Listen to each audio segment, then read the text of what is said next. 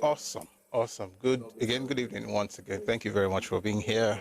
January 2026, day number 5 of the new year. For 5 of the new year. It's a blessing. And yeah, it's a blessing. It's a blessing. Thank God for His grace. And thank you also for being here this beautiful evening. I thank you for getting close to 10.7K likes on TikTok. I think we should just start by celebrating everybody who did that. Brilliant. All right. Thank you.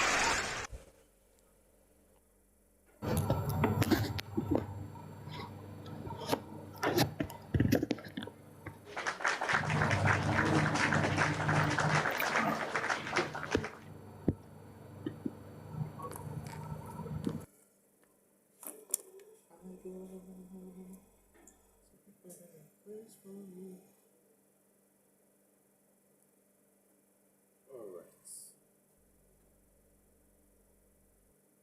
Happy New Year, Ferrari. Thank you very much. Happy New Year, Ferrari. Thank you very much. Just going to check our platforms to be sure we're good. And we can get started. Okay. I'm just going to check our platforms to be sure we're good, and then we can get started. We'll try going forward to end around 8 p.m. because the kids are back in school. So, it may be difficult because I have school runs, like every other person. All right. So, school runs require that you retire early. To be honest, I'm not even going to retire early with that, but there are other things to do, you know. All right.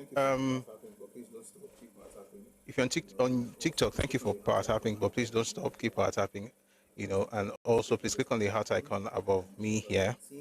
If you're on TikTok, please click on this icon and join the team. All right. Drop your heart, me. Drop a gift. Let's try and push the life together to the FYP. Thank you very much. Happy New Year, Simeon. Good to see you. I wish you every good thing this year as well. Amen, and you too. Amen. Thank you. Thank you. So please, if you're on TikTok, click on this icon. Join the team. Drop a gift. Let's push the life together. All right. To those of us on YouTube, please like the live and share as well. That goes for folks on Facebook as well. Thank you very much for being here. We're streaming on TikTok, YouTube, Facebook, X, and Twitch. Just trying to be sure we're good on YouTube. And we are good. All right.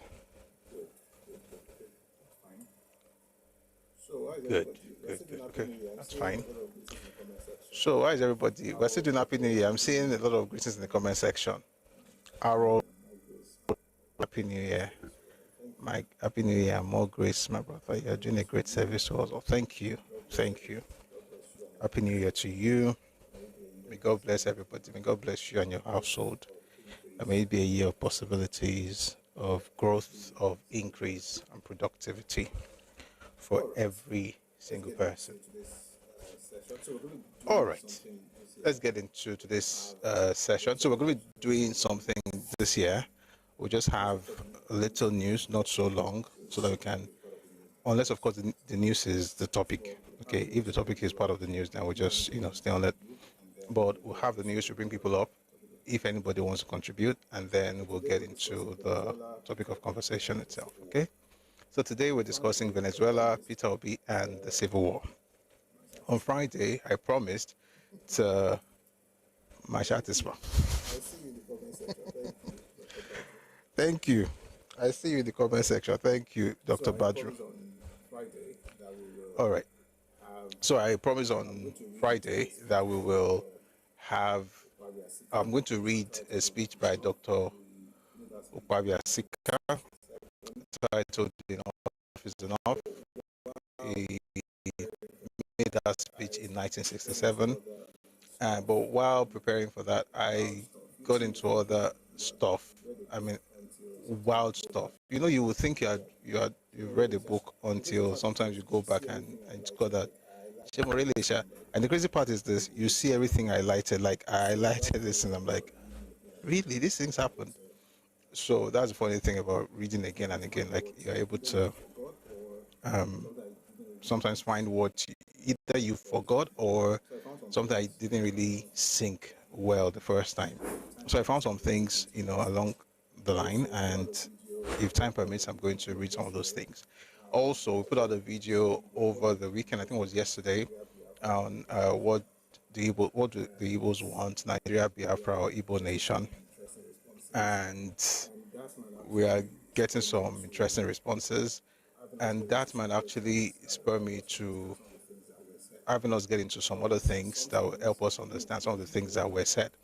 Because sometimes, I mean, there are people, right, who no matter what, excuse me, no matter the, no matter the, what's the word now, evidence you present, they just don't want to hear.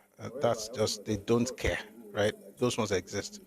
However, I also know that a lot of people who would also like to understand a bit more about that. So, two things. Number one, for those who want to understand more, which I believe that the majority will get to understand what really happened, and hopefully for those on the other side as well. When I say on the other side, I'm not saying on the other side like enemies, I'm just saying on the other side of the idea of truth. For instance, truth is constant, right? But what has happened in the last, I mean, it's always been around, to be honest, but if you notice in the last 10, 15, 20 years, there's this phrase that has become very popular, your truth. What's your truth? And people say it as though it's something to celebrate. What's your truth? You can have your opinion, but you can't have your truth. Truth is constant, okay? But you can have your perspective of it, and that's fine. Okay, you can say this is what I think about it, but that doesn't change what really happened. Doesn't really change the facts on the ground. So the question is not what is your opinion or what's your opinion, what's quote unquote your truth. The question is what's the truth, what actually happened. And then in getting to that, you can now form your own opinions, and which is okay. However, when people are presenting the truth, I don't think it's also fair to depend on your perspective, however skewed it is, to call those people liars, which is what I see for the most part when we put these things out. Lots of insults, especially on Twitter. For some reason,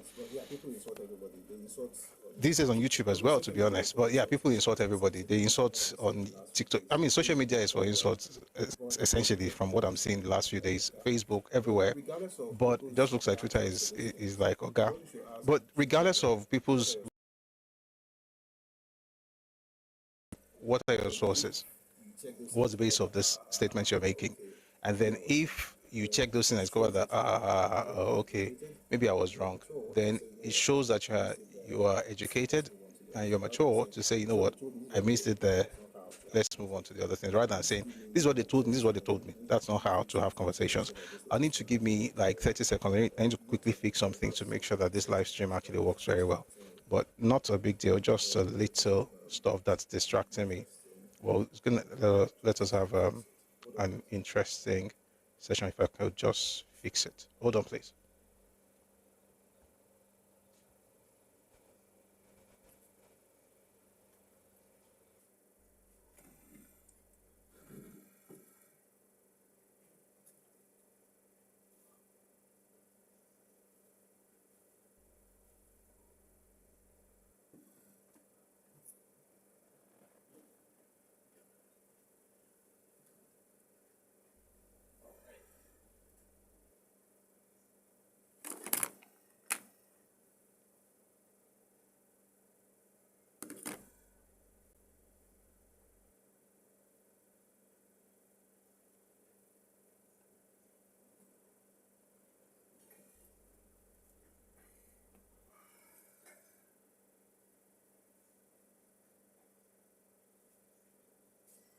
All right. Thank you very much for staying tuned. So, before we get into all All of right. that, Thank you very much Civil for War staying tuned. 1966, So, before we get into all of that, Civil War 1966, Civil War Ukpabia Sika, 1966, 67 to 70, excuse me, things like Civil that. War That's just going to 1966, first 67 to quickly get into the 70, news. things like We're that, going to Ukpabia spend much Sika and time on it. stuff. So if We're you want going to to come up first, to be part of it quickly get later, into the please news, make sure that you don't but spend we're not too going to spend much too much time. time on it. So if you want to come up to be part of it later, please make sure that you don't spend too much time with your So, submissions the as news. well. Thank you Venezuela, very much. Peter Obi, and Civil War. So, the And news. we'll talk about the Venezuela, protests, the Peter news. Obi, and Civil War. you've heard of And this. we talk about this thing because they're in the news. So I'm sure you've heard of these things anyway, but it's important to also All right, let's begin share our with thoughts um, on these matters. you All know right, the let's news begin of with America, the news of America. resources. So Um, Lamas also happy. well, I guess also- Regardless, we know that saying they invade Lamas also captured they the happy. Venezuela, I mean, regardless, we Maduro. know that they captured the Yesterday, president somebody had of Venezuela, I Maduro. think it was yesterday. Interestingly, somebody had How that name is highlighted over so I think it was yesterday, it's how like that name is so it's like an instruction, Maduro. it's House Yoruba, and it's like an instruction, Listen to Maduro. what the president of America said. Then we're going to see some things. I'm just going to read to you what the President of America said. Then we're The going United to listen States to of some America. things. This from Donald J. Trump, the president of the United States of America. The United States of America. The This United from States Donald of J. Trump, America has President of the successfully United States carried of out a America. large-scale strike The United States of America has successfully carried out a large-scale strike against Venezuela and its leader, President Nicolas Maduro, who has been, along with his wife, captured and flown out of the country. This operation was done in conjunction with U.S. law enforcement. Details to follow. There will be a news conference today at 11 a.m. at Mar-a-Lago. Thank you for your attention to this matter, President Donald J. Well, Trump. Vice President of Venezuela wasn't going to Um, take that. well, the Vice President of Venezuela wasn't going to take that, just chilling. And then she had this to say to the President. I mean, she spoke in Spanish for the most part, but I'll probably just tell you what it is later. Take a listen to the Vice President of Venezuela, Delcy Eloina Rodriguez Gomez. All right, take a listen, please. Inmediata liberación del presidente Nicolás Maduro y de su esposa Cilia Flores. Único presidente de Venezuela, el presidente Nicolás Maduro. Tenemos el deber sagrado de resguardar como es nuestra independencia nacional.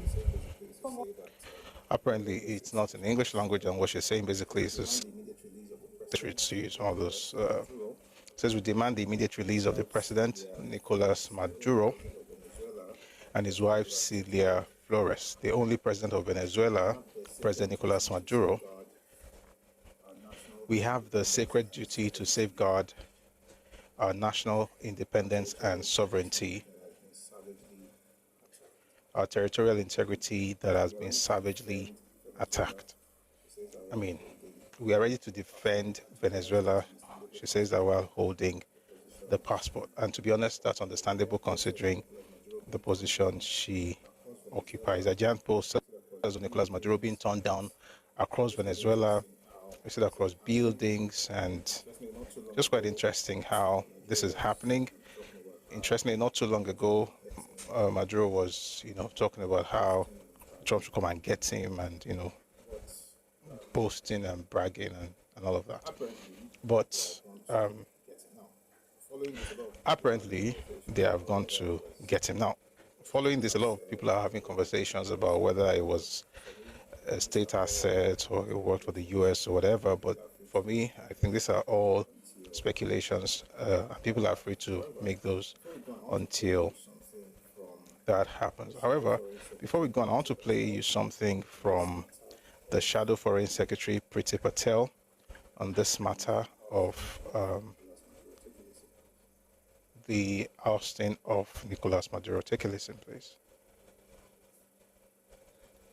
Seem to be reluctant to say whether you thought this was a good idea, a good thing to do or not. Just said no one's going to cry over the fact that Maduro has gone. That is a very clear statement that he was a terrible tyrant. We've never, ever supported his illegal, illegitimate government at all. So on this basis, the question is fundamentally political. What happens next? That is a fact. That really is in terms of what the direction of travel is and what happens next. And that's something we've all got to consider. There is also, the point about drugs is very serious because the United Kingdom in the past has been involved in operations and security cooperation with the United States on stopping drugs from Latin America coming to the United Kingdom. There was speculation just towards the end of last year that the United Kingdom had stopped sharing intelligence with the US administration over this issue as well. So, there's a lot of questions that will obviously follow. That's from Sky News, and that's across the sea. That's From Sky News, and that's across the sea. That's from across the sea. But what happened? Let's listen to, sorry, 1 second. Fine. Let's listen to the man responsible for this whole, I don't know if it's intervention or invasion, but you can make up your mind and we'll talk about it when you come up. Donald J. Trump, take a listen to him as he talks about how major U.S. oil companies are set to invest billions of dollars in Venezuela. Take a listen, please.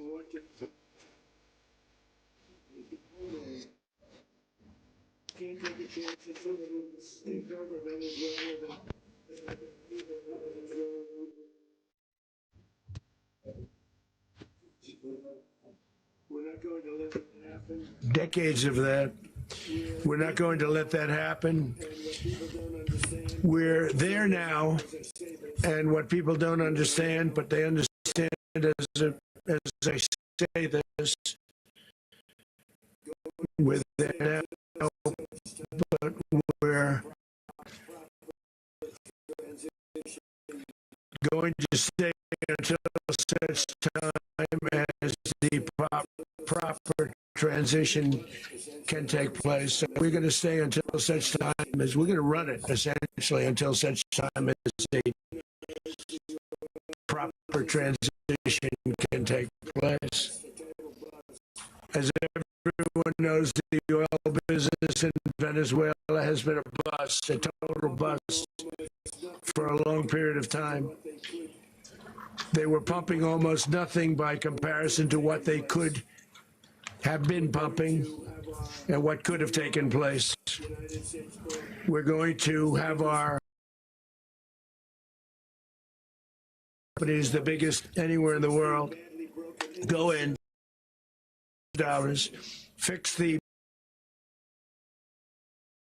infrastructure, and start making money. And we are ready to stage a second and much larger attack if we need to do so. So we were prepared to do a second wave if we needed to do so. We actually assumed that a second wave would be necessary, but now it's probably not. The first wave, if you'd like to call it that, the first attack was so successful, we probably don't have to do a second, but we're prepared to do a second wave, a much bigger wave, actually. At my direction, and early today, at my direction, the United States Armed Forces conducted an extraordinary military operation in the capital of Venezuela. Overwhelming American military power, air, land, and sea, was used to launch a spectacular assault.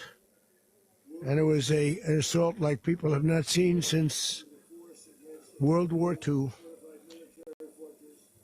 It was a force against a heavily fortified military fortress in the heart of Caracas to bring outlaw dictator Nicolas Maduro to justice.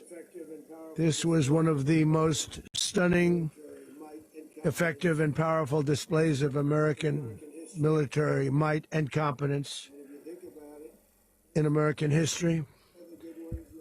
And if you think about it, we've done some other good ones like the attack on Soleimani, the attack on al-Baghdadi, and as everyone knows, the oil business in Venezuela has been a bust, a total bust for a long period of time. They were pumping almost nothing by comparison to what they could have been pumping and what could have taken place. We're going to have our very large United States oil companies, the biggest anywhere in the world, go in, spend billions of dollars, fix the badly broken infrastructure, the oil infrastructure, and start making money for the country. All right. I see I have images here. I'm sure you must have seen some of them as well on social media, on traditional media, whichever one you use, of the bombing of different parts of Caracas in Venezuela. And I also have images of people in the streets dancing and shouting Liberty, Venezuela, Libertad, essentially saying they're free. Many of their citizens are on the streets, and we're here to know what exactly is actually. Excuse me. All right, so they're having processions, not protests, procession across Caracas. People seem to be happy with this. But we'll see how it goes. When you come up, we're going to have that conversation because I'm very careful with opinions on this, and I'll tell you why. I think we know less than what really happened, to be honest. I mean, the way the man was, I don't even know if I should say arrested, abducted, or taken out, or brought into the United States. And then you now read from different perspectives, and you're seeing things like, the CIA, you're seeing things like oil. The oil, of course, that one is even clear. Trump himself is talking about how they have oil interests in Venezuela. How is that connected to Iran? What's the connection with whatever campaign they're trying to have in the Middle East? Excuse me. How does the control of oil in Venezuela affect the campaigns that America wants to have in Iran, for example? All those things are a bit naughty. So maybe when we have the conversation, it will be a lot easier when we talk about it, and not just, me, giving my opinions on that particular matter. But yeah, you see huge posters, right? Banners all across town being pulled down by different people in Venezuela. It's quite interesting, but it's the reality of Venezuela today. If this is going to now lead to something good for them or not, I mean, we're going to have to wait and see. Concilium says the VP has got a deal with the US here. So I should read, if I could quickly find it.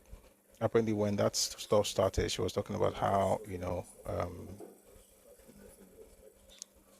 Venezuela was sovereign and stuff like that. Of course, that's the normal thing you expect.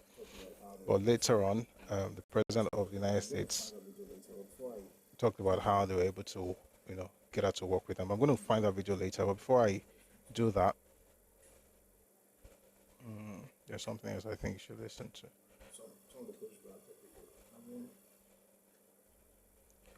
Some of the pushbacks that people are having. So you have this one from the Parliament in the UK. 1 second.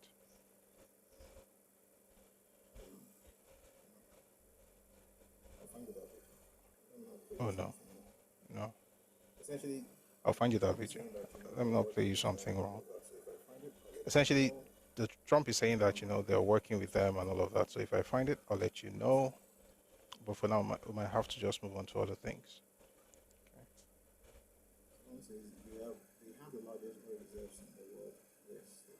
Someone says they have the largest oil reserves in the world. Yes, they do. Concilium says nothing good is going to come out of it. They have the largest oil reserves and a socialist government. Well, Trump is also talking about the fact that they're not just going to leave the country like that. That they have a plan for the place. So, I mean, I would expect that they'll do what's in America's interest first, yeah. But before we find out, let me play you something from CNN. This is Senator Mark Warner, who is a Democrat, by the way, talking about what running Venezuela would look like. Take a listen. Senator, what are the main questions that you and your colleagues need answered from the Trump administration about Venezuela at that very sensitive briefing that you're going to be having with them later today? What does running Venezuela look like? How long are we there for? Is there going to be, are we really going to try to extract enough oil and get ourselves paid for? What kind of, I've got a series of classified questions about what kind of operations, intel operations we have had and going forward. And candidly, again, Maduro, bad guy. The Venezuelan people, I think, overwhelmingly wanted him out. But what are we also going to do in terms of the future of the Venezuelan people. Simply replacing Maduro with another supporter, Rodriguez. In all the briefings I've had, no one ever said Vice President Rodriguez, who is now the interim president, was someone we could work with. Where did this come about from, and what evidence do we have that she could be a viable leader? And early today, at my direction, the United States Armed Forces conducted an extraordinary military operation in the capital of Venezuela. Overwhelming American military power, air, land, and sea, was used to launch a spectacular assault. And it was an assault like people have not seen since World War II. It was a force against a heavily fortified military fortress in the heart of Caracas to bring outlaw dictator Nicolas Maduro to justice. This was one of the most stunning, effective, and powerful displays of American military might and competence in American history.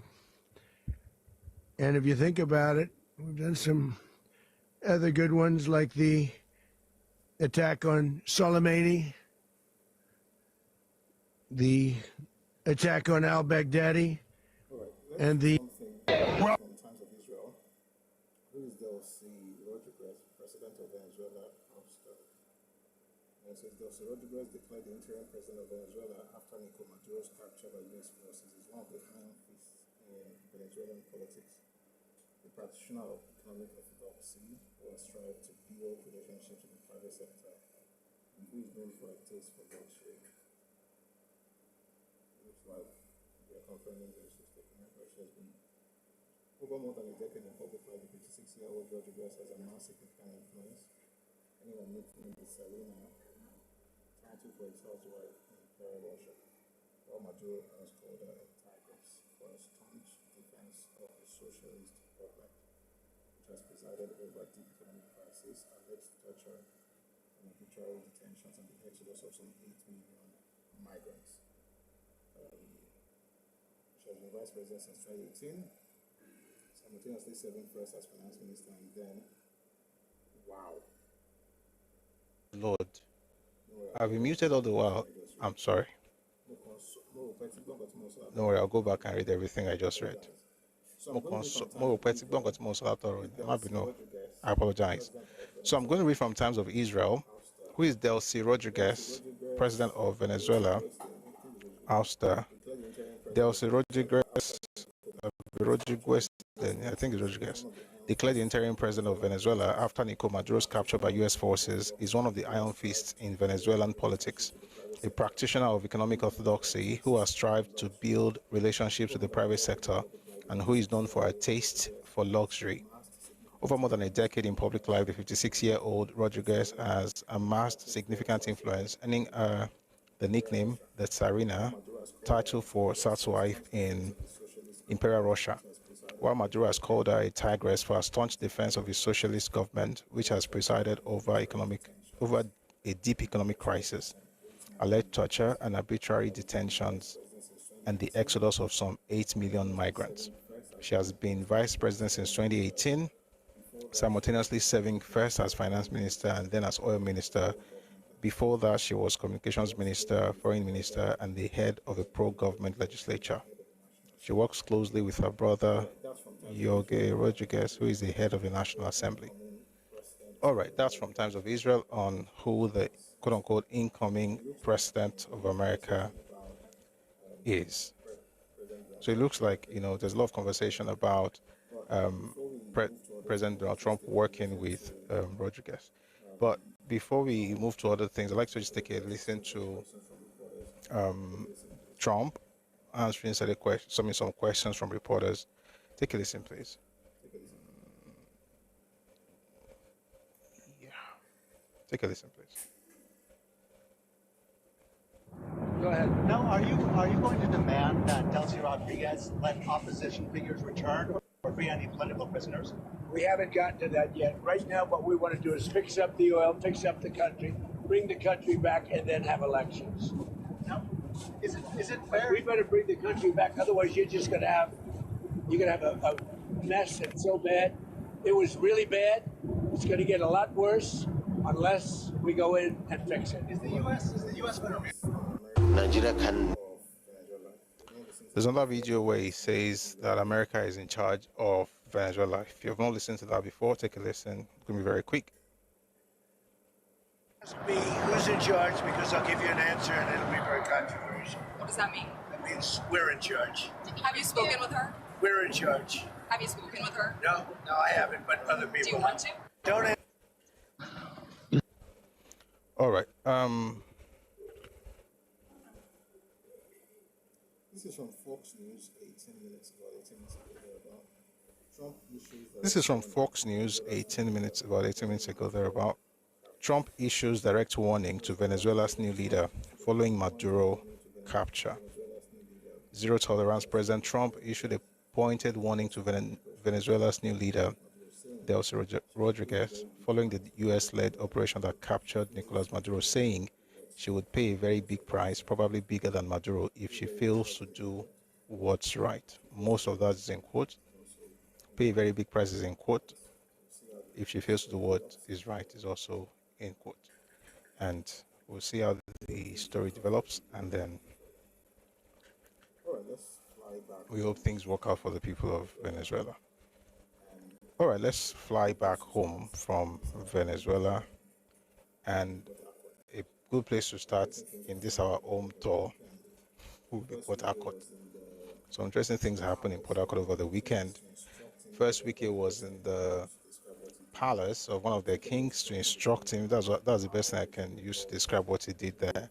Essentially instructing the king on how they should be involved in the political structure of Rivers State. And we'll start from there, and then we'll listen to other things that he said, while essentially giving warning the APC to stay clear of their party of Rivers politics. I mean, you hear everything here. Just give me a second. Let's start with what he said to the king. All right, take a listen, please. We'll soon start politics. We'll soon start politics.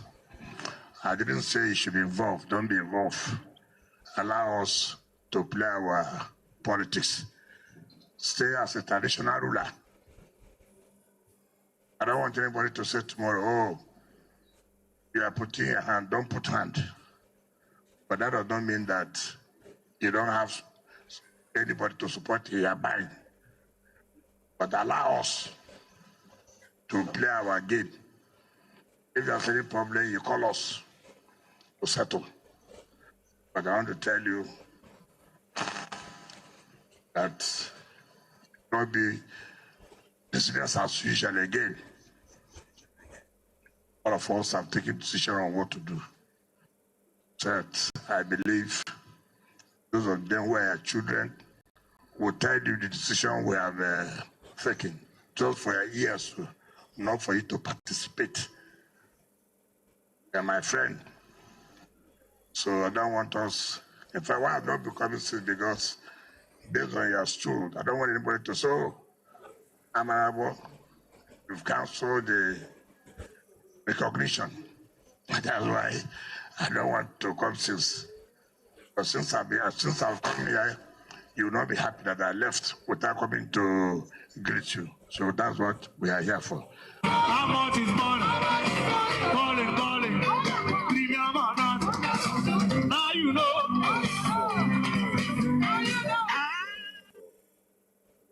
All right, so that was Wike talking to the Ẹkáàbọ about how they should or shouldn't be involved in the politics of Rivers State.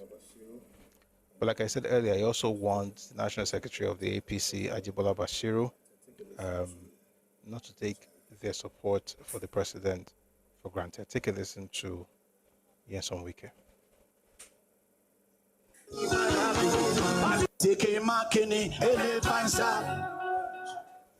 First of all,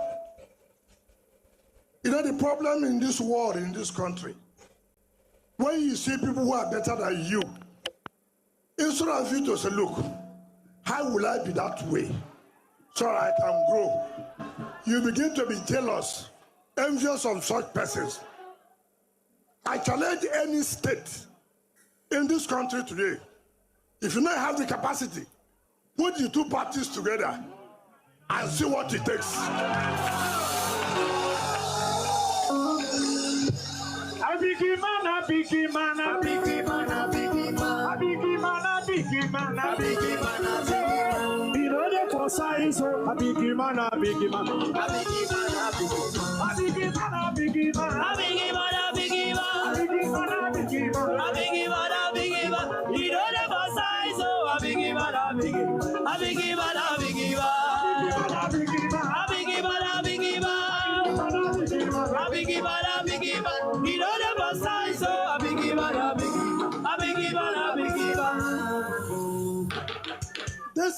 This is the only state you can see the main two political parties working together. We did it in 2023. We said, President, you will take this one. The other party take this one. Nobody say it happen.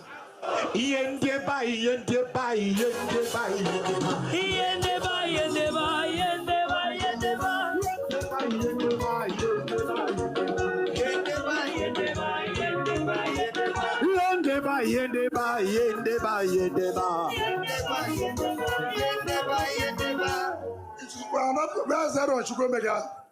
Where's the Tono Kocha? This is the chamber of APC. This is the chamber of PDP. Any state that can do it, tell them to come out. Not be to talk cha. No be whoa. Yes, so we can our leader. Oh. No be cha. No be we can our leader. No be whoa. No be whoa. Yes, so we can our leader. No be cha. Yes, so we can our leader. If I don't say this, let me warn those who come to River State because you have heard about 600 billion. You come here, you collect, and you open your mouth to talk anyhow. I want to say it. You know, when you are doing something for the interest of everybody, some people will come out to make sure those things don't work. I say it here, Victor, I want to say it here. Take this message. Tell your National Secretary, leave River State alone. Leave River State alone. Go and ask those who have tried it before. Go and ask those who have tried it before. Kapinta, Bidikila, Oapunda Lindole, Kamanga, Wukandalewa, Oapunda Lindole, Kapinta, Bidikila, Oapunda Lindole, Kamanga, Wukandalewa, Oapunda Lindole, Kapinta, Bidikila, Oapunda Lindole, Kamanga, Wukandalewa, Oapunda Lindole.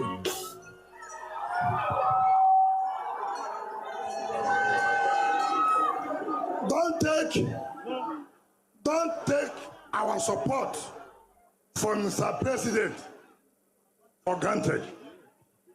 You have to be careful the statement you make. You have to be careful. Today, you are enjoying in Osun. You don't know those who did the work. You're opening your mouth to talk about River State. Anything you see, take it. Anything you see, what? Take it. Agreement is agreement, yo. Agreement is agreement, yo. Without reaching for settlement, you can't determine nonsense. Agreement is agreement, yo. When Mr. President comes back, when I see the Minister of the Economy, I will tell them to tell him, go and ask other people what has happened to them before. Putting River State, carry your hand to come to River State. If your hand burns, don't say the people no more. I can challenge anybody. This state is a no-go area. This state is a no-go area. Whether you like it or you don't like it or there. So take the one you have taken. Stop making unnecessary comments. Take the one you have taken. Stop making unnecessary comments. If not, when I come out.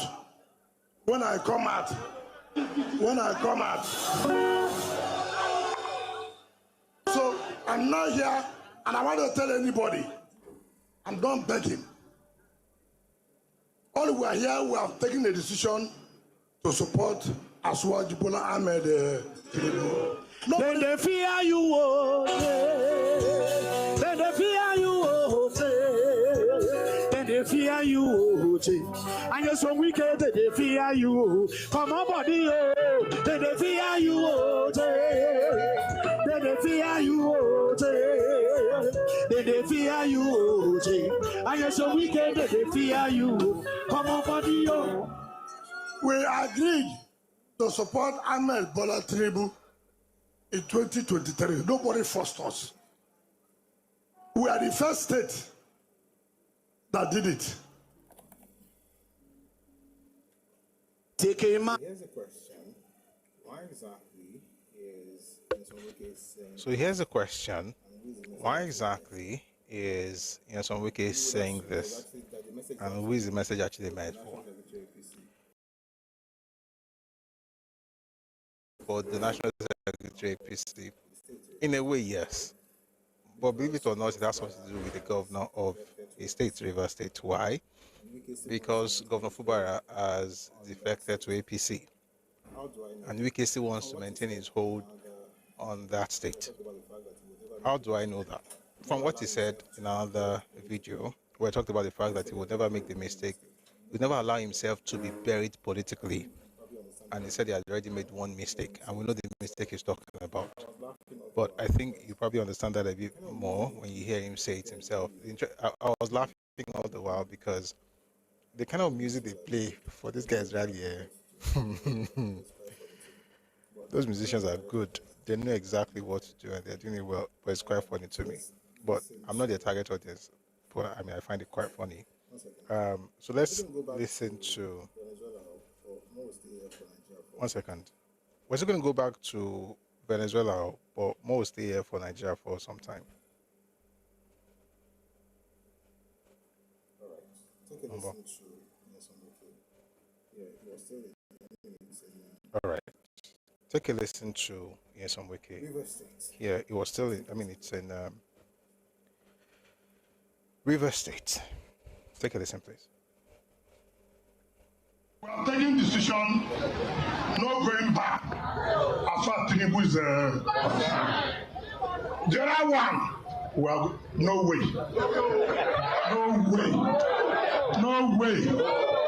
Because if you make another mistake, then go and bury yourself politically. I will not allow myself to be buried. I will not allow that mistake again. We're not.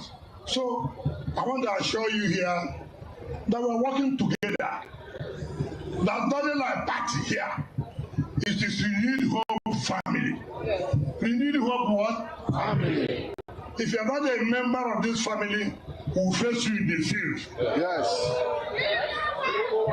If you are not a member of this family, original member, not fake one, we'll face you in the battle. Oh, blah, blah, blah, blah, blah, blah. So let nobody bother himself. We will do what we know how to do. They will see nothing yet. By the time we finish, they will better go and rest. Because I was hearing somebody say, oh, those who work for Atiku have joined them. You work for Atiku, you couldn't give Atiku 10%. So what is the political relevance? You cannot. These are the foot soldiers there. Yeah. We will do what we know best at the appropriate time. We will come back, sit down with you, and see what you feel, what's their own thinking. Amen. And then we can move forward. So don't say I didn't tell you. I've told you that mistake we made in 2023, we shall correct it for the betterment of everybody.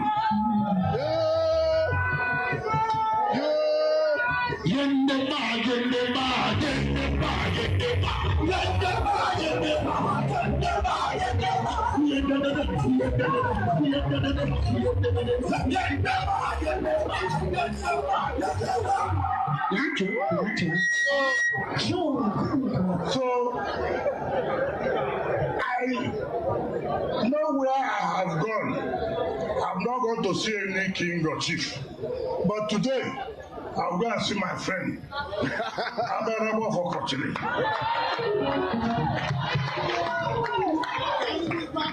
I know he's a traditional ruler, but I'm going to see him today because we have been friends.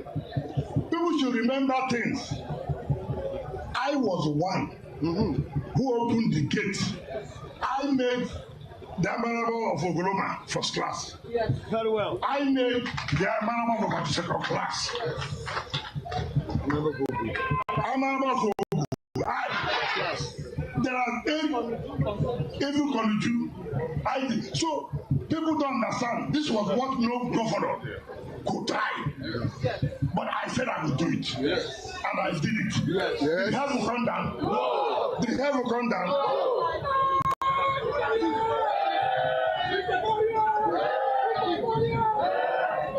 Yeah. So we are taking decision, no going back. As far as Tinubu is the other one, well, no way. No way. Because if we make another mistake, then go and bury yourself politically. I will not allow myself to be buried. I will not allow that mistake again. So everybody should know. We have taken a decision and we have taken a decision. So I thank you for coming out. The people of what you can say, I'm happy with you. And God will continue to bless you. Thank your daughter, Linda. You see, how you know people is when there's crisis. You know how strong they are. Not people, when the storm comes, they begin to move this way or that way. It's not a what, it's a who. Someone says, it's not a what, it's a who. It's a who, not a what. And Dr. Badru says, Fubara is lily-livered politician.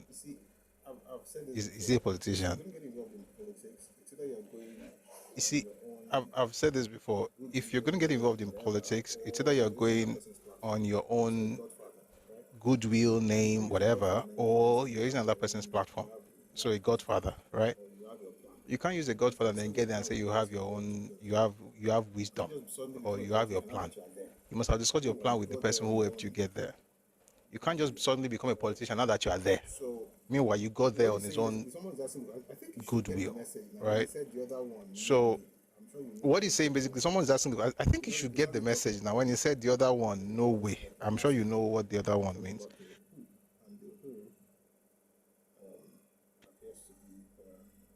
And the who appears to be the governor, who is now in APC, but he's saying that he's not going to come back. Anyway, Obalofon says, Abodedu and fail. Exactly. People don't seem to understand the fact that this thing, agreement is agreement. I mean, you can speak English and wax lyrical and talk about how things are better and whatever. The truth is, agreement is still agreement. That's how it works everywhere in the world. Anyway, that's what he's doing, and apparently he's also telling APC that they're going to support the president as far as President Bola Tinubu, as far as the presidential election is concerned. When it comes to the governorship election, gubernatorial election, he will determine, or it will not be the person in APC. Essentially, that's what he's trying to say. And Vodi says he who pays the piper exactly dictates the tune. All right, let's go back to Venezuela. But before we get to, no, we're not going to Venezuela now. We're going to go to the UK and then the US, but it's on Venezuela matter. So we're going to start with the Prime Minister of the United Kingdom, Sir Keir Starmer. And this is from Sky News. And then we're going to go from there to BBC to just listen to the same person, try to compare what happened in Venezuela with what happened in Ukraine. You know, when this whole thing happened, the first thing I thought about was this. When Russia got to Ukraine, people said, oh, territorial integrity, sovereignty of Ukraine and everything like that. How do you explain what happened in Venezuela? So we'll have the British Prime Minister explain that to the rest of us. But before we do that, let's have the Sky News interview first. Take a listen, please. Violated international law. Well, has US action in Venezuela violated international law? Well, the most important thing in Venezuela is a transition to democracy, a peaceful transition. Now, that was our position before the weekend. It remains our position. And in relation to the illegitimate president of Venezuela, there aren't going to be many tears shed. No, but I do think the framework, the anchor has to be international law, as you'd expect me to say. The situation is complicated. It's even complicated today. And obviously the US will want to justify its actions. But has it violated international law? Well, the framework has to be international law. It's a peaceful transition to democracy. PM, France, Spain, Canada, Germany, as well as the UN Secretary General have all said that the US has violated international law. Has the US violated international law? Well, international law is really important. It's the framework, and it's for the US to set out its justifications for the actions that it's taken. But it is a complicated situation. It remains a complicated situation. So you're not going to say whether you think the most important thing is stability and that peaceful transition to democracy. That's what matters to Venezuela above all else, and that was the position we took before the weekend. It's still our position So now. You're not going to say whether you think they have or haven't, just to be clear? I'm going to be clear that I believe in international law. I've long been an advocate for international law. I'm absolutely clear that is the framework that applies. Okay. Obviously, it'll be for the US to set out their justification in relation to the action that they have taken. You don't want to call it out. Can you just reiterate then to our Danish allies that you would condemn Trump going into Greenland, just to be clear? Well, let me be really clear about Greenland. The future of Greenland is for Greenland and the Kingdom of Denmark. Denmark is a close European ally, a close NATO ally, and the future, therefore, has to be for Greenland, for the Kingdom of Denmark, and only for Greenland and the Kingdom of Denmark, and we're absolutely clear about that. The Danish Prime Minister's told Trump to stop the threats about Greenland. Do you agree with her? Well, I'd stand with her. Okay. And she's right about the future of Greenland. Okay. Prime Minister, this is the year that you say the UK will turn the corner. But this month, energy bills have gone up 0.2%. In April, alcohol duty goes up, council tax, water bills, income tax will be going up for many, many workers. Many people won't feel like they're turning the corner. Is it going to get worse in the coming months before it gets better? No, what I'm really pleased about is that 2026 is the year we turn a corner. I was really pleased last year to set out the change that we will bring about, but some of that took legislation, financial provisions. 2026 is when that begins to happen. So we're freezing rail fares, for example. First time that's happened for 30 years. Taking £150 off everybody's energy bill, every household across the country. For the 6 million... All right, we'd like to stick to the Venezuela bit. So someone was saying in the comment section, is scared to condemn Trump. Well, didn't exactly answer. I mean, there wasn't a direct answer. And so someone asked him the same question. This time it was Laura, and it was on BBC. The same person, of course, the Prime Minister of the United Kingdom, Keir Starmer. And the question, of course, has to do with the invasion of a sovereign state. Take a listen to the British Prime Minister one more time. That Vladimir Putin's attack on a sovereign country of Ukraine was wrong and ought to be condemned. What about President Trump's attack on a sovereign country of Venezuela? There are all sorts of horrors that we know about President Maduro's government. But for America to strike that country and then capture its leader, that's an action against the sovereign state that surely flies in the face of international law. Well, at the moment, it's a fast-moving situation. We know those facts. President Trump, the White House has said that they captured Maduro and they struck his country. So there's a lot we don't know, but we do know that. So will you condemn that action against the sovereign state? Well, I want to get all the material facts together, and we simply haven't got the full picture at the moment. It's fast-moving, and we need to piece that together. I can be really clear with you that there was no UK involvement in this operation, and obviously we're working in relation to British citizens and nationals who are there with our embassy. But we need to establish a full picture. I then need to speak to President Trump. I need to speak to our allies. But I don't shy away from this. I've been a lifelong advocate of international law and the importance of compliance with international law. But I want to ensure that I've got all the facts at my disposal, and we haven't got that at the moment. And we need to get that before we come to a decision about the consequences in relation to the actions that have been taken. And you've been. To be honest, I don't want to be the British Prime Minister. I don't want to be him because I don't even know what's in his mind. You know, like, how do you answer that question? Anyway, in case you're just joining us, we're still talking about the rock and a hard place. Anyway, in case you're just joining us, we're still talking about Venezuela. I'm going to play a few things, and then we'll go to talk. We'll go to the United States to see the American perspective of this whole thing, especially from the Secretary of State, Marco Rubio. Before we do that, let's just take a listen to something that is attributed to President Trump. It's a phone call. I don't know if you've heard it. It was a phone call, and this is on Fox News, by the way, where he talked about the fact that nobody can stop America. I mean, to be clear, and I agree with Laura here, that essentially you've invaded, you know, a sovereign state.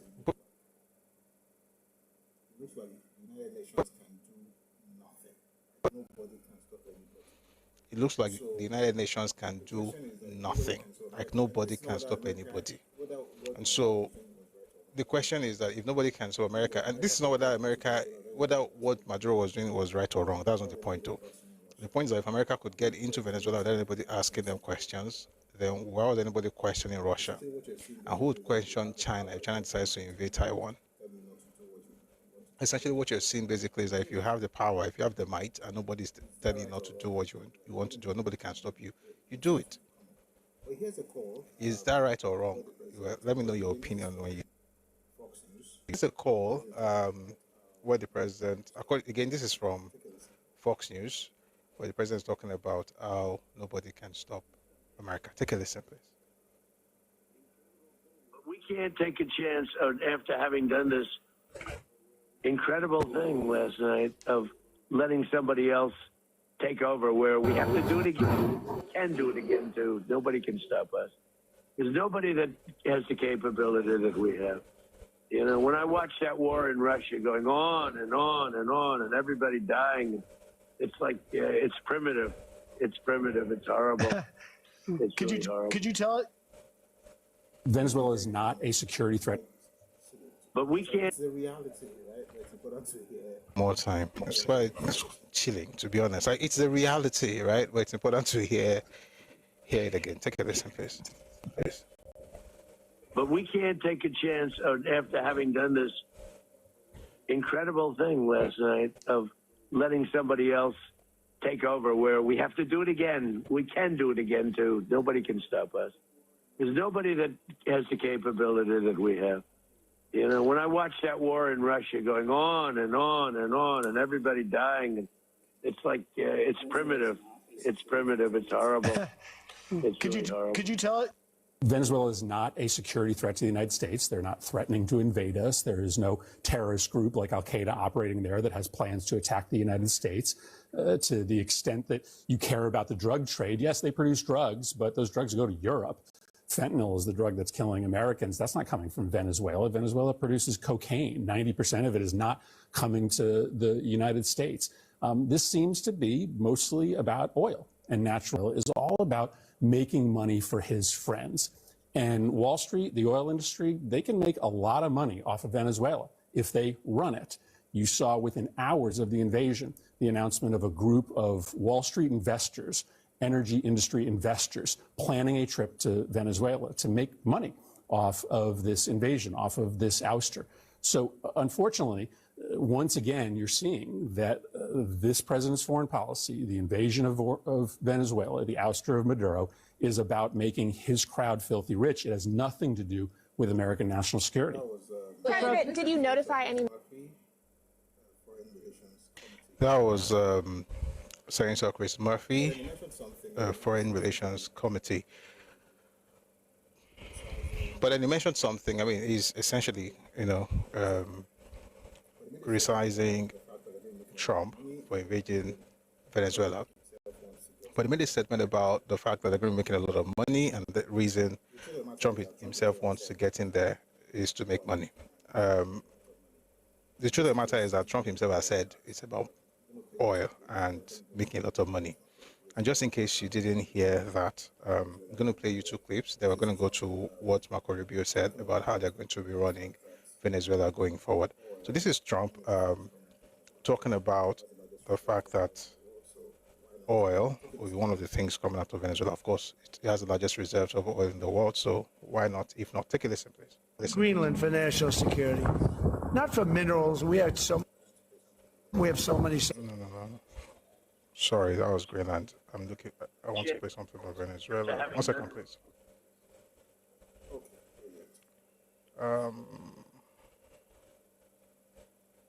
Okay, brilliant. It's right here.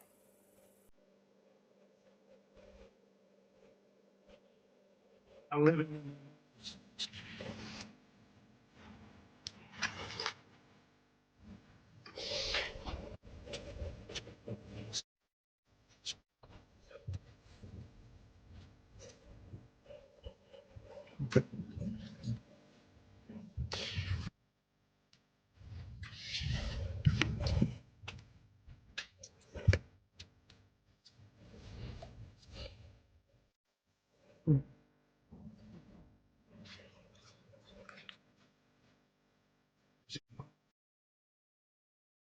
Take place. So we're going to stay until such time as we're going to run it essentially until such time as a proper transition can take place.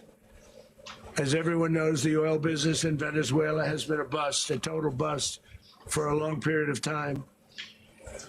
They were pumping almost nothing by comparison to what they could have been pumping and what could have taken place.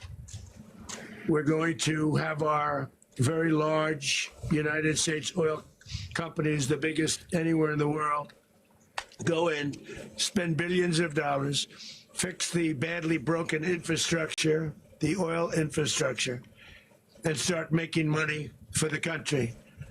And we are ready to stage a second and much larger attack if we need to do so. So we were prepared to do a second wave if we needed to do so. We actually assumed that a second wave would be necessary, but now it's probably not. The first wave, if you'd like to call it that, the first attack was so successful, we probably don't have to do a second, but we're prepared to do a second wave, a much bigger wave, actually. All right.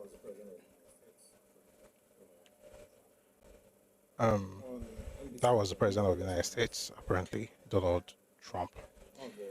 On NBC News, on Meet the Press on NBC News, one of the anchors, Kristen Welker, asked the Secretary of State, Marco Rubio, about this whole thing with oil. And this is what he had to say on that matter. Take a listen to Secretary of State of the United States of America, Marco Rubio. Take over the Venezuelan oil. States need to take over the Venezuelan oil industry. Well, we don't need to. First of all, let me go back up. We don't need Venezuela's oil. We have plenty of oil in the United States. What we're not going to allow is for the oil industry in Venezuela to be controlled by adversaries of the United States. You have to understand, why does China need their oil? Why does Russia need their oil? Why does Iran need their oil? They're not even in this continent. This is the Western Hemisphere. This is where we live. And we're not going to allow the Western Hemisphere to be a base of operation for adversaries, competitors, and rivals of the United States. Have specific oil companies? We also want to see that oil and the proceeds from it. Hold on. We want to see the oil proceeds of that country benefit the people of Venezuela. Why have 8 million people left Venezuela? 8 million, the single largest mass migration probably in modern history, left Venezuela since 2014 because all the wealth of that country was stolen to the benefit of Maduro and his cronies in the regime, but not to the benefit of people of Venezuela. You know how destabilizing 8 million migrants is? The number one fear that Brazil has, that Colombia has, that all these countries in the region have about what's happening in Venezuela and our involvement is they're afraid of another mass migration event. That's what they fear. This is deeply destabilizing stuff. It's not going to continue to happen. They are not going to come from outside of our hemisphere, destabilize our region in our own backyard, and us have to pay the price for it. Not under President Trump. Let's talk big picture. Outside the hemisphere. Come from outside the continent and take advantage of outside the hemisphere to come and take advantage of what you could think that their family backyard, family property, this thing be, but see the audacity someone wrote in the comment section. Yeah, that's American. But just like Senator Chris Murphy, although people are also criticizing him for, criticizing President Trump because he had said some things in the past that would have favored what Trump actually did. But there's another senator, this time his name is Chris Van Hollen. He also talked about the fact that this whole thing is about oil and that the president is actually, from his own perspective, it's not so much about the people, but about his cronies. I'd like to take a listen to that, then we'll go to this whole thing about United Nations. And I see some things in the comment section on YouTube. We're going to get back to that in a bit. All right, let's quickly listen to the senator who is another senator, Senator Chris Van Hollen, who is criticizing the action of the President of the United States, Donald Trump. Take a listen, please. It's my view that the Trump administration's been lying to the American people. This has never been about stopping drugs from coming to the United States. We all support stopping drugs. This, from the beginning, has been about getting rid of Maduro, grabbing Venezuela's oil for American oil companies and Trump's billionaire buddies. Donald Trump, claimed that he'd been against the war in Iraq from the beginning. That wasn't true. But what we do know is he said, well, having gone into Iraq, we should have gotten their oil. Right. This is what drives Donald Trump. And our servicemen and women perform magnificently. But I think it's outrageous that the President of the United States puts American lives at risk so big American oil companies and his billionaire buddies can profit. In this.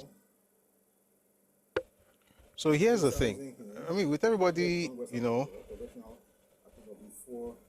criticizing him, he did not get congressional approval before doing what he did. It's like what happened the other day. And we're like, did the Senate tell the President Tinubu to do this and all of that? And I think it's important that people ask that question. And a news reporter a journalist asked Donald Trump that question, and Rubio gave an interesting answer.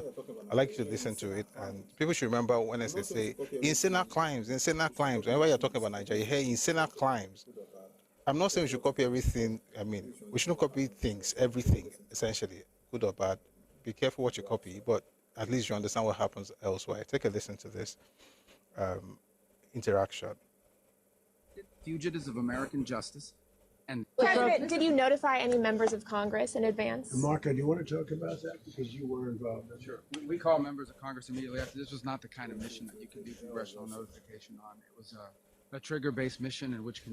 Wait. The guy was rushing. Let's play it again.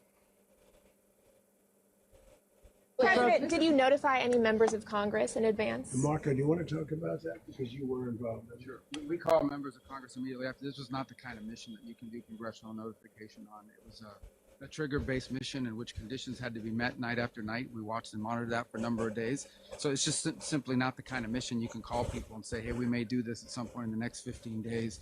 But it's largely a law enforcement function. Remember, at the end of the day, at its core, this was an arrest of 2 indicted fugitives of American justice, and the Department of War supported the Department of Justice in that job. Now, there are broader policy implications here, but it's just not the kind of mission that you can pre-notify because it endangers the mission. Plus, if I could add one thing to that, Congress has a tendency to leak. This would not be good. If they leaked, General, I think it would have been maybe a very different result. But I have to say, they knew we were coming at some point, you know. A lot of ships out there, they sort of knew we were coming. We went there. But Congress will leak, and we don't want leakers. Gentleman from Kentucky is recognized for 3 minutes. Congress will leak. We don't want leakers. Anyway, that's that. How is that for Congress will. Senator Klein? Anyway, that's that. How is that for Senator Klein? Just to tell you that, because we've got in Ale. Let me read some things here before we go look at the UN bit. So, very quickly, on YouTube, I see the US said the same about Iraq, but they left it in ruins. Libya has not yet recovered. That's from New Era SS Kid. Now that you say that, I think you should listen to this senator on the, one second, to this representative in Congress. His name is Thomas Massey, and he just mentioned some of the countries you mentioned as well, so might as well just listen to that before we go on with the whole UN thing. Take a listen to this from Representative Thomas Massey. Kentucky is recognized for 3 minutes. Mr. Speaker, James Madison warned us that in no part of the Constitution is more wisdom to be found than in the clause which confides the question of war and peace to the legislature and not the executive. Madison called it the crown jewel of Congress. The framers understood a simple truth. To the extent that war-making power devolves to one person, liberty dissolves. If the president believes military action against Venezuela is justified and needed, he should make the case and Congress should vote before American lives and treasure are spent on regime change in South America. Let's be honest about likely outcomes. Do we truly believe that Nicolas Maduro will be replaced by a modern-day George Washington? How did that work out? In Cuba, Libya, Iraq, or Syria? Previous presidents told us to go to war over WMDs, weapons of mass destruction, that did not exist. Now it's the same playbook, except we're told that drugs are the WMDs. If it were about drugs, we'd bomb Mexico, or China, or Colombia, and the president would not have pardoned Juan Orlando Hernandez. This is about oil and regime change. And when it comes to regime change, we've already been down this road with Venezuela with nothing to show for it. In 2019, we recognized Juan Guaido. We seized their embassy here in D.C. We were told that regime change was imminent.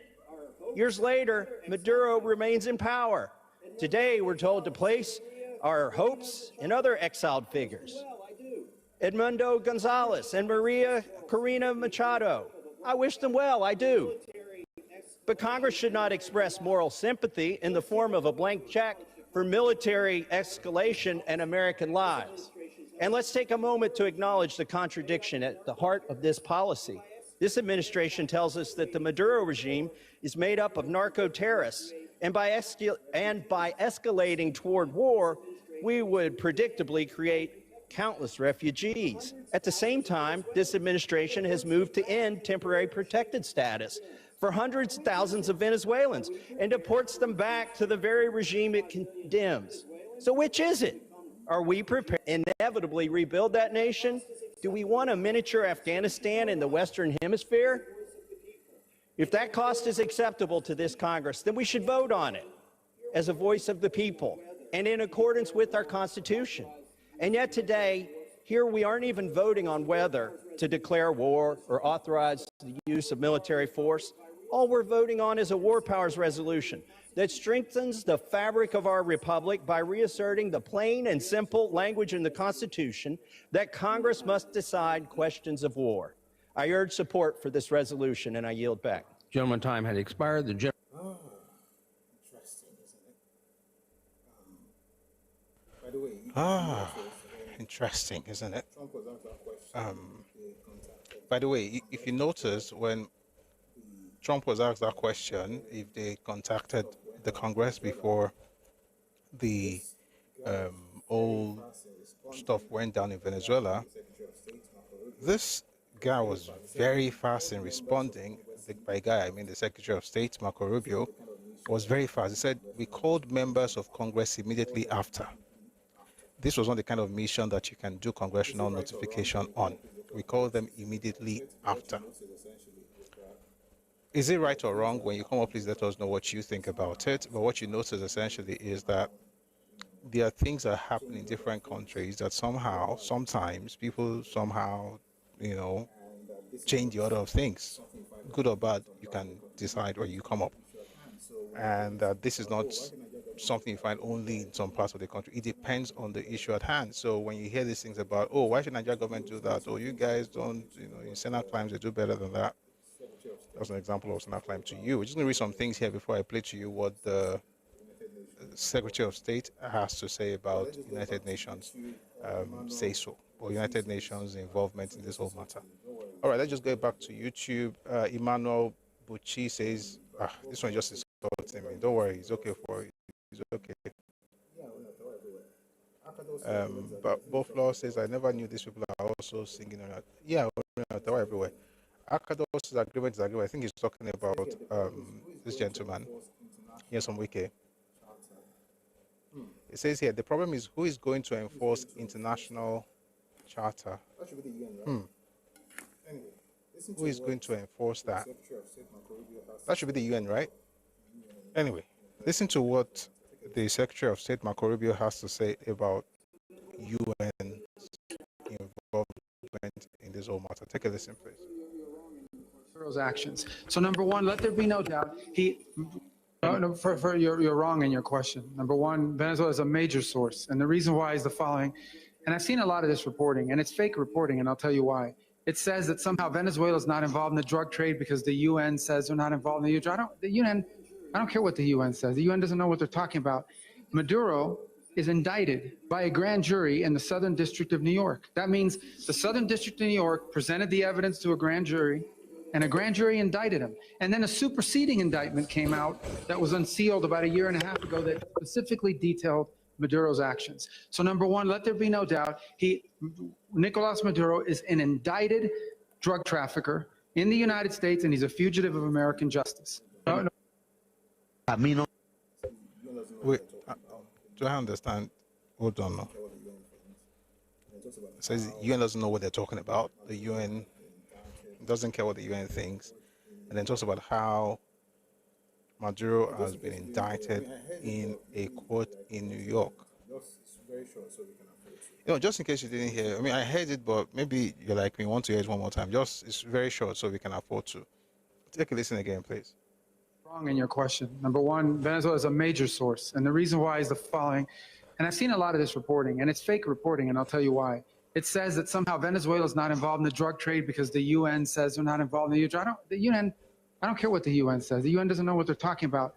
Maduro is indicted by a grand jury in the Southern District of New York. That means the Southern District of New York presented the evidence to a grand jury, and a grand jury indicted him. And then a superseding indictment came out that was unsealed about 1.5 years ago that specifically detailed Maduro's actions. So number one, let there be no doubt, Nicolas Maduro is an indicted drug trafficker in the United States, and he's a fugitive of American justice. It doesn't look like it's the United Nations. So just in case you were wondering who is in charge, it doesn't look like it's the United Nations. It doesn't look like it. And you may want to listen to this in one more time where Trump talked about who is actually in charge in Venezuela. Take a listen to that. Then we'll move on from there. Have you spoken with any of the U.S. service members who were injured during that operation in Venezuela? Yes, we have calls into them. I don't want to speak. They're all in good shape. Can you detail what watching that was like when all this played out in Venezuela and what Maduro was doing that moment? Well, I knew the possible danger. It was a very dangerous operation. It was amazing that we had a few injured, but all are in good shape right now. But I knew there was great danger. He got off a helicopter. The helicopters were being shot at. They got on the ground. It was amazing talent and tremendous patriotism, bravery. The bravery was incredible. Lindsay, they got off the helicopter and the bullets were flying all over the place. As you know, one of the helicopters got hit pretty badly, but we got everything back. Got everything back and nobody killed. The next question is who's in charge of Venezuela right there, Rodriguez? And what are your thoughts on the entire situation? You said the U.S. would run Venezuela. We're dealing with the people. We're dealing with the people that just got sworn in. And don't ask me who's in charge because I'll give you an answer and it'll be very controversial. What does that mean? We're in charge. Have you spoken with her? We're in charge. Have you spoken with her? No, I haven't, but other people. Do you want to? Yeah, at the right time, I will. Did the U.S. give Delcy Rodriguez any guarantees in exchange for cooperating with your administration? No, but she's cooperating. Are you going to demand free and fair elections in the short term in Venezuela? Well, it depends. You know, what you're talking. We have to do one thing in Venezuela, bring it back.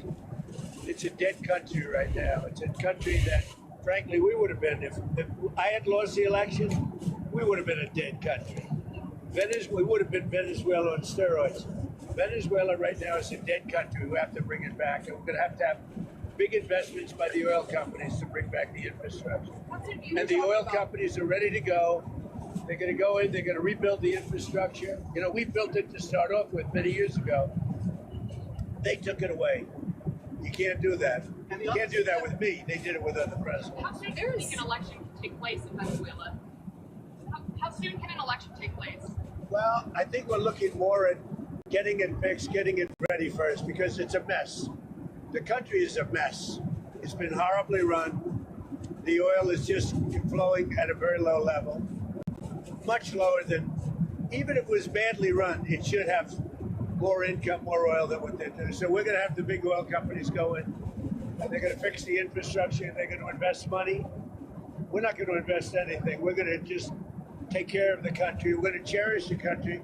We're going to take care, more importantly, of the people, including Venezuelans that are living in our country that were forced to leave their country. And they're going to be taken very good care of. Yes, ma'am. Yes, I have. Which ones? Have you seen any commitments? All of them. They want to go in so badly. Before the operation took place? Yes. Someone says, make Venezuela great again. We're done. Well, this copy says right now she's in Russia. Well, we read that she's back in Venezuela. Just read some things here. Someone says UN is only united against poor, powerless countries. Yesterday, I was reading some stuff on Professor Bolaji Akinyemi. And it's actually quite interesting that way back, he had suggested that Nigeria developed nuclear power. And I was watching some things over the weekend with what happened. You know what happened in Venezuela cannot happen in North Korea. It can't. And so, Bolaji Akinyemi was saying, this was in the 80s, I mean, at school in the US, you know, was lecturing, then later I think he worked for the NIA. Was talking about how Nigeria needed to, he called it black bomb, how Nigeria needed to develop its own nuclear capabilities. We didn't do anything about that. And it's a shame. And I'm saying that because of what the person wrote in the comment section. It says the UN only goes after poor people or poor nations. How true is that? You know, we are the ones, Nigerians, when something will happen, say, I want to go to International Court of Justice. Who will take Trump to Hi, CJ. We're about to move to something else, but I want to stay here for a bit. So I'll let people come. Anyway, we're about to move to something else, but I want to stay here for a bit. So I'll let people come up. There are two more news items I want to talk about, but I want people to come up. We'll talk about this, and then we'll move to other things. So you come up, you say like 2-3 minutes, and then you go back down. And I just take the two more things before we move on to the topic of today. So let's bring some people up. So far we've talked about Trump, the old Venezuela issue, and also Wike in Port Harcourt and the things they said. First, to the King Diamanabo saying that they shouldn't get involved in the politics, right? They should just allow the politicians to play their political games. They also said, that APC should not bother, getting involved in the River State politics. And he also mentioned how they will support President Tinubu as far as presidency is concerned, or when it comes to the local politics, as far as gubernatorial elections are concerned. In gubernatorial election is concerned in River State, nobody should come close because he's not going to repeat the mistake he made in the last election in 2023. So those are the two things we're discussing: Venezuela and Wike, and then afterwards we'll want to do about obedient movement. Something quite interesting happened last couple of days. You're going to like it when the time comes to talk about that. So let's have this three. Please make it quick, and then we'll move on. Because William says they can no longer claim to be the world's police. Well, if they do, Trump literally said that nobody can stop them. So even if they choose to be police, nobody can still stop them. Let's have Comrade. Good evening. Hello?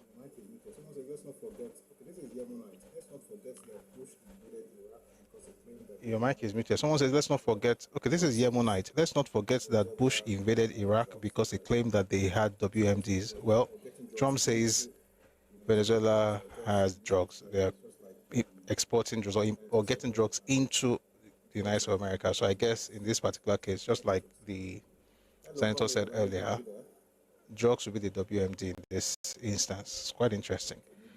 Hello, Comrade Olalekan, are you there? Okay, maybe he's busy. I think he's busy. All right, we have two people. We'll have your thoughts, then we'll move on to other stuff. Hello, Concilium. Yes, sir. Good evening. Good evening. I've written a lot of nonsense on your... It's not nonsense. Just say you wrote an epistle. Yeah, I wrote an epistle. But the truth is, what he's doing, I like what he's doing. Because obviously since the last election in Venezuela, and Maduro wanted to stay, because the people were tired of they're tired of the socialist programs. Because it was, if you know the history of Venezuela, the Chavez actually started it. He died, then Maduro took over. Here you go. Unfortunately, they could not manage the socialist policies they were pushing as against capitalist policies that they needed to do. Because that country, for all the oil they have, is actually very poor. And it's very sad. But that's by the way. The real issue now is that the Republicans, because Trump did this, if you know anything about American politics and you're following what is going on, this is a diversionary tactic. There was being handed at home because of all the Epstein files nonsense and whatnot, which is why he did what he did. Right now, people have turned away to Venezuela now. They're now asking, okay, what is going on with Venezuela? What about Epstein file? No wahala. The real problem for them is this, for both parties, is that Republicans can no longer claim that they are the party of law and order after the nonsense they pulled, because this is one too many. Like Vodiscopy said, they did this in Iraq, and now they're doing this again. And it's all a diversionary tactic. The Democrats are now caught between a rock and a hard place, because their grassroots and hardliners are telling them that next time you get into power, don't tell us that you cannot do this, cannot do that, cannot do that. Because we are seeing these people now that get into power, they're doing what they want, regardless of what the population is saying. Because right now, a lot of Americans, Democrats are really livered and they are cowards as far as I'm concerned. But they expect that by the time they take the House or the presidency, they might take the House this year, by November this year, they might take it. By the time they take the presidency in 2 years' time, heads will roll. The best thing Trump can do, and I'm sure that Bobby is going to do it, because Biden did it. Biden already said, the president, they're going to pardon a lot of people. Because a lot of people are going to go to jail for what has happened. The Maduro case in Manhattan, they just charged him. I was just reading about it. They charged him in court. They even charge him for having a machine gun. I'm like, you're charging the sovereign president for having a machine gun. I want to see the fallout from that court case because it's going to be very funny. It's going to be very, very funny because Trump just pardoned the former Honduran president now. He just pardoned him. A real drug runner. He just pardoned him. Meanwhile, as soon as he pardoned him, the Honduras government, President non grata, if he gets it, God comes to Honduras, they will arrest him immediately. So I don't know what they're doing, but Americans are going to be, in a few days, in a few weeks, people to become clear to people what has happened. But the oil companies themselves are now in between a rock and a hard place. They are saying they will go to Venezuela, that they will do this, they will do that. But if you know anything about the American corporate environment, fallout under. Because somebody, some do-gooder will come out one day and start saying that, why did you go there? And what did you go there for? Were you the ones that paid the government? Were you the ones that funded? So all of these things, people are looking at this. Because I was reading an article about it yesterday, and somebody was saying that a lot of these oil companies are going to back off and see what is going to happen for a while before they even, because they want democratic buy-in. If they don't have it, they will not go. They will not go. Republicans will be saying, let them go, but they will be looking at Democrats, fair. So that's about it. As regards Wike is doing wicked things now. Wike is doing wicked things. As they pain them, God don't deserve men here because you cannot be subtle in that part of the world. You cannot be subtle. You have to be a garrison commander in the mode of Baba. Baba. Nibado. Oh, the former garrison commander. Amala. Former garrison commander. You have to be a garrison commander. Because you cannot play soft touch with them there. Because they don't know what it means to be subtle in politics. All they know is, this one, get out, this one, get out. So you have to be hard. Tell them what it is and do it. Baba did not have time now. You were the one that played the video of him saying that, you remember? So they don't play that game with people over there. Until they learn how to play politics like mature people, then they will get over that hump. But if they don't, come on, but that's about it. Thank you for your time. Thank you very much, my brother. Thank you so much for that submission.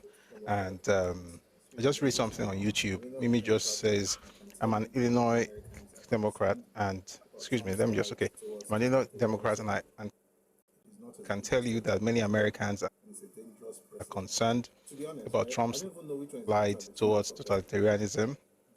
It is not his business to remove Maduro, and it's a dangerous precedent. To be honest, right, I don't even know which one is better between both of them. It's not setting a precedent, by the way. It's honestly, I don't know who is better. It's following the tradition. Because was not Democrat. How was Gaddafi removed? Quite that removed. It's not setting a precedent, by the way. It's how do I put it now? Tradition. How was Gaddafi removed? Gaddafi was removed by a Democrat. It wasn't. That was Barack Obama was the president at the time. I think this America just does what America does or what America wants to do. It's just quite interesting. George Bush removed Saddam Hussein. It was Republican, but Barack Obama removed Gaddafi. It was Democrat, and Trump has also balanced this thing now. It's just quite interesting. So, to be honest, I don't think it's so much a party thing. I think it's an American thing. That's what I think. And if I'm wrong, please feel free to explain, correct me. But I think Trump mentioned it in the video we listened to earlier when he said nobody can stop them, and he's right. He's right. Who stops them now? The UN. And by the way, just in case you don't know how they're going to run Venezuela or how Venezuela will be run going forward, take a listen to Trump explain how, who will be running Venezuela right now. Take a listen. Saying that Secretary Hegseth and Rubio are going to be running Venezuela, and will you be sending in U.S. military troops to provide? Team that's working with the people of Venezuela to make sure that we have Venezuela right. Because for us to just leave, who's going to take over? There is nobody to take over. You have a vice president who's been appointed by Maduro, and right now she's the vice president, and she's, I guess, the president. She was sworn as president just a little while ago. She had a long conversation with Marco, and she said, we'll do whatever you need. I think she was quite gracious, but she really doesn't have a choice. We're going to have this done right. We're not going to just do this with Maduro, then leave like everybody else, leave and say, let it go to hell. If we just left, it has zero chance of ever coming back. We'll run it properly. We'll run it professionally. We'll have the greatest oil companies in the world go in and invest billions and billions of dollars and take out money, use that money in Venezuela. And the biggest beneficiary are going to be the people of Venezuela. Are you saying? If someone told me that I was talking about the 51st state of the United States, I would say yes. See the way they talk about the place that I said now, one extension of America. It's quite interesting. Mimi says on YouTube, the president is going solo. Now you're right. You're very correct. You're very correct. Now, on this particular point, you're 100% correct. And I fear for the people who are working with Donald Trump on that particular point you mentioned. That's very correct. Don't do it alone. But Trump said he didn't want leakers, that people might leak. I don't know. And someone on YouTube, on TikTok, is also saying here, the slight difference is Obama has congressional backing. Trump doesn't. So the likelihood of the Democrats hounding the oil execs when they get to power is high, hence the reluctance to go. You're right. I agree with you 100%. So Mimi, on that point, we are together. All right. I'll bring in just one more person before we come back to Nigeria, because we're going to do Nigerian news and then we'll get into the topic. Okay? Caris Event says, America did the same thing with Daniel Noriega of Panama. I think the issue now is the congressional backing. And on that point, I mean, I think they're just setting a precedent, and that may be dangerous, especially for Trump and the people working with him. But we'll see how that goes. So take this one response, and then we'll move on. Good evening, Jake's boy. Thank you. On the case Please make it short. I like that. All right. Thank you. Good evening, bro. With Maduro, then leave like everybody else, leave and say. I'm not bothered about it. Hello, sir. Welcome. Please go on. Thank you. On the case of Wike, I think I like that man. He knows how to deal with his business. So I'm not bothered about that at all. I'm just concerned about Trump, and this is what I've been a bit worried about by those calling for Trump to come to Nigeria and blah, blah, blah. They don't know what they're doing. Like you said, bros, it's about the policy of America. It's not about one party or one president.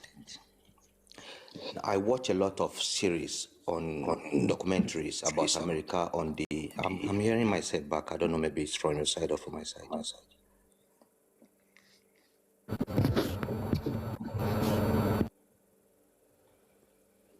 Thank you.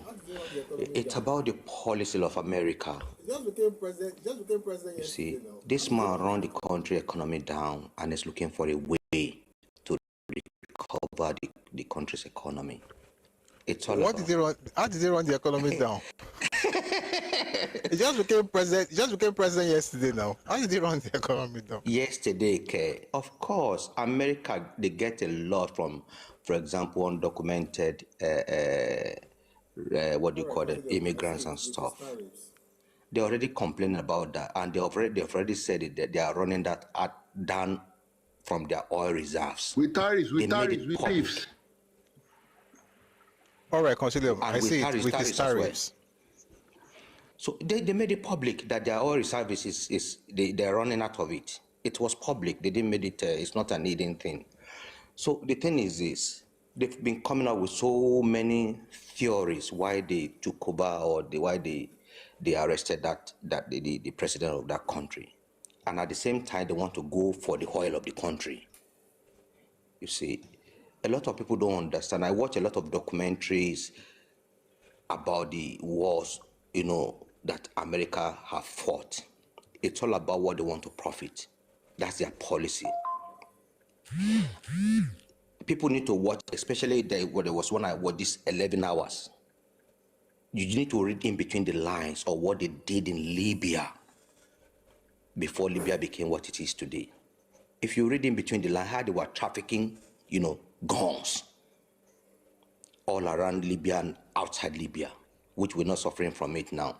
What are the charges against Maduro? 4 charges indicted on 4 counts: narco-terrorism, conspiracy, cocaine importation, conspiracy, possession of machine guns and destructive devices, and conspiracy to possess machine guns and destructive devices. This is the accusations. Doesn't make any sense. And if you get the man out of the country, do you need to take over the country's oil? Sometimes people don't know what these people do, and when you don't know, it's a problem. Somebody from Haiti, I was listening to her today, said some of these people, they are celebrating. They don't know what they are celebrating. By the time these people get hands on your oil, you will now know what it is. They will left you with gangs and stuffs and guns and all manner of things. This is what they do everywhere. It's quite unfortunate. The problem now is, the issue now is, Donald Trump didn't do it in a soft way. He did it openly. And that is the difference between the previous government and this government. Before, those ones will run underground, stuffs to get what they want. But Donald Trump just did it openly. He doesn't care, because for whom he is, he doesn't care what people say. Like my other brother said, he's expecting what he will hear from the court. My brother, don't be deceived. Don't expect anything special. In what they do in America, they provide themselves what is called I forgot, it's called something with deniability, the opportunity or the privilege to have deniability. The possible Congress, deniability. Possible deniability, thank you. They want to tell us the Congress doesn't know. They must have had a hint about it, but for them to have the possibility of deniability, they'll keep quiet. They all know about what they are doing. It's to their own profits. Don't expect anything special from that court. That man will be held there till whenever they get whatever they want. It won't be released. As simple as that. It's up to their own interest, nothing more. That's what I wish just to say, because my other brother was expecting the court, whatever, to be special. No, it won't be special. That man will be convicted. That's what I wish to say. Thank you. Thank you very much, Jexboy, for that submission. I really do appreciate both speakers. I'm going to take you down now so we can get through with the other stuff, and maybe I'll bring you back up before we get into the topic of today. Thank you very much for coming. Please stay around, so I'll bring you back up soon just to read this stuff. Okay, sir. Thank you, sir. All right, so let's get back to Nigeria. We've been all over the world. We've been to Venezuela. We even visited Keir in the UK, and also President Donald Trump in the United States of America. But now we're back home. And we're back home with this good news from Femi Otedola. And this is what he said. President Bola Ahmed Tinubu has shown remarkable courage and clarity in steering a country through difficult but necessary reforms. I have seen many administrations, but his conviction at this critical time deserves commendation.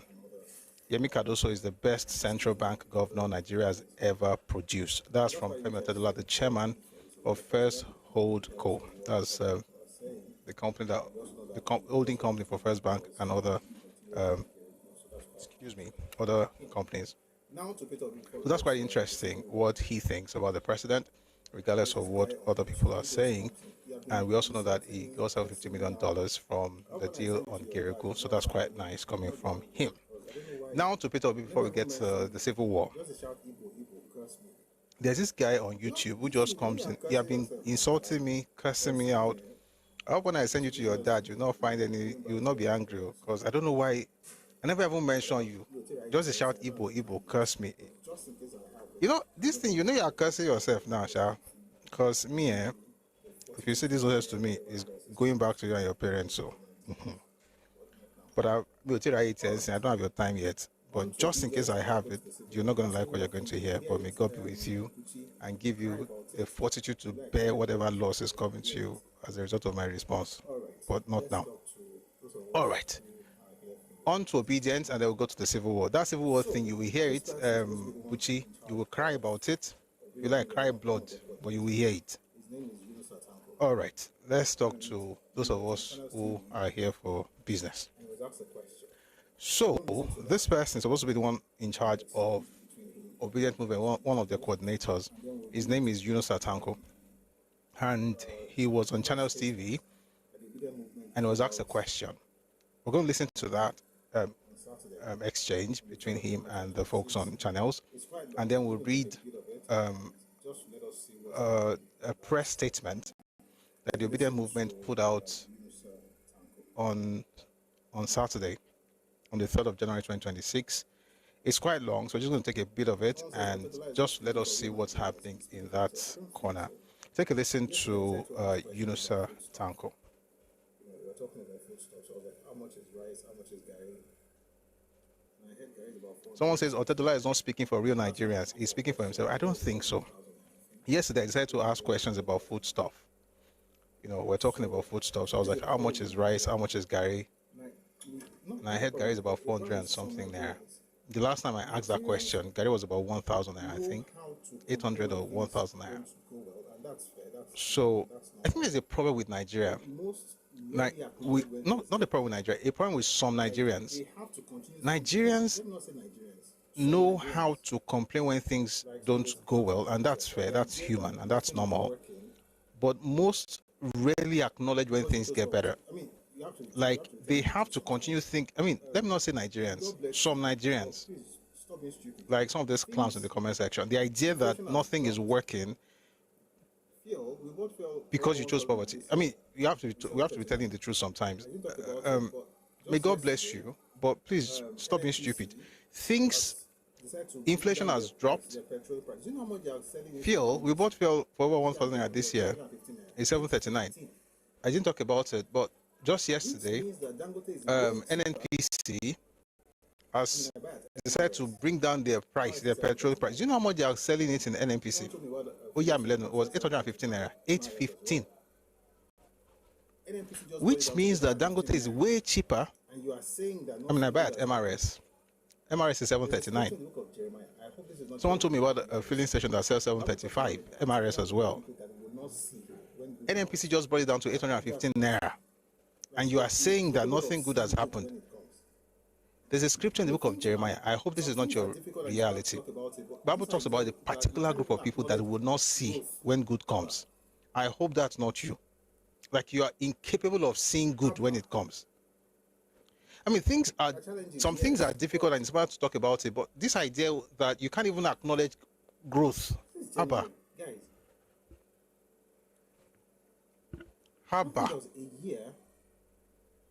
There are challenges, yes. But any year before 2023 or 2024? Any year before 2023? This is January, guys. The filling station in December. I don't think there was a year. I don't understand. Can you remember any year before 2023 or 2024? Any year before 2023 that you did not queue at the filling station in December? But this inability to appreciate good is not God. I don't understand.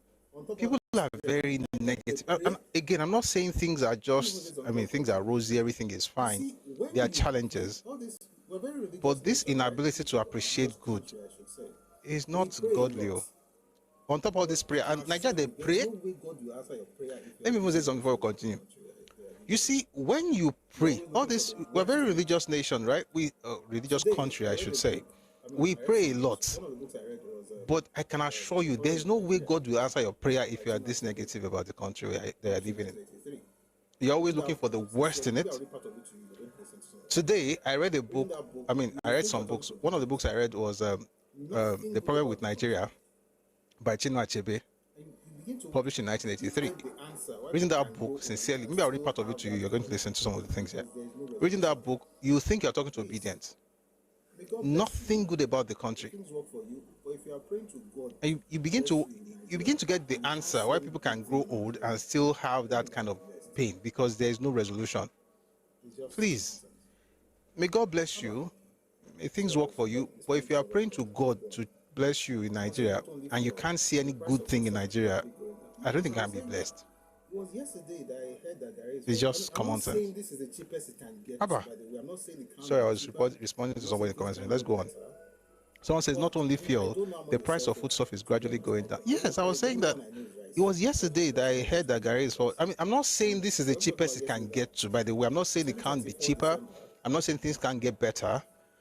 But I mean, I don't know how much they sell for stuff, to be honest. I don't. The only one I know is rice, because of course all of us know bag of rice. And we were even talking about yesterday that 2024 December, we bought a number of stuff, but bag of rice was about 100,000 naira. I think it was between 96 and 100k. This year is between 54 and 59, or 54 and 58.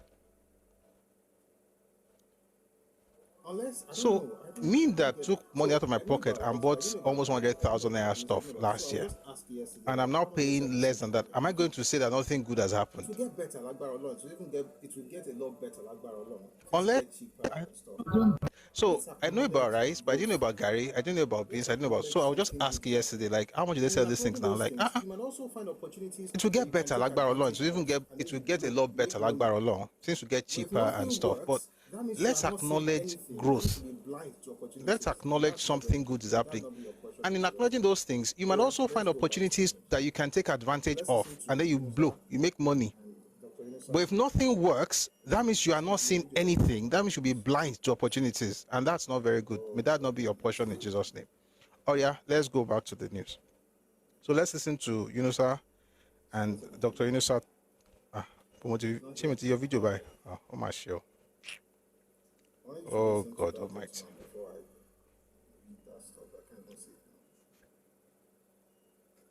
One second, please.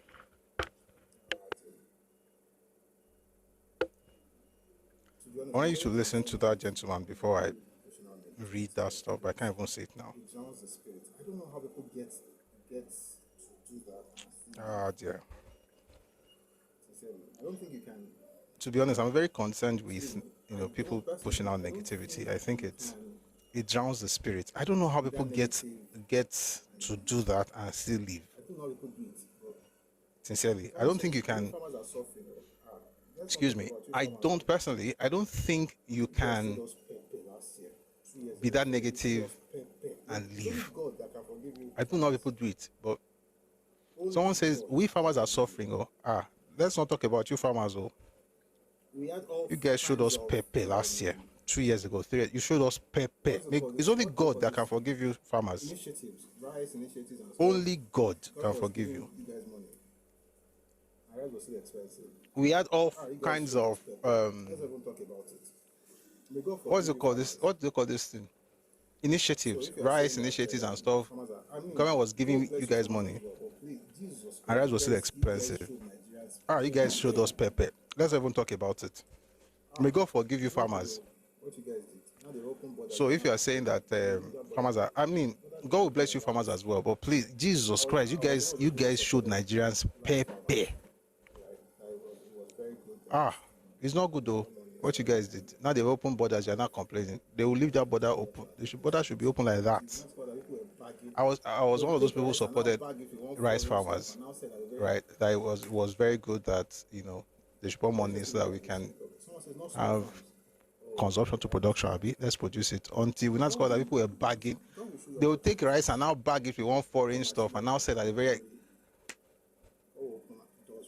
Let's just leave it like this. Someone says not small farms. Oh, I understand. God will show you opportunities. God will open doors for you too. But man, those farmers made us. We saw wine in their hands last year. May God forgive everybody. Let's move on. Mark, yes, we're going to get to the news. So let's listen to Dr. Yunusa Tanko talk about what obedience will do with ATC, and then we'll read what statement they put out 2 days ago. Take a listen, please. Mr. Yunusa, what happens if Alhaji Atiku Abubakar wins the ADC ticket for the presidential elections in 2027? What decision then would Mr. Peter Obi take at that point? We are Democrat and we will take democratic decisions. That I can tell you. What does that mean? That means that we will remain in the party and give the party the lease of life and the demand democratically. Does that also mean that there will be no further defection? Because your principal has said with certainty that he's going to be on the ballot. That is what I tell you. Democracy comes with affirmation, and he has affirmed to be part of this democratic process. And in democracy, it has all kinds of phases. So we take our decision democratically and remain with the movement.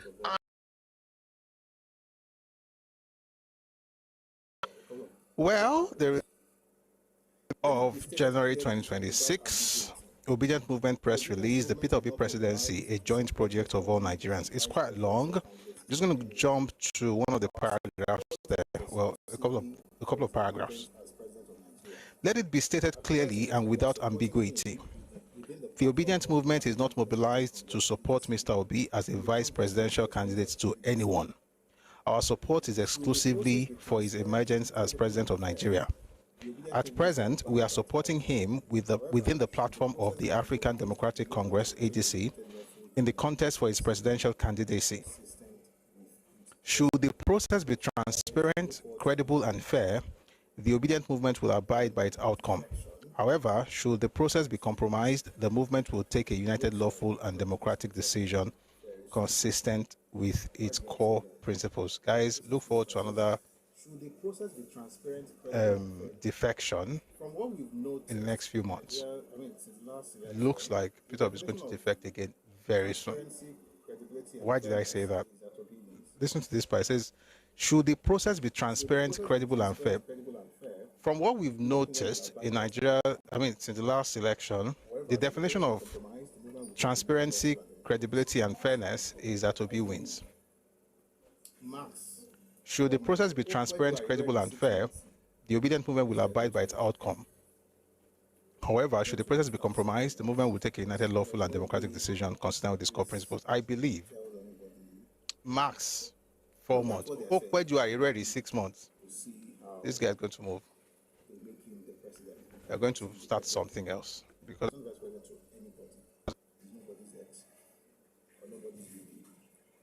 that's what they are saying, and hopefully we'll see how they make him the president, because it has to be the president. He's not the vice president to anybody. He's nobody's ex or nobody's VP. Anyway, that's all for the news. We're going to bring some people up now. We'll listen to some of the things they have to say. I think just 2 or 3, and then we'll get to the topic. We're discussing Enough is Enough by Asika as part of our stuff on the Civil War. So I'm going to bring someone in the please, if you're on TikTok, kindly tap. Let's get this numbers up. We're on 32.3k likes now. Let's get numbers up. Please mute Dauda. Please mute. Let's get the numbers up, please. And if you're on TikTok, please click on the heart icon. Drop a heart me. Drop a gift. These things help the algorithm to push the live to the FYP. So please let's do that together. If you're on YouTube, thank you for being here, and on Facebook as well. Thank you so much for being here. Please like the live stream and share as well, so that we can have other people join the show. We're going to class very soon, but for now, we're going to have this contribution from Dowd. Thank you for the gift. Thank you so much. Toib Olaokwe, thank you, sir. All right, let's have Dauda and then we'll move on. VP to Atiku, I don't know about that, but we'll talk about that later. Let's have Dauda, please. Dauda, please go on. Yeah, thank you for giving me a platform. You see, for me, I said that Atiku has already positioned his loyalists across all AC structures. I will use my state ADC in my state has been Atiku loyalist right from PDP. And this cut across other districts. So Atiku is not going to hand over that structure, ADC, to Peter Obi. The earlier they understand that, the better. But I said Obi is just playing his followers. Obi has already hinted to be a vice president when he came out and told the world that he was sick. Wait.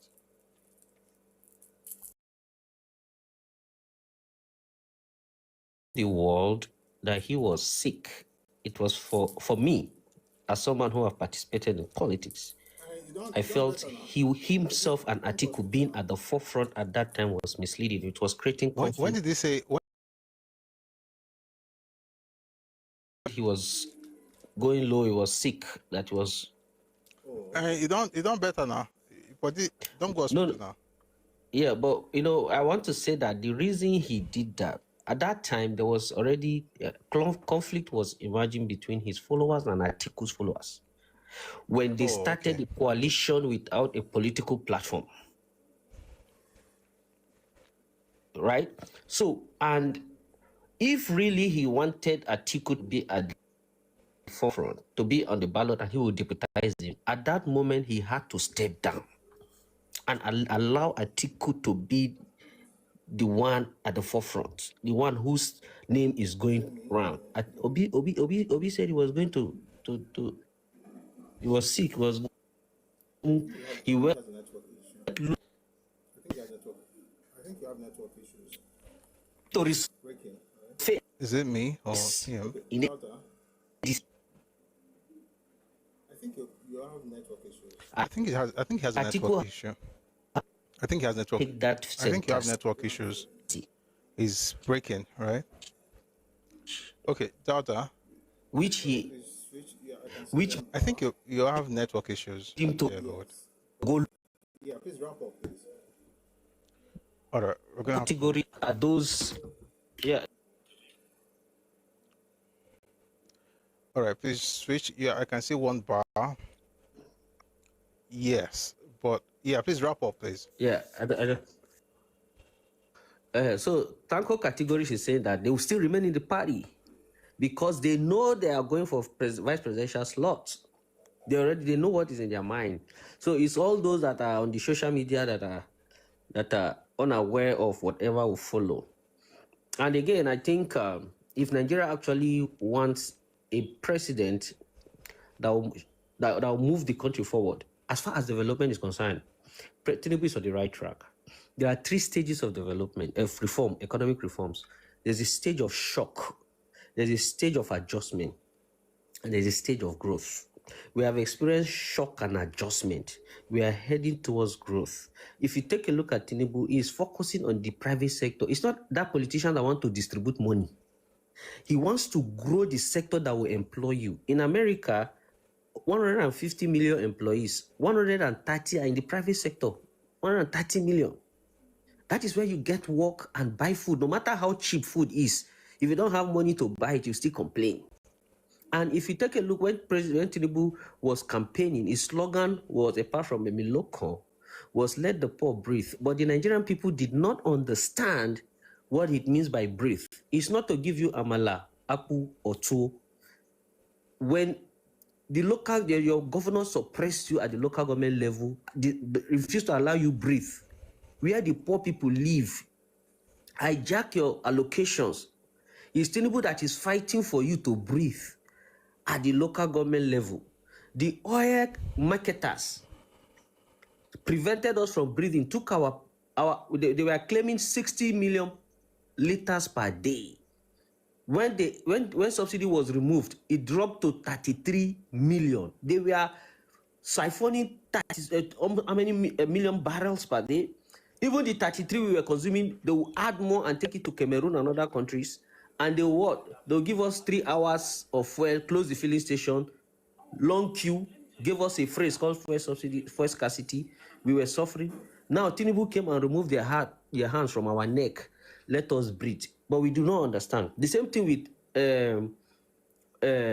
dollars, this thing. When Emefiele was building 750 something bungalows, we kickbacks from dollars. Your businessmen were not giving access to it. They were collecting it from black marketers. That was inflation in its own. The poor could not breathe. Tinubu came and brought the revenue back to Nigeria. And finally, the tax. This tax is going to remove many low-level workers from this tax, from being taxed. That is a tax that is allowing the poor to breathe. But people are misinterpreting it. Even if you are doing business, if your turnover annually is not over 100 million, you are not going to pay. If before you pay your tax, you remove 20% of your annual rent. So if you take a look at even the tax reform, is to remove the poor people from paying tax.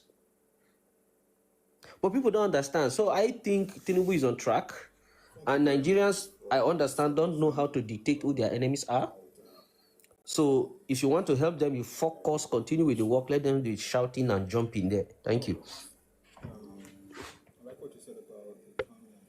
Thank you very much for that submission, my brother Daud Adamu. Thank you very, very much. All right. I like what you said about the economy and the stages of growth. And I think it was last week, Kemi Adeosun was on Channels TV and she said something along the same lines. The truth of the matter is that things are stable now, and we're going to experience growth. And if there's any advice I have for every one of us is, when a new year, I believe that there'll be new opportunities, and just keep your eyes open and pray, okay, that you find the opportunities. In this restructuring, whether it's in the economy or in politics or whatever it is, as these things are happening, new opportunities are going to come up, and the prayers that we'll be able to take advantage, we'll see them and take advantage of those opportunities. All right, so yeah, let's have that at the back of our mind. We're going to move on now. Thank you very much, Daud Adamu, for coming up. Maybe one of these days we could talk about, we'll listen to that interview with Kemi Adeosun, where she talked about the economy. She also talked about how she left the position of Minister of Finance, how she resigned, exemption and things like that. We'll talk about that some other time. But for now, let's go to class.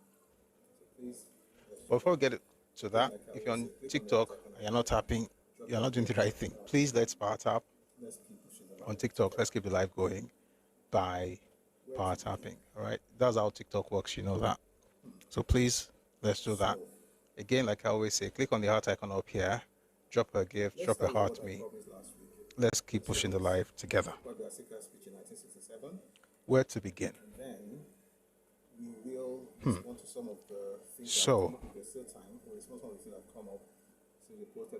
let's start with what I promised last week, which is Okwabi Asika's speech in 1967, and then we will respond to some of the things that have come up. If there's still time, we'll respond to some of the things that have come up since we posted the video yesterday, the video on what do Igbos want, Nigeria, Biafra, or Igbo nation.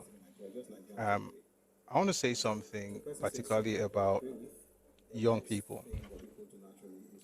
I think the level of scholarship in Nigeria is very poor. And it's not just about Nigerians. It's not just about people living in Nigeria. It's not about Nigerians living in Nigeria. It's just Nigerians generally.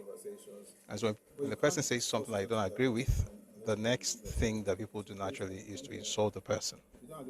People are bereft of ideas. They are not very smart. And so it's just cursing and cursing and cursing.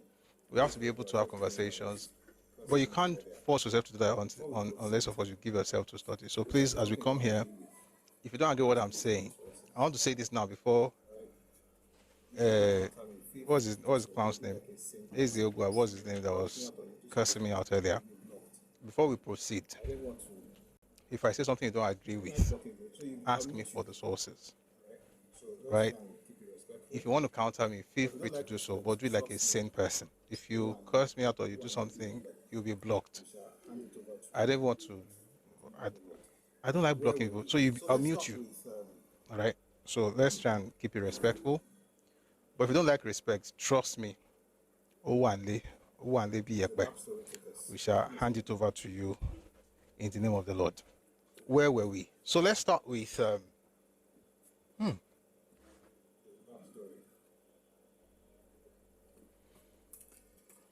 There's a backstory to this. Give me a second.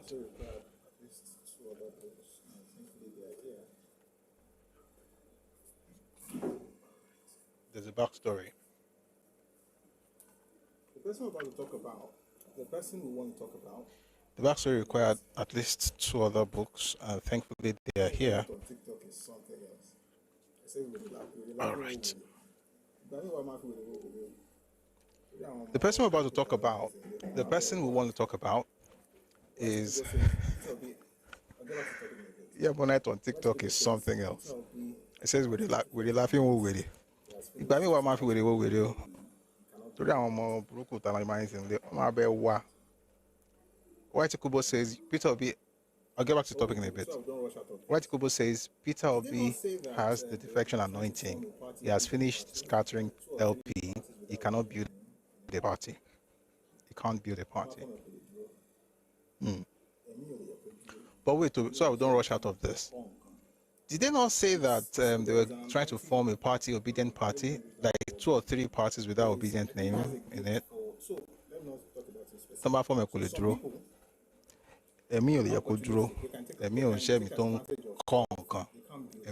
It's so there is an anointing. No, let me not use that word loosely. There is, I think he has a gift for. So let me not talk about him specifically. So some people are opportunistic. They can take advantage of stuff. They can't build it. Okay, it's about opportunism. So they see something, they take advantage of it. For instance, oh, you have popularity. Let's use LP. Oh, let's use this, let's use that. Not to be, because think about it. If you really want to build a party since 2023, you'd have built something. But no, I tried all over the world, giving people bowl. Was it even bowl or well? He has moved from. And then if you fail, you don't say people hate you. That was what he said he would never do. It is well. I pray that curse will never happen to him because that was All right. Thank you for the likes on TikTok. He has moved from. Was Apgaba? That was where he said he would never leave, and then he placed a curse. I pray that curse will never happen to him, because that was heavy. But I won't talk about it today. Cursed, he placed a curse. If he ever left, something will happen. Move from there to PDP, from PDP to LP, LP to ADC, but he's not at all desperate for power. It was in the NPP. Wasn't the NPP? I didn't know it was in the NPP. But he's not desperate for power. I lie. He's not desperate for power. He's just, trying to see how to make life better for you Nigerians. He's not desperate for power at all. It is well with him and his desperation, because he's clearly desperate. We're about to get into this. I just want to open the second book so that it will be easy for us to connect the two. Something about what we discussed about before. We still have a lot to discuss, by the way. There's some things I discussed earlier. Great. So last week, we're talking about what happened during the we know some things about what we discussed the war before. We still have a lot to discuss, by the way. There's some things I discovered studying earlier, but we'll discuss some of those things much later. What I'm doing right now, this is called public service. So last week on Friday, we were talking about what happened during the war, and I said there are certain people that we have to understand, we have to know about, especially if you're Igbo. And to be honest, what I'm doing right now, this is called public service. This is what Nigerian government should be doing. But don't worry, I'll do it. However, I'm not doing this for people to come and insult me. That's why I was giving that one earlier. I want to consider aura for aura. But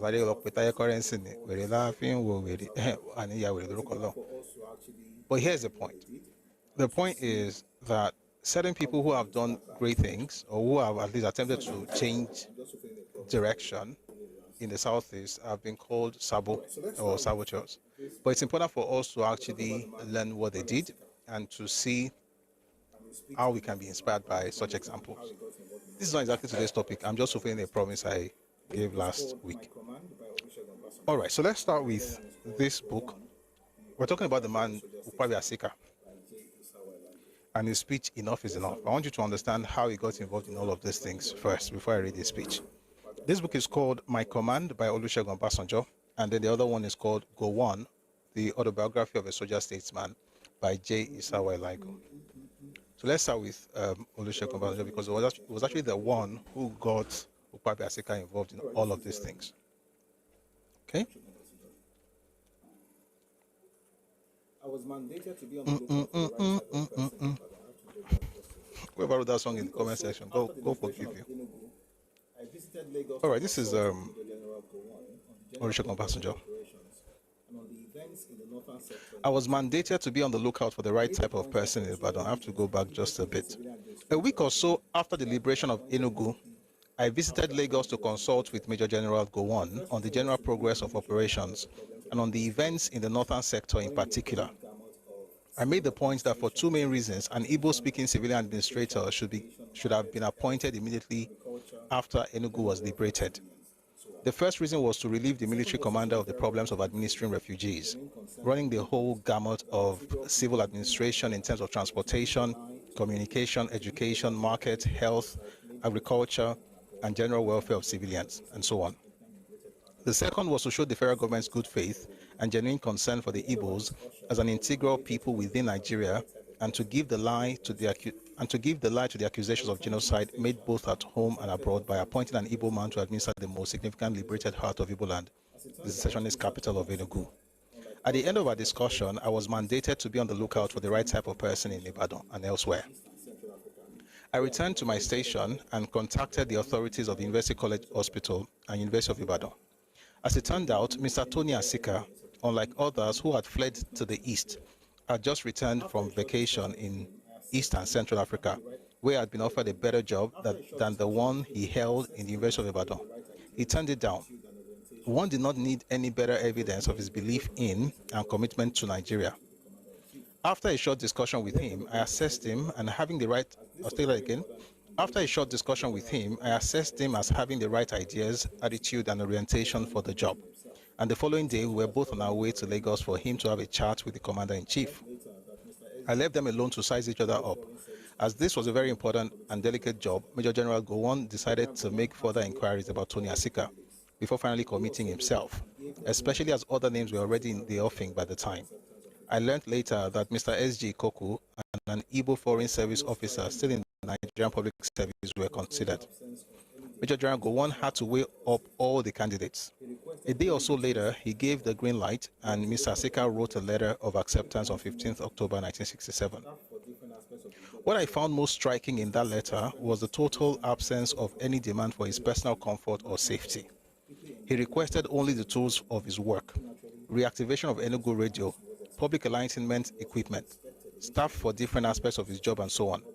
Mr. Asika's friendly disposition, his total commitment and loyalty to national cause quickly endeared him to officers and men of one division who naturally, and as was to be expected initially, received him with suspicion bordering on distrust and skepticism. Throughout the war, and against all odds, he creditably acquitted himself, lived up to the expectation, and justified the confidence and trust reposed in him. As an Igbo man, he probably did much, I'll take that slowly. As an Igbo man, he probably did as much as any other Igbo man to help reconciliation and to hasten the process of reintegration of the Igbos into our national life immediately after the Civil War. That was from Olusegun Obasanjo. The book is called My Command. I'm going to read something about the same man, Ukpabi Asika, from the book by J. Isawa Elaigo. The book is called Gowon, the biography of a soldier statesman.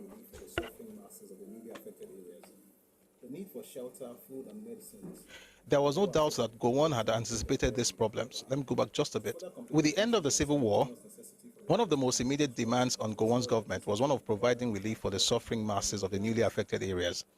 The need for shelter, food, and medicines for the war-affected population became more glaring than ever.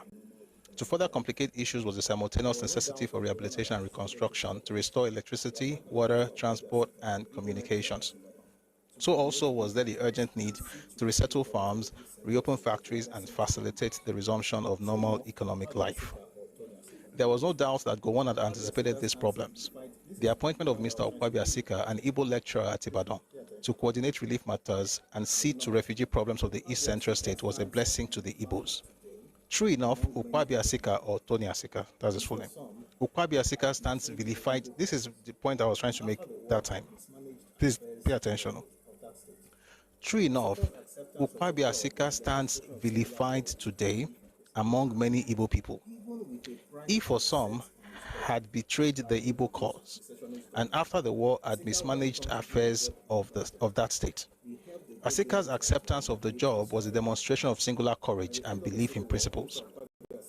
Even with a price tag set on his head by Ojuku's secessionist government, Asika went on to do his job undaunted.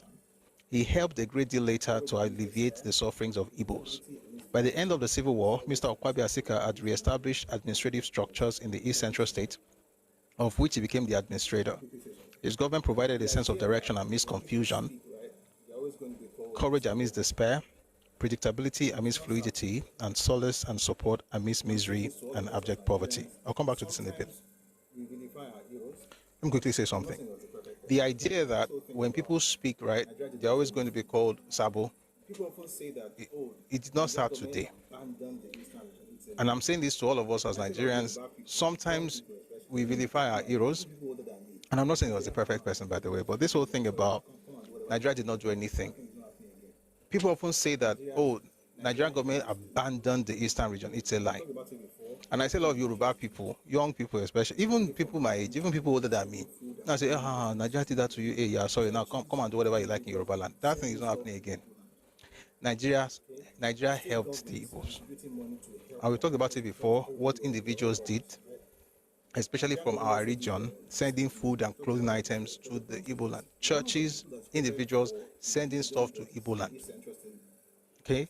State governments contributing money to help them because we thought everybody were all brothers, right?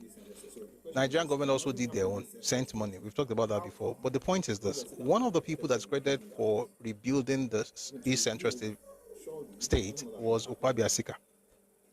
And people keep saying that nothing was happening in the East Central State. So the question is this, if nothing happened in the East Central State, how come Ukwabi Asika has been credited for rebuilding that place? I mean, to rebuild, surely something must have been happening there.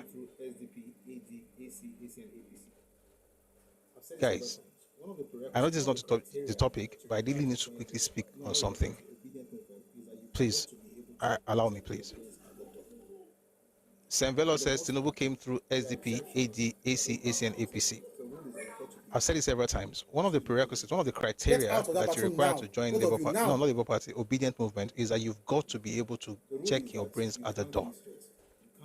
For the most part, there are exceptions, but I don't bank on exceptions. The rule is that you've got to be, excuse me, please. Again, there are exceptions. I've seen exceptions. But the rule is that you can't think straight. You can't use your brains. You just have to be, like, just whatever they tell you, just do it. There's no independent thinking. Again, there are exceptions. I've seen exceptions, but the rule, there's no independent thinking. It's head mentality. Whatever they say, everybody just says yes, sir, yes, ma, yes, sir. It's a religion. It's a cult.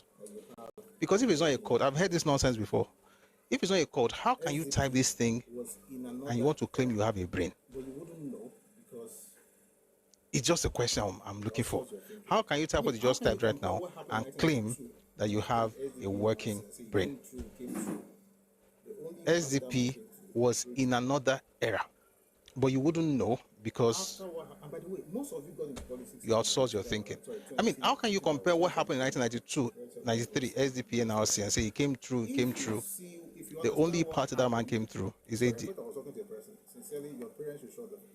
After what, and by the way, most of you got into politics in 2015. That's 2015 or 2023. Majority of you are just loafers. If you understand what happened, sorry, I thought I was talking to a person. Sincerely, your parents should show whatever you're writing there. Your parents. You're a very dumb person. But I've already said it. You have sawdust for brains. Like your skull is empty. You guys don't think.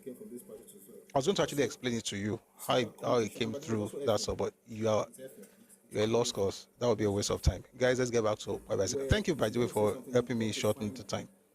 A sane person that has a working brain is actually saying it came from this party to because you are conditioned. And by the way, it's also ethnic. It's ethnic. It's an Igbo thing, and that's the truth. Where if you want to say something, you've got to find the same example in another person in order to be able to justify your stupidity. You have to say, after all, this one also did it, even if you have to make it up for the person. I'm just reading to you. But thank you for not allowing me to explain it, because it would have been a waste since your brain is not working. But let's get back to the book. I was talking about Ukwabi Asika. He is called Sabo for what he did. But I'm just reading to you some of the things that he did. He supported, he helped to rebuild the East Central State. By the way, East Central State is what we now call Southeastern region today. Having read this short introduction, let's now read what he said. I mean, he had a number of speeches, but this particular one is quite popular. It's called Enough is Enough. He gave this speech.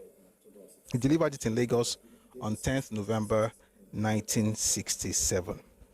Remember, if you were listening when we're talking about, when we're reading the book by Olusegun Obasanjo, claimed that he got in there in October of 67. So he gave this speech in November 67. Give me a second, please. Excuse me. So let's read it together. Let me say a few words. By the way, the title again is Enough is Enough, as Sika appeals to Igbos. It's quite long, but we'll get it done. Let me say a few words to the embattled and embittered people of the Central Eastern State. Some of you, the Igbo of the Central Eastern State or East Central State, suffered either directly or indirectly from the acts of some of your brothers, especially in the former Northern region. It is true the tragedy was not wholly unprovoked. It is true that the tragedy occurred because of the dissolution of the established patterns of order and authority, which occasioned and was furthered by the initial coup d'etat.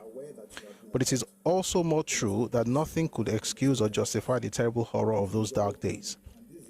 Out of this terrible experience, you resolved, and rightly, that your other Nigerian brothers and sisters must show that they are aware that you have been hurt. They must appease you, and they must make amends. This resolve and this decision you made very clear, and you demanded of your leaders that they may be tough and unyielding in securing these goals, so that you, the Igbo people, could once again resume the normal pattern of your lives in security and with hope. Your other Nigerian brothers were sorry and are sorry, very sorry.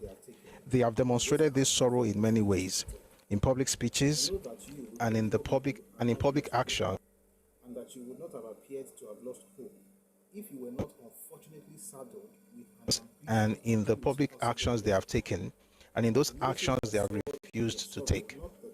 I know that you, the Igbo people, had not lost hope, and that you would not have appeared to have lost hope if you were not unfortunately saddled with an ambitious and irresponsible leadership. A leadership that saw in your sorrow not the challenge of sacrifice, which you expected, but an opportunity to achieve their personal ambitions. A leadership that saw in your resolve for toughness not the grounds for bargaining, but rather the excuse for the pursuit of their own goals. They preached to you a gospel of hate and lies. They sought to induce in you unnatural fears and unnatural appetites. They tried with cleverness but with viciousness to cut all ties between you and your other Nigerian brothers and sisters, so that you too would come to believe that there is no hope but death for you in Nigeria. As long as September last year, this leadership set you on a road that could only lead to even greater and even more horrible tragedy to you and to your interest. The road to Biafra, the road to war. I'll just quickly say something. He mentioned September last year. That is September 1966. There was no war until July 6, 1967. But the war did not start until July 6, 1967. Ojukwu declared Biafra May 30th, 67, but there was no war until July 6, 1967. But Ojukwu began to attack Nigeria in September of 1966. And we're going to talk about that after this. I think it's going to help. Let's just read that. But it's important to say that because he mentioned that as long ago as September last year. So that's to tell you that the whole issue with Biafra did not start with the declaration of Biafra on May 30th, 1967. It started in September when Ojukwu was bombing places in the Western region. When we get to that point, we'll explain it. Let's continue. Mr. Chukwuemeka Ojukwu and his collaborators, we're still reading Enough is Enough by Ukwabi Asika.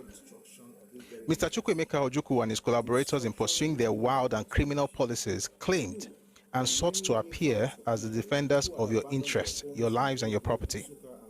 Yet, as a result of their policies, they have achieved the actual destruction of these very interests, a destruction which even now continues. You, the many, many thousands of people who had abandoned your homes from Enugu, Nsukka, and other areas of the war known. I'll take that again. You, the many thousands and you know what? Yet, each day, this leadership from the relative safety You, the many, many thousands of people who had abandoned your homes from Enugu, Nsukka, and other areas of the war, know the sufferings, the losses you have undergone. Yet, each day, this leadership from the relative safety of their hideout persists in telling you lies about the fortunes of the war. They persist in asking you to sacrifice yet more. They persist in asking you to sacrifice yet more losses, lives, and property in defense of an idea called Biafra. They forget, but we cannot forget, that even in the conflict of ideas, it is people who die. Come forward now and let us stop this war. This wanton destruction of lives and property. Enough is enough. You have seen the contrast between the security and prosperity which Ojukwu promised you by seeking to cut the cords that tie you with the country, and the destruction, the waste, and insecurity in which you now live. I am speaking to you as a fellow Nigerian, an Igbo man who also has suffered. Even as I speak to you, I do not know the extent of the waste, the damage, the destruction that has been done to my home at Onitsha, to my families and my friends, and to all those very dear to me. Can you imagine that I do not care? I wish to convey to you the sincere assurances of the Commander-in-Chief of the Armed Forces, the conviction of the many thousands of Igbo people presently living in other parts of Nigeria. Igbos were still living in other parts of Nigeria. And my own certainty that it is not the wish of anyone to seek your surrender so as to treat you as a conquered people. Nor is it the wish of anyone to take your homeland from you either by force or otherwise. All that is required of you is that you give up the idea of secession and the rebellion, that you accept the present division of the country into 12 states as a viable and hopefully... One second, please. I think I need water.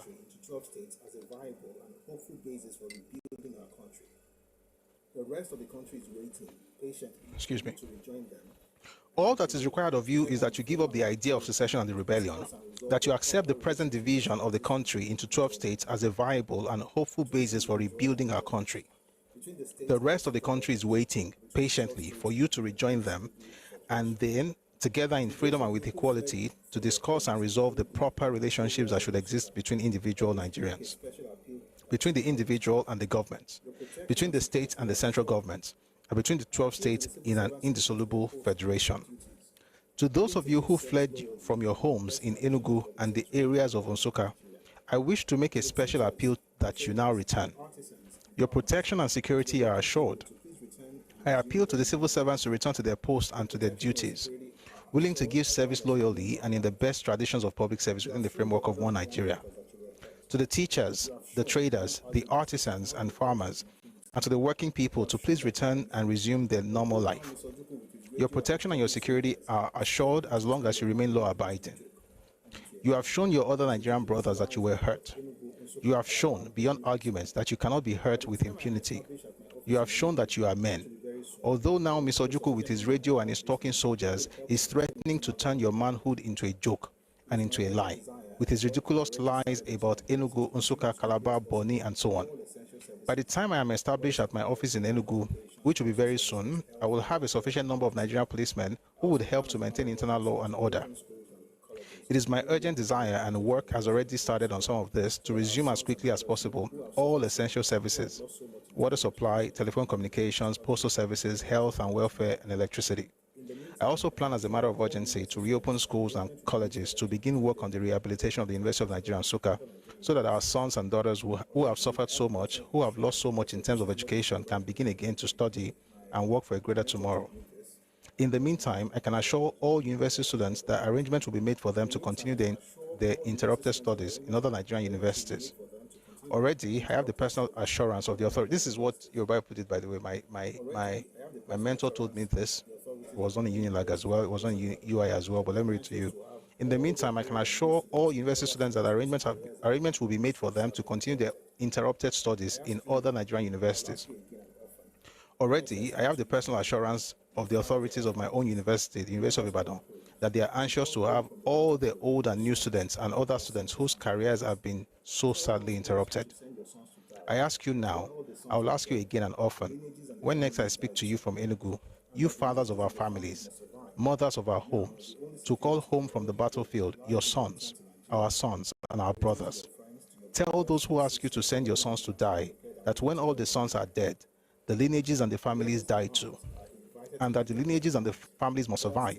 Now, the only security, the only hope lies in the return to Nigeria, in the return to your friends, to your brothers, to your sisters, to other Nigerians who are prepared and willing to welcome you back.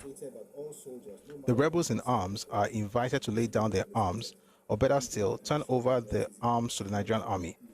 All rebels who do so will be treated with clemency and understanding. Already, the federal military government has stated that all soldiers, no matter on which side they fought, would be fully rehabilitated. Indeed, I can assure you that it is the decision of the federal military government to start as soon as peace returns a general program for the rehabilitation of all persons displaced as a result of the crisis of the past 18 months. I wish to assure all those people who had, during the anxious months in the past year, abandoned their property, their places of work in the north, in Lagos and elsewhere within the Federation, that they can plan to return to these places. Those of you who, out of panic, abandoned your positions in the federal public service, in national corporations, institutions, and universities, can plan to return. The chairman of the Federal Public Service Commission and the heads of other institutions have in most cases frozen your posts and await the return of most of you. It would be a lie, however, were I to tell you that all persons, including those who planned and are leading the rebellion, can return to their former post. Nigeria does not owe such people a living. They have themselves to blame. We have before us a country torn by the distresses and the ruins of a civil war. But we also have before us a country that has, through the very agonies of this war, won her rights to self-determination. We all have struggled. We all have suffered. We have all now earned the right to call ourselves Nigerians. I am convinced that when the ashes of the present must have settled, that when our wounds must have been healed, that it should be said that all Nigerians fought hard and gallantly to achieve and to sustain their common destiny as one people and one nation. And it will be said that the Igbo people of the Central Eastern State fought as hard, as bravely as other Nigerians, even though they fought on the wrong side. And it is because they fought so hard and that other Nigerians had to fight better.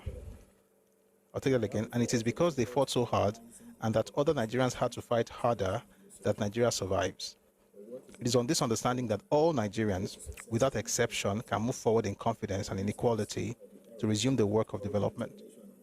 We have before us the difficult, the agonizing work of reconstruction, reconciliation, and the restoration of confidence. The work is immense and challenging. The road to success is littered with obstacles. There will be mistakes, there will be errors, but with courage and determination and honesty, we shall overcome these problems. If we look at the history of other places, in other ages, we find other people whose experiences have been similar to and even worse than our present discontent, and who have, out of the challenge of such experiences, emerged as greater and more civil societies. History is on our side. Delivered in Lagos on 10th November 1967. That was Enough is Enough by Babi Asika. I've often wondered why very few, if any at all, especially from the eastern part of, from the southeast, knows about Babi Asika. People tend to celebrate those who, for one reason or the other, and we know the reasons, by the way, try to affirm the victimhood narrative that the ones who, in the midst of the war, spoke to their people to rise above, the old victimhood, especially when it's actually in reality the ambition of a person who just was using them. And that same person put a bounty on Ukwabi Asika's head. And that's why whenever you talk about Ukwabi Asika in the Southeast today, in fact, not just today, since 1967, is seen as a sabo.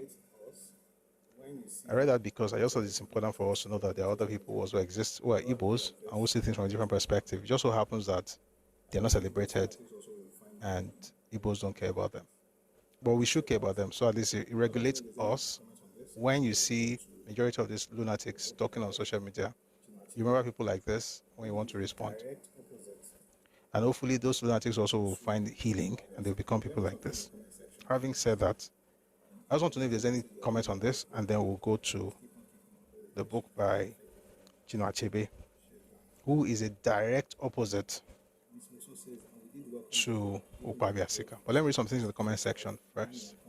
Aremo DK says, you are doing a marvelous, great job, bro. Please keep on keeping on. God will bless you. Amen. Thank you very much. I really do appreciate that. Miss Moson says, and we did welcome them back, giving them clothes, food stuff, money, and comfort. We housed them too. We did. Really Freeman says, people are bleeding on Facebook. Keep doing the good work. Bleeding or learning? Let them be learning. They should not bleed though. I hope what you meant was learning. But thank you very much for your comments. All right. Do you want to talk about what we just read? Okay. You know what? Let's talk about what we just read. Is that okay? So we don't just jump to something else. Someone says, okay, I think I've read everything we have in the comment section. Now let's go to... Do people want to talk about what we just read? You know what? Let's talk about what we just read. Is that okay? So we don't just jump to something else. Someone says, sorry, Prof. Ukwabio. It's not Ukwabio. It's not Ukwabio. It's Ukwabi. Ukwabio is a different name. That's a Ibibio name. This one is Ukwabi. Asika. Asika is an Igbo name. It's from Onitsha, by the way. You sent a request. It says Ukwabi Asika, not Ukwabio. So let's have just one person. We're just going to have a conversation on this. I think that's what they want to come up, and then we'll see where it goes, and then we can go back to other things. Kenzie, you sent a request. I've accepted. Please come up. If you want to talk about what we just read, and then we can. Why does this guy always send requests but never accept? I mean, never comes when you accept.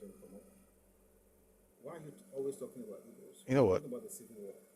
The other people who are sending requests. I'm sorry, I can't trust what you're going to say. Let's just. I thought Kenzie will come. Kenzie is Igbo, so it would have been nice to have him come up. Why are you always talking about Igbos? Because I'm talking about the Civil War. Duh. Kenzie, 1 second. Say something. I'm talking about the Civil War. Kenzie, please say something. I want to be sure. Unless you don't know who fought the Civil War. So your question was, I don't know what you're trying to get at. Kenzie, 1 second. Sorry, I couldn't hear you earlier, but thank you. Say something. So yeah, you wanted to say something on what we read. Kenzie, please say something. I want to be sure. I couldn't hear you the first time. No, I was greeting. I said the one. Okay. My brother, good evening. Sorry, I couldn't hear you earlier, but thank you for joining us. So yeah, you wanted to say something on what we read. The thing is, I wasn't entirely following. I got lost a bit, but I think I have an idea of the entire narration. So you can just give me just a few seconds rundown of just what you just said a couple of minutes ago. No. I thought you came up to say something on what we read. So the bit you got, just say what you want to say on it. So whatever you got, if you want to make any comments on that, just. The reason why I even wanted to it was actually a question I wanted to ask. Concerning some of the sources. I've always wanted to ask this question, but I've not had the opportunity since. So as soon as I saw you on the live, and then also saw you talking about that subject, I said, "Hey, perfect opportunity to make an ask." Have you actually come across either conflicting or contradictory or opposing sources, and what do you have to say about them? Like, assuming now, let's say we're talking about the account of this individual, talking about how brutal the Biafran forces were, and this happening, that happening. Then maybe you now see or come across, because obviously you are a researcher, just like myself, you go through historical documents and events, documentation of events and so on and so forth, like that. So I'm very, very certain that you must have come across account that you do not agree with, right? No, I want you to finish the example you gave. You said like you read something about what evil soldiers did. So what's the other part of the example? You didn't finish that thought. An example whereby, okay, most of the accounts, a good number of them, which you've been reading all this while, talking about how brutal they were. Now, a conflicting or a contradictory account can state something like, for instance, I'm fully aware that, because I was somewhere when somebody was talking about how Biafran forces were recruiting people in eastern Nigeria by force. Yes.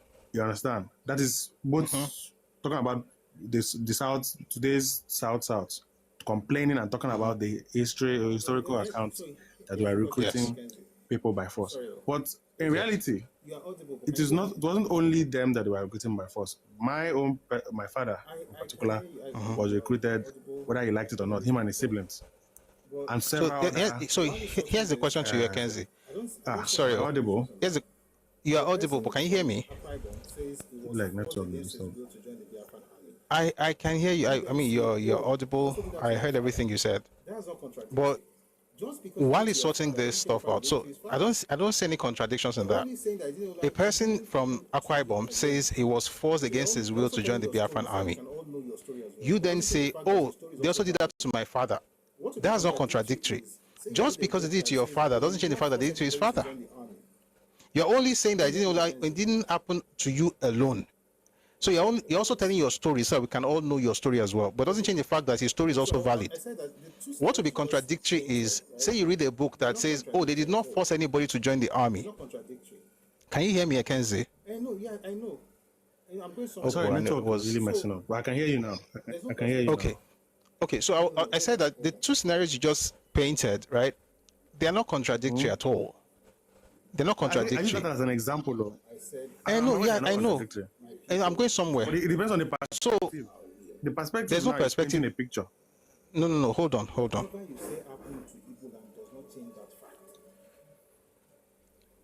I'm Akwa Ibom. I said they forced my people to join the Biafran army against our will. Whatever you say happened to Igbo land does not change that fact. But here's what we know. Whatever people in Igbo land, I think it dropped. Maybe it was his network. Please, if you can hear me, send your request again. I'll bring you up. Whatever people in Igbo land that were forced, maybe. But here's what we know. A lot of people joined the army in Igbo land on their own, intentionally. Like they were gassed up. Morale high. You know how they do morale high? They were gassed up and they were told that, oh, you fight for your future, fight for your life. You need this thing. You are a Biafra. You are fighting for the land. So a lot of them joined. But were there Igbos who didn't want to fight? Of course. There has to be. And does that affirm what you said? Yes. But does that contradict the Akwa Ibom man? No. What you are trying to say now is that, oh, it wasn't only Akwa Ibom they forced, they also forced Igbos. Well, doesn't change the fact that they forced the Akwa Ibom man. The Akwa Ibom man is not saying that to say that they forced himself and forced Igbos. It's saying that as far as he's concerned, he didn't want to fight. You are going to tell your own story. You get? And when you tell your story, you still would. There's still no way for the vast majority that are going to talk about. See, if Igbos want to get their own country and they force themselves to fight, that's fine. The fact that the majority of the people wanted the nation.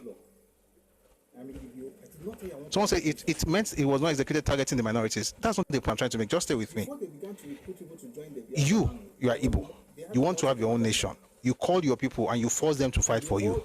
Good luck. I'm Ibibio. I did not say I want to have your nation. Before they began to recruit people to join the Biafran army, they had months of propaganda. And they all, well, not all, but majority wanted to have Biafra nation. If we have the time, let me recommend a book on a darkling plain out some people were involved. Why do people just talk like you're talking to? When the time came to now begin to recruit them, A little courtesy doesn't hurt. Just say please. or not. If you read on the Darkling Plain by Ken Saro-Wiwa, you will see how the lecturers were involved, how some people were involved. They're like, we're going to get our country, we're going to get our country. So when the time came to now begin to recruit them, whether they recruited them by force or not, doesn't matter to somebody who never really wanted to be part of that country. They wanted to be part of the country. The fact that they recruited them by force doesn't matter to a non-Igbo person, because the non-Igbo person did not tell you wanted to have a nation to start with. Which is the real issue. The real issue is not the fact that, oh, they forced them, they also forced our own. You wanted to have your nation. I didn't say I want to have a nation with you. I'm EBBO. So that's the point. Not the, sorry, I think he's trying to come back up. You're back, Happy. Hello, Kenzie, are you there? You're back, right? What you're trying to say.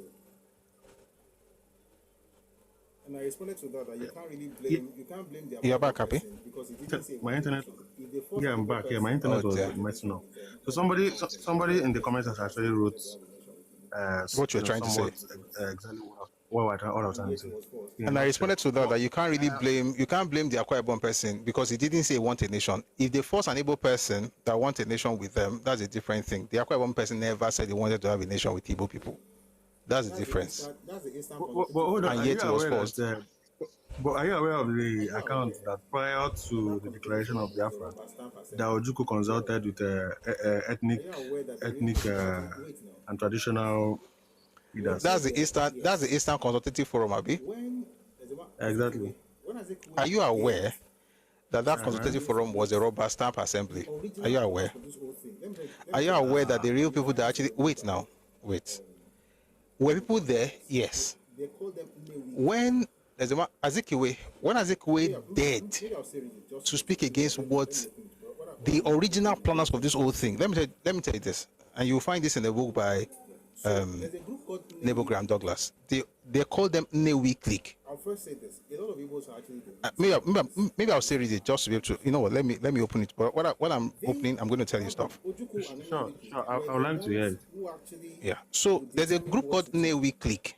One time, Azikiwe dared to speak against what they were trying to do. The victim of this man's ambition. I mean, it wasn't the day it started.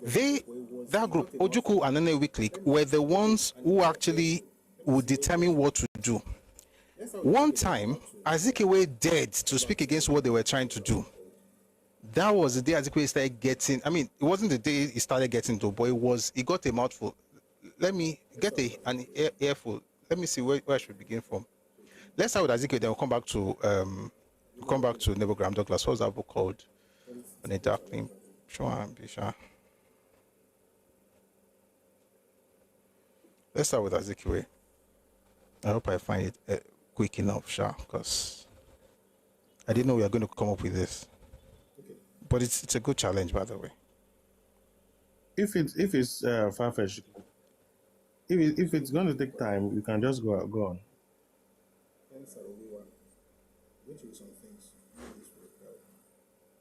Okay.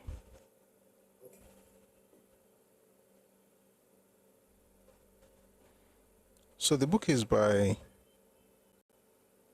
Ken Saro-Wiwa. I'm going to read some things. Maybe this will help.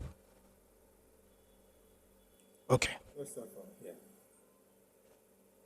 From the month of February through April, such propaganda was mounted. Let me go back a bit. Not because to be able to give proper stuff. So the book is called. Let me tell you the book is called On a Darkling Plain. Let's start from here.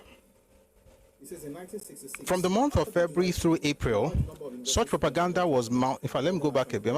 Because to be able to give proper stuff. So the book is called, again, let me tell you the book. The book is called On a Darkling Plain by Ken Saro-Wiwa.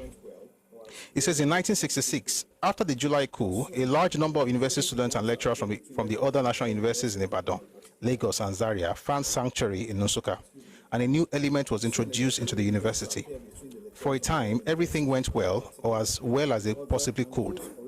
But soon, a dichotomy began to appear between lecturers from other universities, Ibadan in particular, Soon, a dichotomy began to appear between the lecturers from the other universities, Ibadan in particular, and those originally in Nsukka. Besides, there were some high functionaries from Ibadan, such as the former Vice Chancellor, the late Dr. Kenneth Dike, and the Academic Secretary, for whom places could not be found in Nsukka. Another university had to be founded in the region, and pretty soon, if trouble was to be avoided, the idea appealed to Ojukwu, who it was said wanted to leave the institution as his primary contribution to the progress of the region. There was competition between academics, each striving to outdo the other in an effort to please Ojukwu, the master, and so obtain plum jobs in the new university. So it came that every word of Ojukwu was accepted uncritically by the Ibadan academics at Nsukka. The Nsukka academics, not to be outdone, became Ojukwu's megaphones, threatening hell and brimstone against the Federation of Nigeria and rooting for the Aburi Accord. From the month of February through April, such propaganda was mounted in the university that one believed that civil war was imminent. This was February through April of '67. This was way before the war. From the month of April through From the month of February through April, such propaganda was mounted in the university that one believed that civil war was imminent. Loudspeakers called staff and students to rallies, at which resolutions urging war were passed. This is not Eastern Consultative Forum. This was between February and April. This was, you are hearing about lecturers, right? You're looking at lecturers talking about why they needed to fight. There are three sources I'm going to read. I just remembered one. Please remind me. On a darkling plane by Ken Saro-Wiwa, Ojukwu's Rebellion and World Opinion by Nebo Graham Douglas, and Sunset in Biafra by Elechi Amadi. Elechi Amadi actually destroys this whole thing about Eastern Consultative Forum. But let's just finish this one first. It says, from the month of February through April, such propaganda was mounted in the university that one believed that civil war was imminent. Loudspeakers called staff and students to rallies, at which resolutions urging war were passed. Staff and students were constantly intimidated to toe the line, or else. More so, as the saboteurs in their midst would have to be liquidated before the enemy outside would be brought to heel. Faced with these threats, and together with the official government policy, few had the courage to speak their minds. When they spoke, it was in undertones and in the safety of their private rooms. Those were trying times. Dr. Nnamdi Azikiwe was in his country house at Nsukka. One hardly saw him. He was meant, I believe, to be in disgrace. Since Ojukwu's arrival in Enugu, he had made an unmistakable attempt to disgrace Azikiwe, whose popularity definitely stood in the way of Ojukwu's political ambitions. First, he had him moved from the chancellorship of the university. Then he attacked the seamy side of Azikiwe's connection with the university. Next, he organized a systematic harassment of Azikiwe's finances, attempting the collection of debt owed by Dr. Azikiwe to agencies of the Eastern Nigerian government. These actions were not calculated to endear him to Dr. Azikiwe, who, as all men, valued not only his personal property and wealth, but also his contribution to Nsukka University. The climax to their disagreement came when Ojukwu declared publicly, apropos the university, that he was not going to be deterred by the bleating of an old goat, in quote. That's Ojukwu calling Azikiwe old goat. I'll tell that again.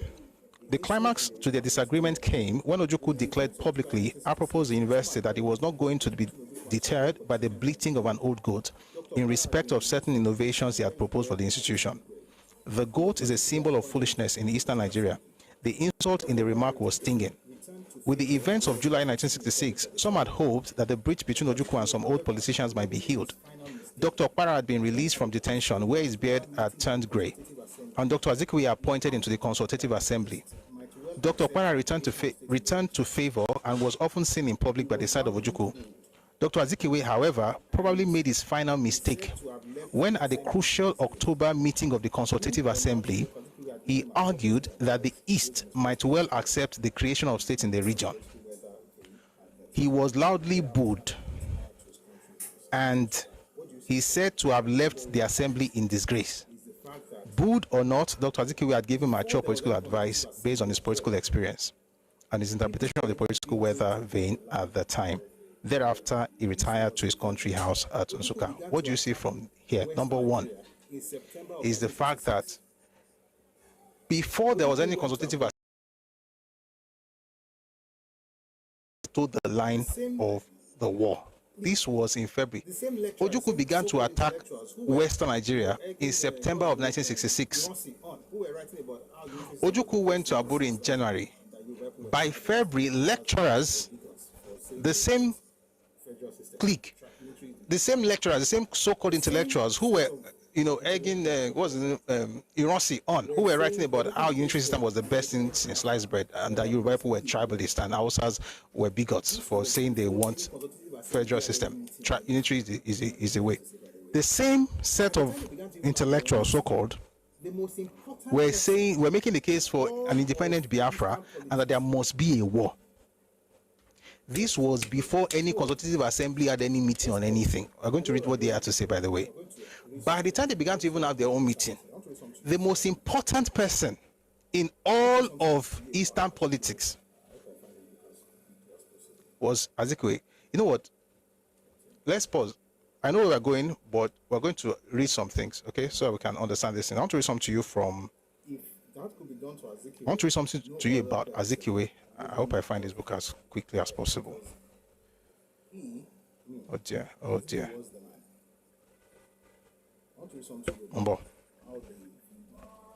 If that could be done to Azikiwe, no other person would even bother, right? Because Azikiwe was the man. I want to read something to you about how they viewed him. This book is called The Second World War and Politics in Nigeria, 1939 to 1953. It was written by G.O. Olusanya. Give me a second. I want to read something to you about how they viewed Azikiwe. This will help us appreciate what I'm about to say. Good. Again, this book is called The Second World War Politics and Politics in Nigeria, 1939 to 1953. In 1944. By. We're reading a lot of stuff, but we're looking for something. G.O. Olusanya, Gabriel Olusanya. Listen to this. In 1944, we're reading a lot of stuff, but we're looking for something. We're going to find that thing together. In 1944, the various Igbo unions throughout the country were organized into a pan-Igbo national organization, the Igbo Federal Union, whose declared objective was the raising of funds to build and maintain secondary schools throughout the Igbo area of the country. The union composed a national anthem and went as far as advocating the founding of a national bank of Igbo land. And in 1944, when the NCNC was formed, the Igbo Federal Union, with all its sub-tribal associations, became the strongest supporter of that organization. That was the same year they came up with a plan to lead Nigeria perpetually, but we'll talk about that some other time. So they became the strongest supporter of that organization because, as an Igbo scholar put it, listen to this, this is where I'm going. As an Igbo scholar put it, quote, Azikiwe was not only an Igbo, but an idol of the Igbos as a whole. Excuse me. Azikiwe was not only an Igbo, but an idol of the Igbos as a whole. This unflinching support for Azikiwe by members of his own ethnic group was naturally a cause of anxiety to other ethnic groups. The reason for this blind loyalty and devotion to Azikiwe on the part of the Igbos is not difficult to find. As E. Ndem puts it in his brilliant analysis of the role of Igbos in Nigerian politics, quote, Dr. Azikiwe is to the less sophisticated and even the educated Igbo more than a political leader. He is a prophet who has arrived in the time of a crisis to redeem his people. To be quite specific, the majority of the Igbo are emotionally attached to the NCNC, National Council of Nigeria and the Cameroons. It is an institution with an Igbo at the head and therefore abhors psychologically the soul of the Igbo nation. Here's the point I'm trying to say. Azikiwe was seen. With all of that, when he decided to speak at the so-called consultative assembly, he was booed. That's the point. Azikiwe was seen as an idol. He was seen as a prophet. He was seen as the biggest thing in Igbo land. But with all of that, when he decided to speak at the so-called consultative assembly, he was booed. That's the point. The assembly itself was essentially a rubber stamp assembly. Rubber stamp. You know when they say spoke at the consultative assembly, where they're talking about the war, and it gave them something different from what they wanted to hear. They booed him. The assembly itself was essentially a rubber stamp assembly. Rubber stamp. You know when they say rubber stamp, parliament. It was rubber stamp assembly. What they did was essentially to rubber stamp anything the Nnewi clique brought up. The Nnewi clique were actually the ones deciding what would happen. In fact, they started deciding before Aburi Accord. They decided what he was going to do at Aburi. Read the book by N.U. Akpan. I won't read it now because of I think I already have too many books to read now. So read N.U. Akpan. The book is called The Struggle for Secession. They were the ones telling him what to demand in Aburi. And when he got back and said, we got this and that and this, they were like, no, that's not acceptable. We want more. You have to get this and this and this and this. They were the ones goading him on. And just, if you think it was any Eastern Consultative Assembly, you've been lied to. Let's go to the other book I wanted to read. Ojuko's Rebellion and World Opinion. Instead, we're just answering the question that Ekenzi brought up about the fact that there were other ethnic groups in the Eastern region who said they wanted Biafra. Ethnic groups did not say they wanted Biafra. Just give me a second. Again, it's a question. It's not like I prepared to talk about this, so it might take me a couple of seconds to find where we're going. Sorry, to find the page, but I know where we're going. Don't worry.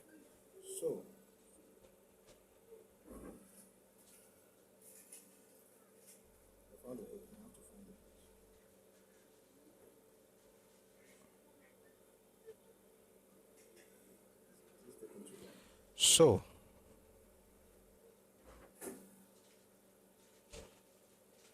I found the book. Now I have to find the page. This book is called Ojuko's Rebellion and World Opinion. It's by It's taking too long. Why is this important? Because Legogram Douglas was Ojuko's Attorney General. He was Attorney General for the Eastern region before the war.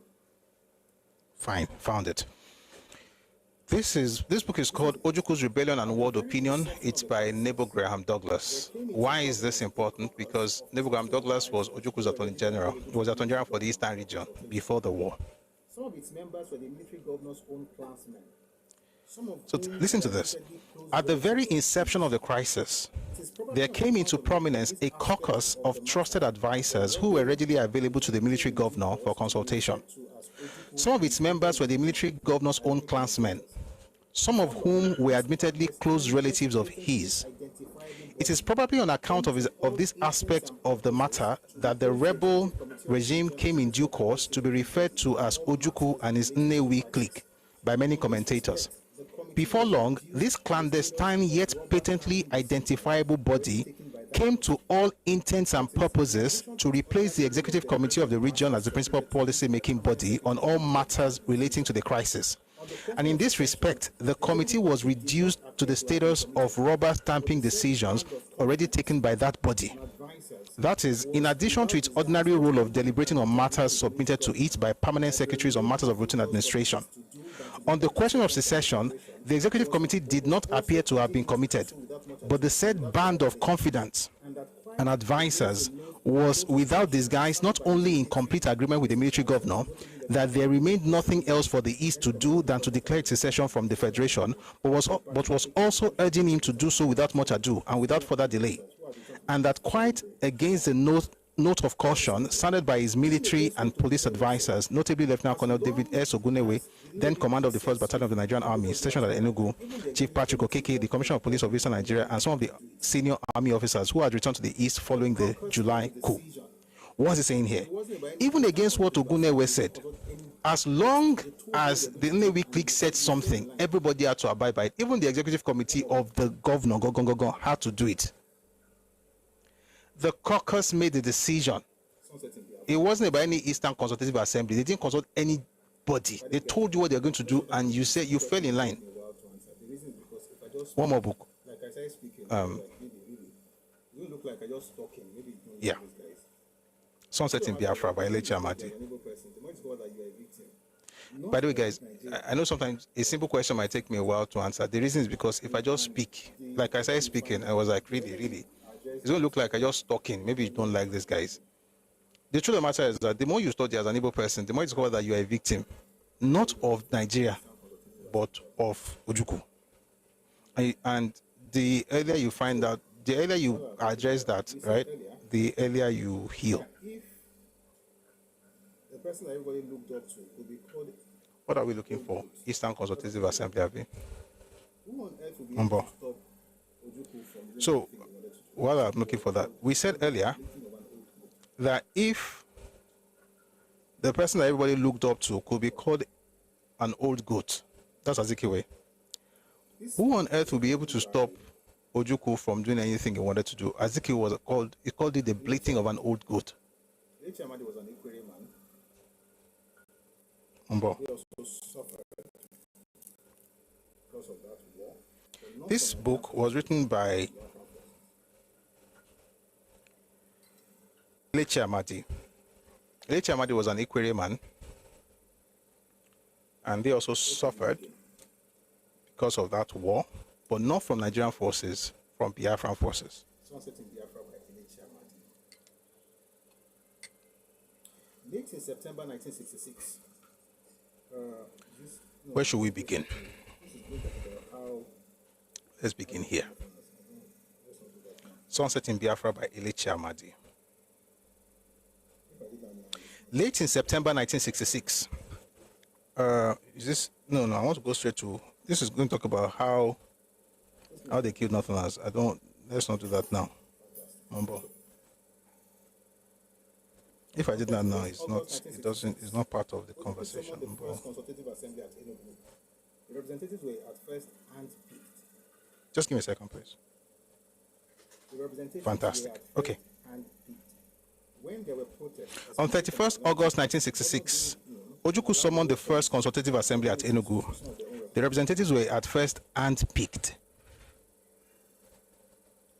The representatives were at first handpicked. When there were protests, especially from the minority groups, the governor gave in and allowed the various communities to choose some of their own representatives. the representatives were at first handpicked. The assembly, in fact, let me read it slowly. Especially from the minority groups. On 31st August 1966, Ojukwu summoned the first consultative assembly at Enugu. The representatives were at first handpicked. When there were protests, especially from the minority groups, the governor gave in and allowed the various communities to choose some of their own representatives. The assembly, I'll read this very slowly. Please pay attention. The assembly was merely a forum for formalizing decisions already taken behind the scenes. What book am I reading? Sunset in Biafra by Amadi. The assembly was merely a forum for formalizing decisions already taken behind the scenes. Accordingly, various communities sent representatives to consult with Ojukwu and his advisors privately and to bargain for concessions. I was among those chosen to represent the Rivers people in a private interview with Ojukwu at the State House in Enugu on 2nd September 1966.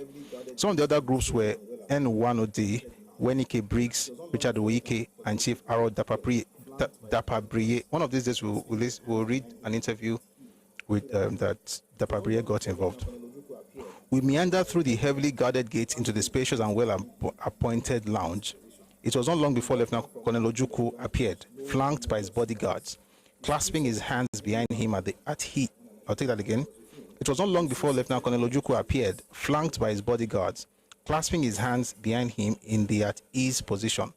He walked down from one end of the long room with slow, measured strides. His chief secretary, N.U. Akpan, the one I mentioned earlier, was with him. We soon settled down to business. This is long.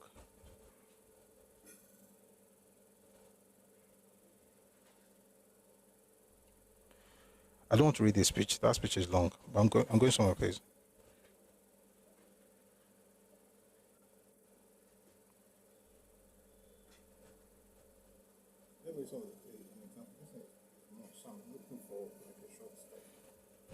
So, again, Sunset in Biafra. The first meeting of the ad hoc constitutional conference was convened on 12 September 1966. Not much was achieved. Let me read an example. This is much, so I'm looking for like a short stuff. So, again, Sunset in Biafra. The first meeting of the ad hoc constitutional conference was convened on 12 September 1966. Not much was achieved. General Gowon had become convinced that the creation of states was the only way out, in spite of arguments for a loose confederation put forward by some eminent politicians. Ojukwu, on the other hand, saw in the creation of states the end of the all-important integrity of the Eastern Bloc. Why? Because without the East, Igbo land will almost not survive. That's the truth, at least at the time. You can now ask if it's still the issue now, but at the time, only 5% of the oil that Nigeria was exporting came from Igbo land. The vast majority came from rivers, and there's some from the Midwest. The land that was producing stuff was not Igbo land. At best, the very best, is 36%. That was all Igbo contributed to the agricultural revenue of the eastern region at the time, at the best, on the very best day. Sometimes it was 34%, sometimes it was lower, but at best it was 36%. So they needed those people to be together. And so he says here, Ojukwu, on the other hand, saw in the creation of states the end of an all-important integrity of the Eastern Bloc. But his arguments were so subtle that to get at his meaning required very careful analysis. For instance, in his speech on 4th October on the second meeting of the Consultative Assembly, he said, quote, "We shall agree to any agreement about the creation of states based on sound principles of democracy. I am loath to be party to any discussion about the creation of states on the poisoned principle of hate, fear, and spite." The questions were, firstly, who was to determine the sound principles of democracy? And secondly, are hate, fear, and spite not the very evils which necessitate the creation of states? This method of argument, saying yes and no simultaneously, ran through many of his speeches. General Gowon, a straightforward military man, found this type of talk very trying indeed. There's something I'm looking for. Maybe I've read it already, but there's something I'm looking for where he talked about what they did in that Eastern Consultative Assembly. I think I already read it. The point basically is that, okay, I read it, Mutika. The point is that old thing they call Eastern Assembly was, what did I say there? Let me just look for it again. Uranium. How is Iguacha not Igbo land? Just because you have a name for an area does not make it. How is Sudan not Arab land? Does that mean that Tapa land is our land because we call them Tapa? They don't even call themselves that. Just because you have a name for an area does not make it yours. We are Yoruba, we call Nupe people Takpa. Don't you know God has blessed? Does that mean that Takpa land is our land because we call them Takpa? They don't even call themselves that. They don't want you. That's what we call them. Does that mean they're not Nupe? When you go on Danny, I think I read what I wanted to read, but let me just to be sure. Why? Don't you know God has blessed you? Why are you always looking for something in other people's lands? They said they don't want you. Ekens, if you're still here, are you still here? Oh, Fenilo on Danny. I think I read what I wanted to read, but let me just to be sure I got it very quick. I think I read it already. Yes, I found it. The assembly was merely a forum for formalizing decisions already taken behind the scenes. Ekens, if you're still here, are you still here? Does Nupe speak same language as Yoruba? It's because they see the difference is how we got into our relationship with Nupe people and how you got into that place. Do you want to hear how you got into Port Harcourt? Guys, give me a second, please. Let me tell you how you got to Port Harcourt. Now go for Ẹkáàbọ.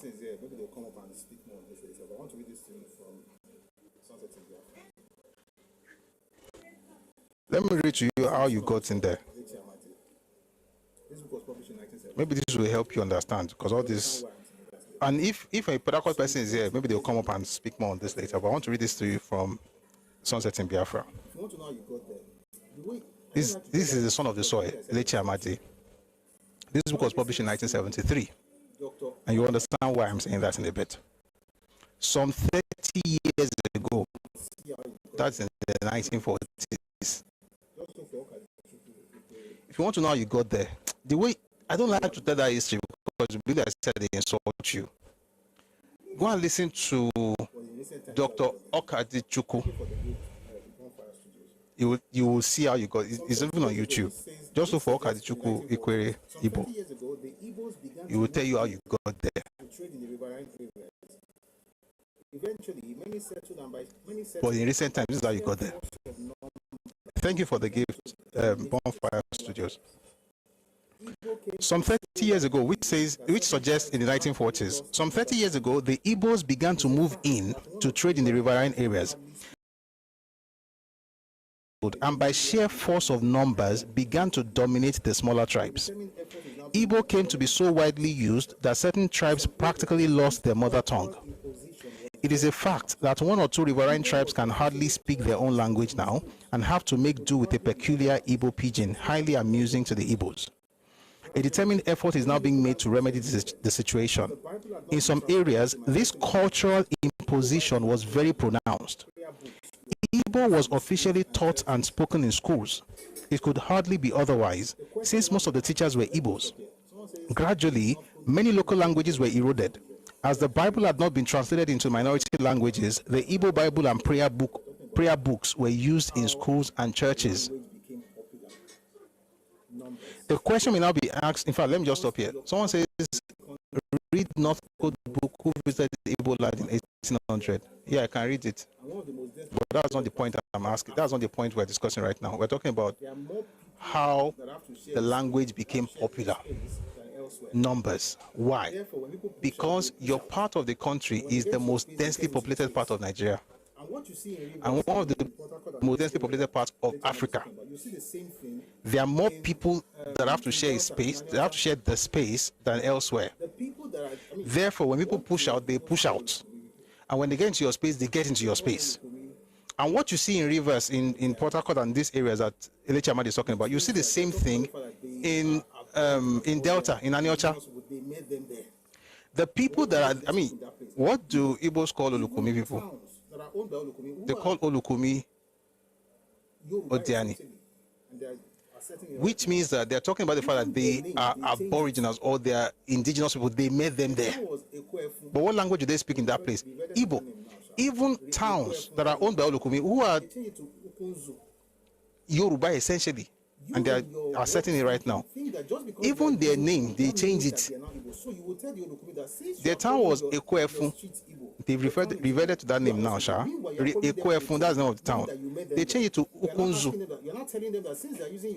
You, in your warped thinking, think that just because they are using Igbo, that means that they are now Igbo. So you will tell the Olukumi that since you are calling your street Igbo, your town is Igbo, you are also Igbo. Meanwhile, you are calling them Odiani, meaning that you made them there. But you're not asking them that, you're not telling them that since they are using your language, they are you. So they are not saying that, listen, we are not you. We are going to have to, they have to, you know, do their own translation of the Bible in their own language, which is essentially Yoruba. There was no common Igbo identity. You have to grow up from assuming you don't have as Igbo people. That's the first thing you need to understand. Uranium. There's no common Igbo identity in pre-colonial Nigeria. Not there. There was no common Igbo identity.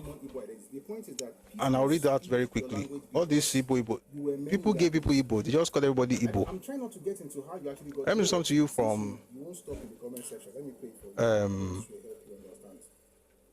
Don't worry, I don't have to fight. There was no common Igbo identity. The point is that people speak your language because you were men in that place. I'm trying not to get into how you actually got. You know what? Since you won't stop in the comment section, let me play it for you. Maybe this will help you understand. Don't worry, I don't have to fight you. I see you are just, you know, you're passionate. But while I'm trying to find that video, let me read something to you from Ethnic Politics in Nigeria. The book was written by Dr. Okudiba, Professor Okudiba Noli. Many times, and this is what he says. The book is called Ethnic Politics in Nigeria. 1 second. 1 second. Great. I don't mind your question, by the way, but give me a second.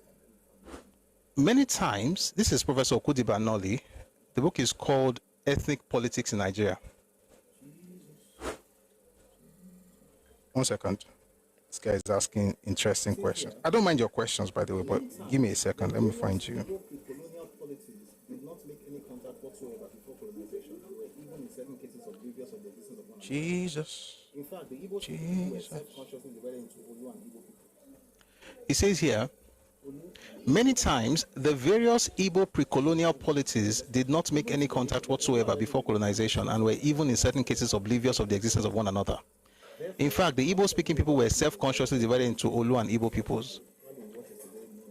Olu and the Igbo peoples. I don't want to go into that, but let's continue. Even today, the Olu are very reluctant, except sometimes in urban centers, to refer to themselves as Igbo. Therefore, among certain neighboring peoples, there was a definite distinction between Olu and Igbo, while in what is today known as Igbo land, there was no While in what is today known as Igbo land, there was no history of common pre-colonial consciousness and identity.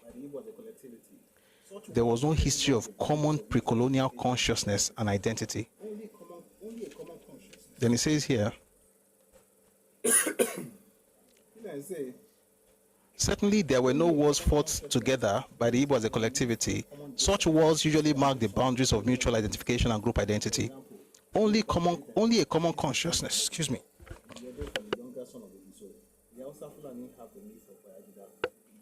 Only a common consciousness based on a myth of common descent existed among some pre-colonial linguistic groups. For example, the Yoruba trace descent from Oduduwa, and the Edo from the younger son of Ogiso.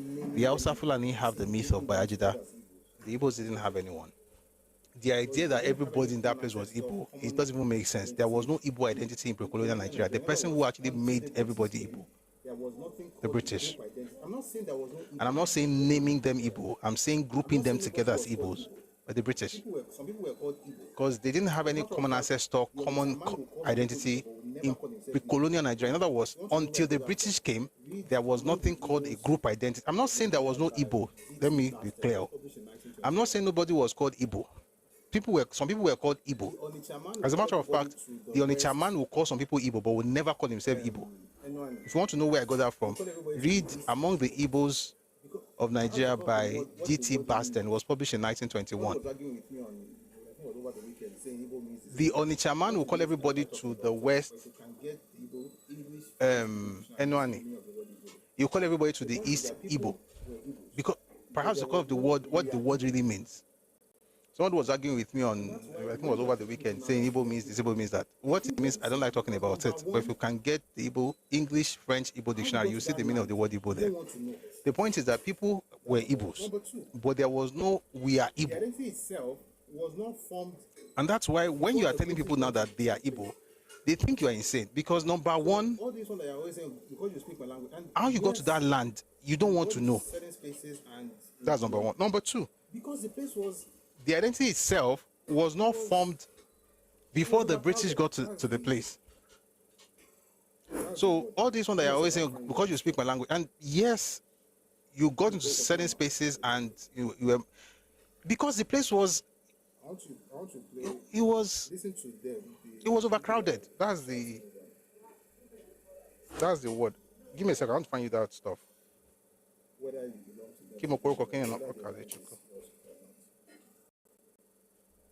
I want to play, listen to them, the people you are shouting over.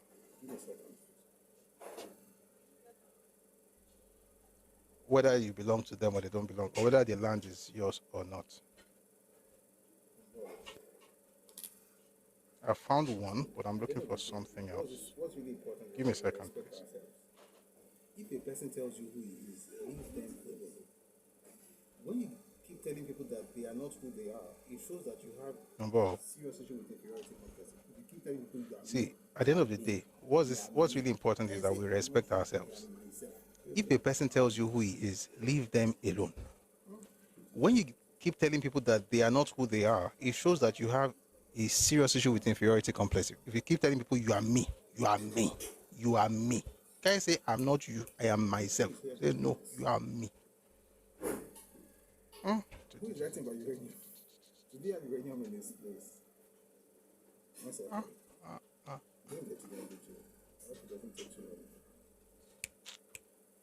The video is here, but it's not.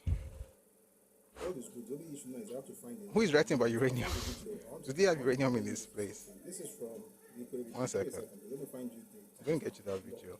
I hope it doesn't take too long, though. Perfect. God is good. The only issue now is I have to find the minute. I found the video. I want to play something. This is from the Equator people. Give me a second, please. Let me find you the timestamp. So that we can. If I play it in the middle, it's going to look like it will sound like I'm messing up. Let's start from the beginning, or somewhere around the beginning. This man is called Dr. Okachukwu Dibia. You know what? Let's listen to as much of it as possible. I want them to speak for themselves. The middle, it's going to look like, it will sound like an insult. Let's start from the beginning, or somewhere around the beginning. This man is called Dr. Okachukwu Dibia. Okachukwu Dibia is Ikwere. So I want them to speak for themselves. I don't know how we got to Iguacha. We're talking about Eastern Consultative Assembly, but if Ekezi is here, I'm going to bring it back up just to clear it up that people. You see where this clown is saying, I say, I wonder the obsession most Yoruba have with Igbo unity. You are dumb. You ask a question, I'm responding to it, and you jump to why are Yoruba people talking about it? Because sensible people talk about, answer people's questions. You ask a question and answer it.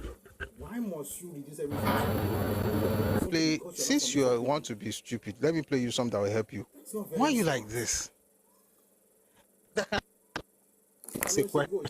Ask a question, I answer you. You don't have to agree. You ask a question, I answer you. Why must you reduce everything to, you cannot talk about something because you're not from this ethnic group? That's not very smart.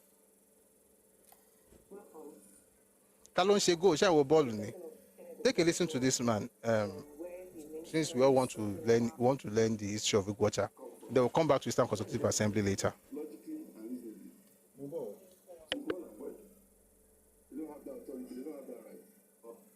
Simple analogy. Now let me take you back. Who took time to think? Mombo. The leader among us, either through slavery, that we are Nigerians. I know. People of God.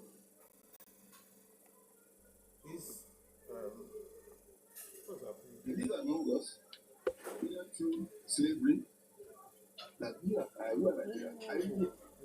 Sorry, guys. People of Connect you to the audio. Please, So again, this is Dr. Kutiba Noli.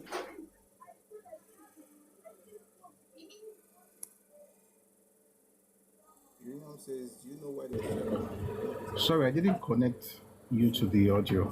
Let's do that now. So again, this is Dr. Kutiba Noli.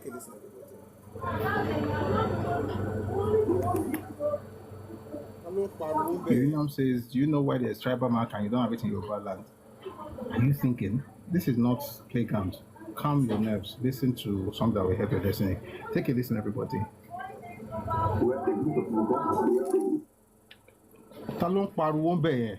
Rex. Rex.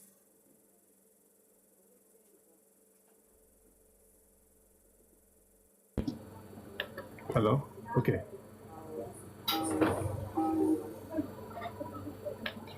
Rex.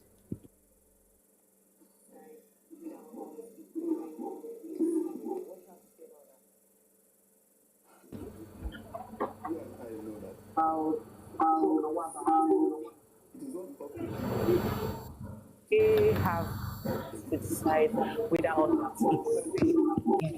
what do you have to say about that?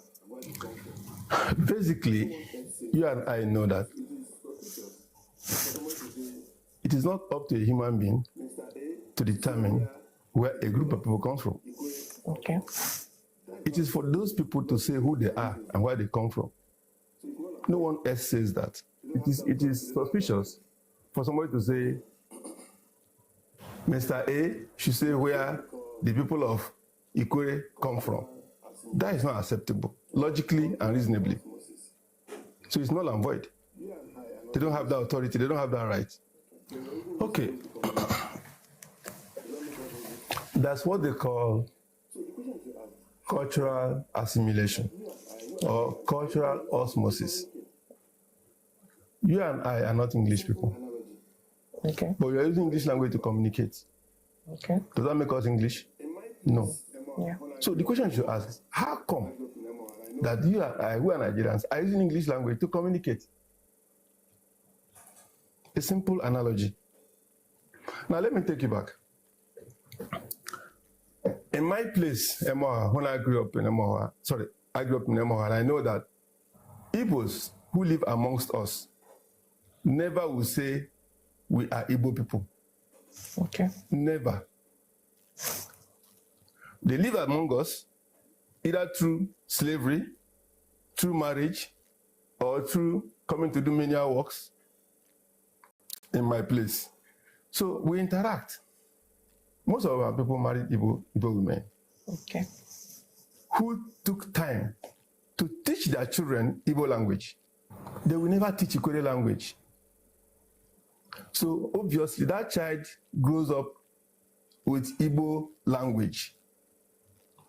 Recall also that during the Eastern region, Igbo was the language that was compulsory mandatory here to be taught in primary school.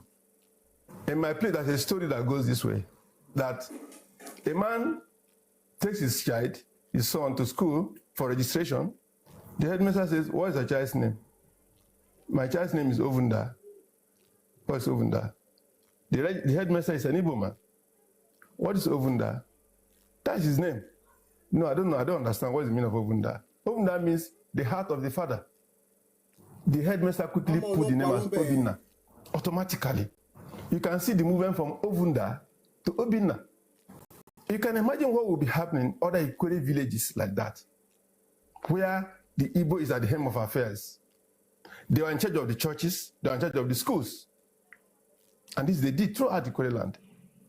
The typical Igbo person, if you're dating with an Igbo person, will not speak your language. You don't like to speak your language. We speak his or her own language to you. You must speak his language. And this happens in the marketplace. And Igbos are all over our markets. Leave the generator area. So the Ikore people were subjected to either directly or indirectly learning Igbo language every day, from the family level to the community level. Now he made mention of Wike. Can you ask him what's the meaning of Wike in Ikore? In the interview Wike had before this time, Wike said, my name is Wike, and the meaning of Wike is what?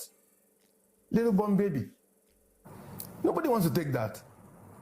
But you want to impose it on him, Wike.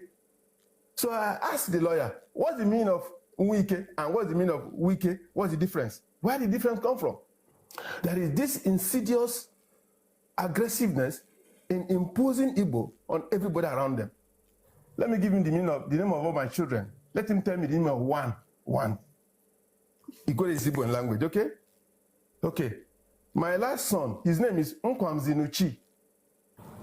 Let him tell us the meaning of Nkwamzinuchi. Till he dies, he will not be able to tell you the meaning of Nkwamzinuchi. Let him tell us the meaning of my daughter, Orioma. He can't tell you. Or the meaning of my boy, Osum. He can't tell you. But these are Ikore names. Any Ikore person that hears them understands. No Igbo person, I challenge all of them, can come and tell me the meaning of Nkwamzinuchi. Ikore is not Igbo, didn't start today. It started from when Ikore people noticed that Igbo people are trying to take them over. That was way back in the 40s. Through the Igbo unions. And Ikore started forming their own, saying, no, we're not you. Ikore is not just the only tribe in Rivers State, as far as Rivers State is concerned. So I want to ask, how come they were not able to intrude on other tribes in Rivers State?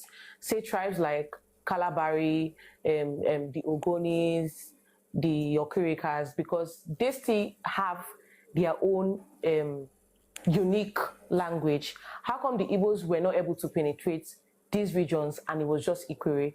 If you go to Okirika, you see Igbo names. Go to any part of Kalabari, you see Igbo names. Aside the Kubotori, there is an Igbo man. There is nowhere in this former Eastern region you won't find Igbo names. You know, go in the Igbo names. Why it appears that the Ikore is more affected is because of how many of them are in Ikore, how many of them were in Ogoni, how many of them were in Boni, how many of them were in Brass. Okay. Millions of them were in Port Harcourt, were around Ikore. That was why the influence happened to be more here than the rest of other people. And so over time, the other people were able to subdue. We couldn't.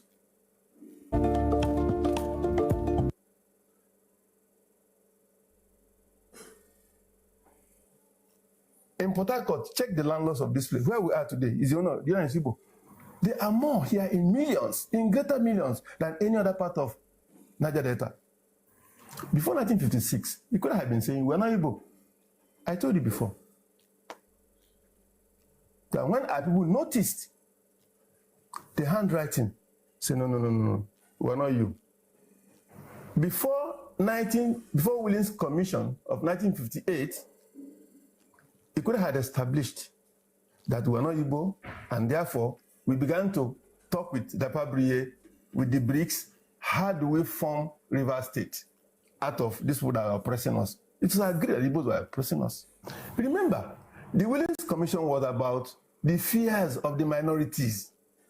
So it's not about, it has nothing to do with oil. It's about you as your person, your being, your identity, your heritage, your ancestry.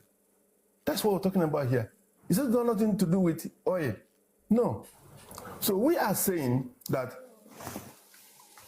we struggled that in the Williams Commission. We say we are not Igbo. They bought some of us, some of our chiefs, to say, no, we are Igbos. Like the Wobo from Diob. And when he came back, he would denounce him, threw him away, punished him. Okay?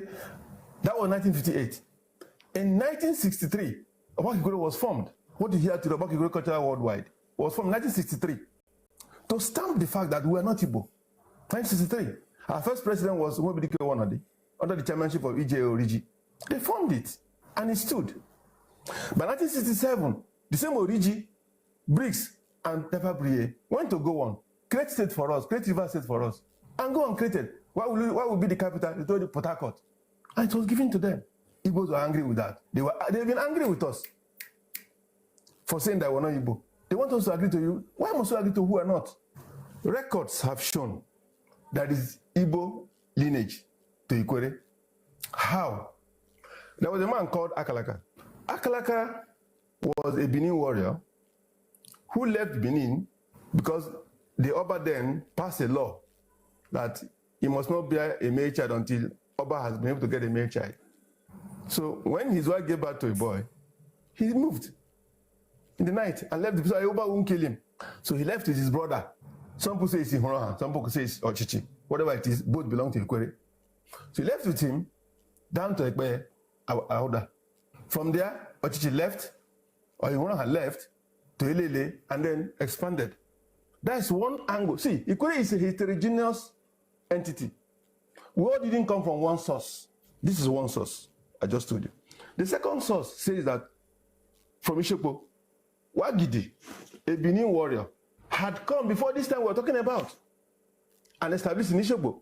Go and read Ishokpo, go and meet the head of the Newell Ishokpo. He will tell you, Wagidi is the founder of Ishokpo Kingdom. One internal migration we know very well in Ikwere land was the one from somebody who moved from Ishokpo and founded Rumeme. Rumeme is a community from Ishokpo. So in Ikwere, there were such internal migrations that formed communities. I'll give you another example. There was a man called Oduoha. Oduoha was from Urupoku and was the first man to come and establish a community in Emoha, where I come from, Emoha clan. Emoha is made up of 8 villages. So he established a village there, originally at where we call Ishodu now, later moved on to another place called Oduoha now. Oduoha, if you check, Odu is still there. Ishodu, Odu is still there. Ishi again, head of my first son. Like Ishodu. They got there, I'm not going to mention who they are, but the primary way they got there was actually slavery. The video is quite long, and we've listened to a bit of it. You would, I mean, if you listen a bit more, I think you already said it, how they got there, and the primary way they got there, I'm not going to mention who they are, but the primary way they got there was actually slavery. You see, if you read the Williams Commission report that they mentioned, 1958, the Williams Commission report of 1958, it mentioned that there were certain groups that were selling certain groups to the foreigners, the Portuguese. But you see, those groups had middlemen. One of the middlemen group, right? One of the middlemen groups, one of such groups was Equity. I'm trying not to play it, may read that point. So let's just stop here for now because I don't want to.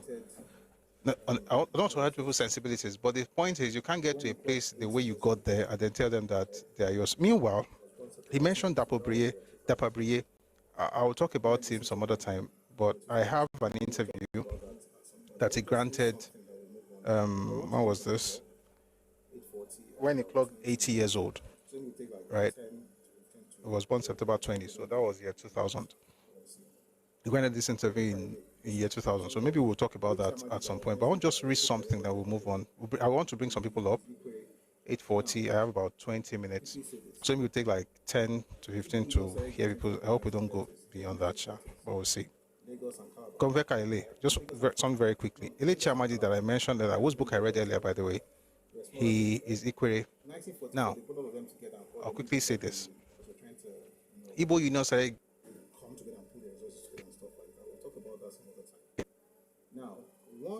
Lagos and Calabar. They had one in Lagos, they had one in Calabar. They were smaller groups, right? 1944, they brought all of them together and called them Igbo Federal Union because we're trying to, come together and put their resources together and stuff like that. We'll talk about that some other time. Now, the folks in Ikwere land were not part of Igbo, the local union, or the Igbo Union of 1944. They had their own cultural organization. The cultural organization was called Ogbako Ikwere. This was back then. I want to read something to you from a conversation that Elechi Amadi had with someone who was actually an interrogation about where he belonged. It says here. Let's go back just a bit, please.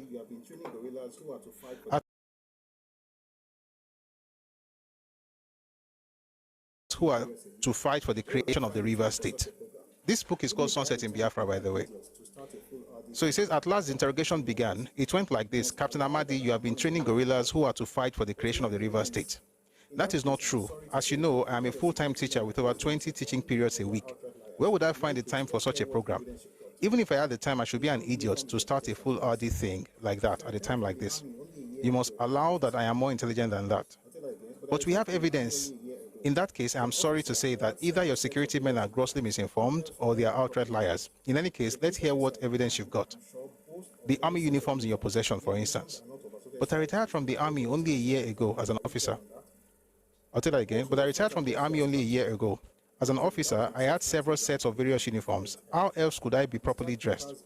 As a police officer, you can, I'm sure, boast of many sets of uniforms. Again, the uniforms are not of assorted sizes. They are all tailored to my size exactly. Shall we check on that? Also, your friends address you as captain.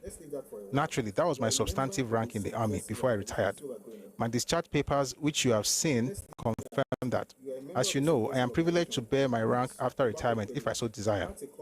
However, if the government is worried about this, I am quite prepared to drop the title. Let's leave that for a while. You are a member of a subversive organization. This is where we're going now. Let's leave that. You are a member of a subversive organization, which, Ogbako Ekwere, that's a cultural organization. It's a subversive organization. I don't know about that. It is pressing for the river state. Pressing is not the word. Before the crisis, we did resolve that in the event of the creation of states, equally to join the river state. The act of creation itself surely does not lie with us. In any case, what is wrong with any group of people expressing their opinion on this issue? There's another place where Ironsi banned tribal unions, but their own union or their own group was not banned. When Ironsi came to power, he banned all political parties and politically oriented tribal unions. Because of its relative... Let me just quickly read from here. Was not one of those banned.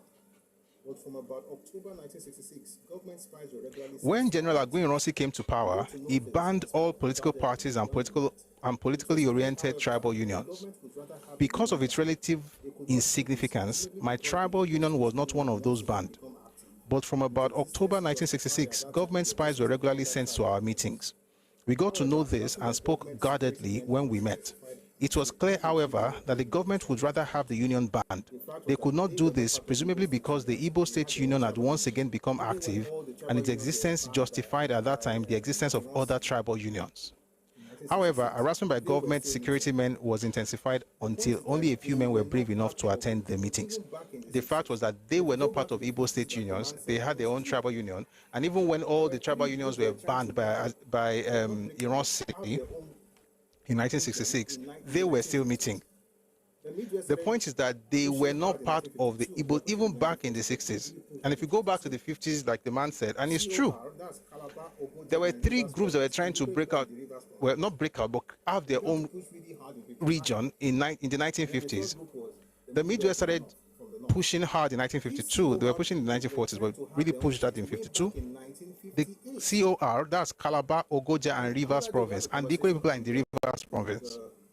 They began to push really hard in 55. And then the third group was the Middle Belt in the north, from the north. These COR people were trying to have their own states way back in 1958. And another day we have a conversation on the report of that Commission of Inquiry. That's the Willings Commission report. It's not a new thing. And they always said they were not from this ethnic group. But I don't know how since 58 to 2025 you are still here telling me Gocha is Igbo. Go and meet them and collect the land by force. Let's bring some people up very quickly. Please say something. So I'll bring Izon Dance. I'm trying not to bring Yoruba for now. People can tell their story. Izon sounds like she's Ijo. Are you saying something? Are you saying something? Thing. Izon, go ahead and say something. Iranian, when you can't be commanding me. Mr. Busi. I think he's having issues with our network. You didn't put me here. Are you saying something? Are you saying something? Izon, go ahead and say something. She said hello before. Our network has issues. I only one bar. I think there's network issue from her side. I'm trying to make sure we have. Has issues now. I see it has only one bar. Against is actually the one I would like to. Okay, issue from her side. You have a lot to say. I know. I see your name and I feel you probably have a lot to say. That's why I brought you. Maybe you should just chill in case, or you could type in the comment section. I'll read. I'm trying to make sure we have folks other than Yoruba on this matter. Kenzie is actually. You have a lot to say. I know. I see your name and I feel you probably have a lot to say. That's why I brought you. Just chill in case, or you could type in the comment section. I will read for you. Cherif Atab. I don't know where you're from. If you're Yoruba, please hold on for a bit. I'm trying to.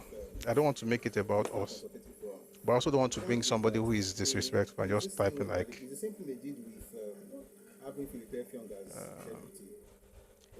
I can see if you ever come back, please let me know. I'd like to continue the conversation. I think we started with. Let me just go back to where we started. We started with Eastern Consultative Forum. The point is that the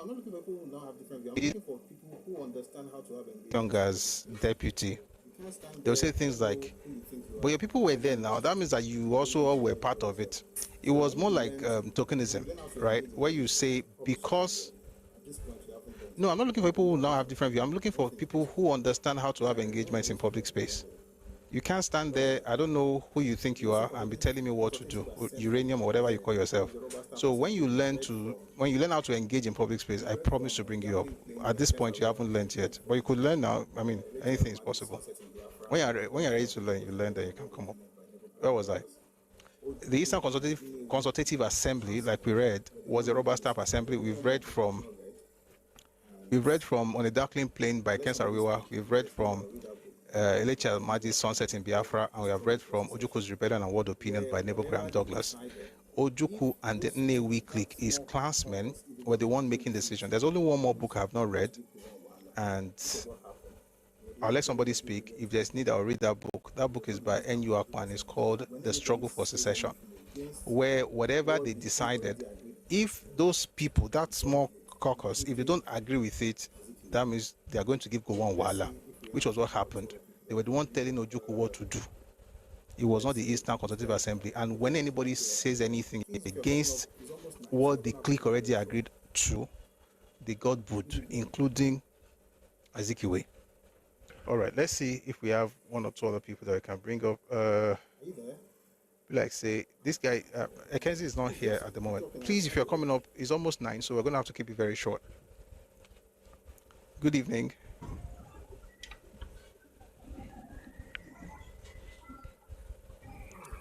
Are you there?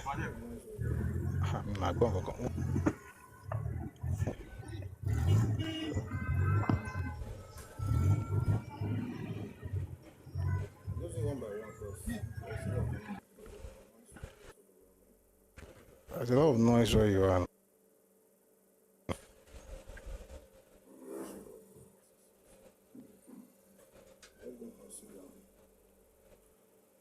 I'm just doing one by one because if I share the because the noise would get overwhelming. Don Pali. A struggle for secession. Okay, let's bring Concilium.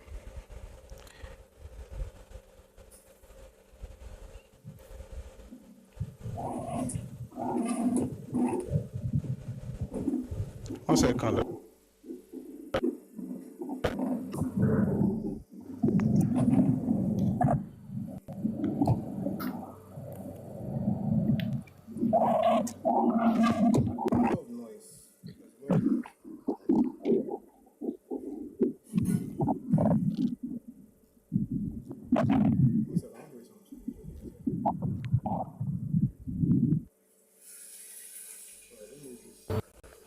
There's a lot of noise. There's a lot of noise. This book is called.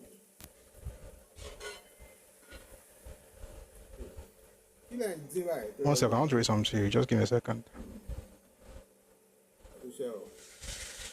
All right, let me read this. This book is called. Please be on TikTok, please power tap. We're almost done. But please power tap. Where was I? This is actually quite interesting. Thank you. Please be on TikTok, please power tap. We're almost done, but please power tap. This is showing inactivity. Please power tap. This should be the last book on this matter, and then we'll move on. It's titled. Thank you. TikTok guys, please let's try and get this to 100K. Thank you. There's a story of Jesus when he was taken to. Okay, this will be the last book on this matter, and then we'll move on. It's titled.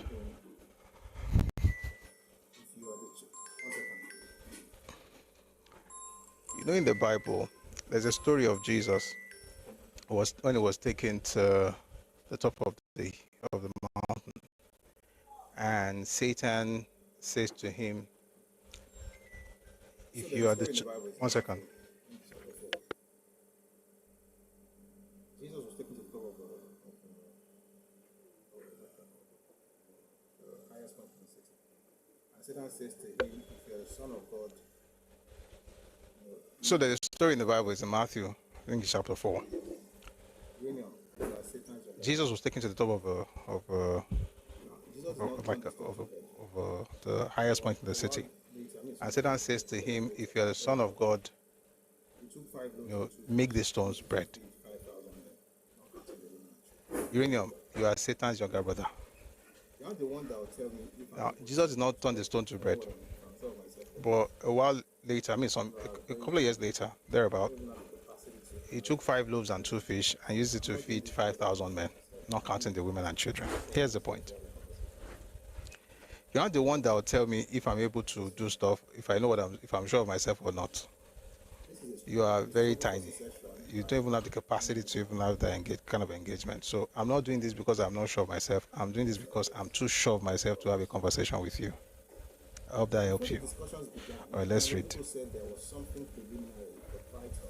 This is the struggle for secession by N.U. Akpan.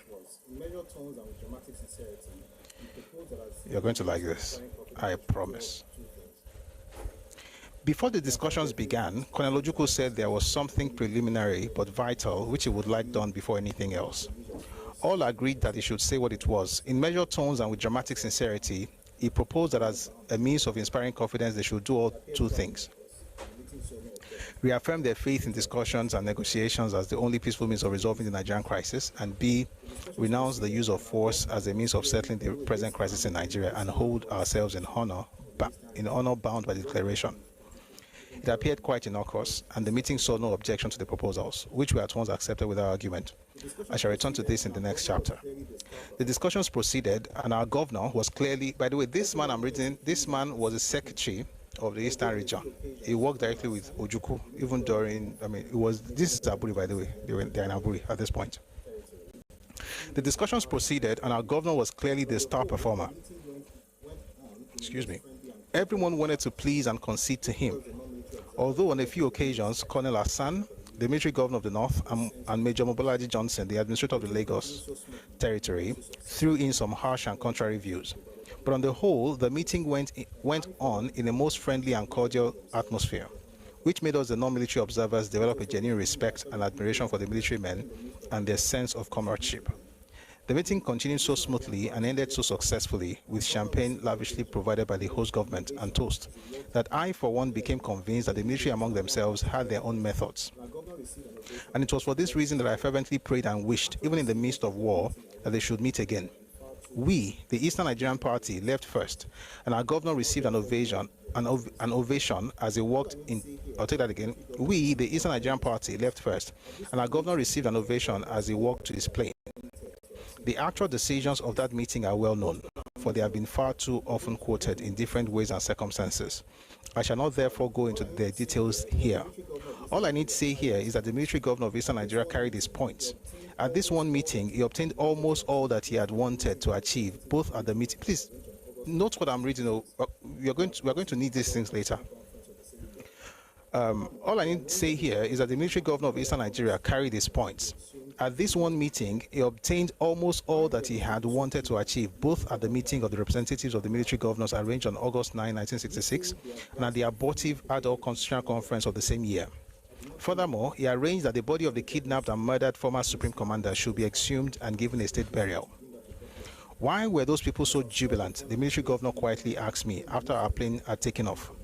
Do you think they have grasped the full implications of the decisions they have taken? I did not think they had, and I told the governor so. And he smiled with satisfaction and asked his ADC to bring out a bottle of champagne. I must have spoiled the fun and made him wonder when, in the midst of the drinking, I said, "Your Excellency, I am honestly worried by it all." I had chosen my words carefully to ensure that he did not know exactly what I meant. Fortunately, he did not pursue the matter, but I was honestly worried by the fact that those decisions could mean the end of what we used to know as Nigeria. However, as a civil servant, I took them as the decisions of those whose duty was to make them, while it was my duty to carry out such decisions whether I liked them or not, or else resign if I felt so strongly against them and could afford it, but which I could not do under a military regime with its guns and absolute powers. It was in this spirit that I did all within my power to see that the Aburi decisions were implemented as the best way of preventing bloodshed and immediate disintegration of Nigeria, but diffidently hoping that with luck, a civilian regime might alter them. Now, you remember where we are. Now let's go. Just one more paragraph. Okay, we're almost there. It had been one of the understandings of the Aburi meeting that the first statement on the meeting and its decision should come from Lagos, that is, from the head of state. Even though the governor of the East still said he would not recognize Colonel Gowon as such until he had been formally so appointed, and had undertaken to propose that at the next meeting of the Supreme Military Council in Nigeria, a carefully drafted communique had been issued in Ghana, and the governor expected to receive praise and commendations from his mentors. This is where we're going. All this Turenchi, this is where we're going. We've arrived. A carefully drafted communique had been issued in Ghana, and the governor, that's Ojukwu, expected to receive praise and commendations from his mentors at home. Unfortunately, this he was not to have. For on arrival at Enugu Airport, all he heard from his arch-advisor was, quote-unquote, "Thank God you came back home alive. That is all that matters." I was close by and immediately asked if he had not heard all the governor had achieved at Aburi. A direct telephone or wireless link had been installed between Enugu and Ghana, and the governor had been informing them of what was happening at the conference. And this is what the person says: "But you have not brought us full independence or sovereignty." And that was the reply I received. The governor was surprised and peeved. He drove home to the State House, accompanied by those who had come to receive him at the airport. There, he briefed them fully on the decisions taken, after which he was probably advised to inform the public. Contrary to the understanding reached in Aburi, namely that the first statement on the outcome of Aburi should come from Lagos. Thus, soon after our arrival back home, the governor called a press conference because, quote, "It has come to my notice that the public is anxious to have more details of decisions taken," end of quote. And his hurry to make the statement was caused by the misgivings which I understand are prevalent in the region as a result of this meeting. He went on, "I recall that just before my departure, when the public did not even know that our meeting was so close, students and other groups of individuals issued resolutions advising me against attending any meeting with my Aburi counterparts." The governor then went ahead to analyze the implications of the Aburi decisions and so on and so forth. But here's the point. Even after they finished the meeting in Aburi, and he got every single thing he wanted, when he got back home, this person is called his arch advisor, who inevitably would be a member of the Newi clique. He said, but you have not brought us full independence or sovereignty. When was this? January 1967. Not in May. Not after the war. This was at Aburi. As soon as they got back, what the clique wanted was to have their own separate space. And by the way, if you read the other book I read earlier, I don't want to go back to it, Ojuku's Rebellion and World Opinion, Ojukwu already said he was going to have his own nation as far back as June 7, 1966. More than 1 year before the war. Almost a year before the declaration of Biafra. And you know what? Like I said, it's easy to make these statements, but it's going to look like it's a lie if somebody doesn't read the source. So let's read the source together. Because with the resource said and say with the lie, if we don't come resource, it will come happen now. It's a book by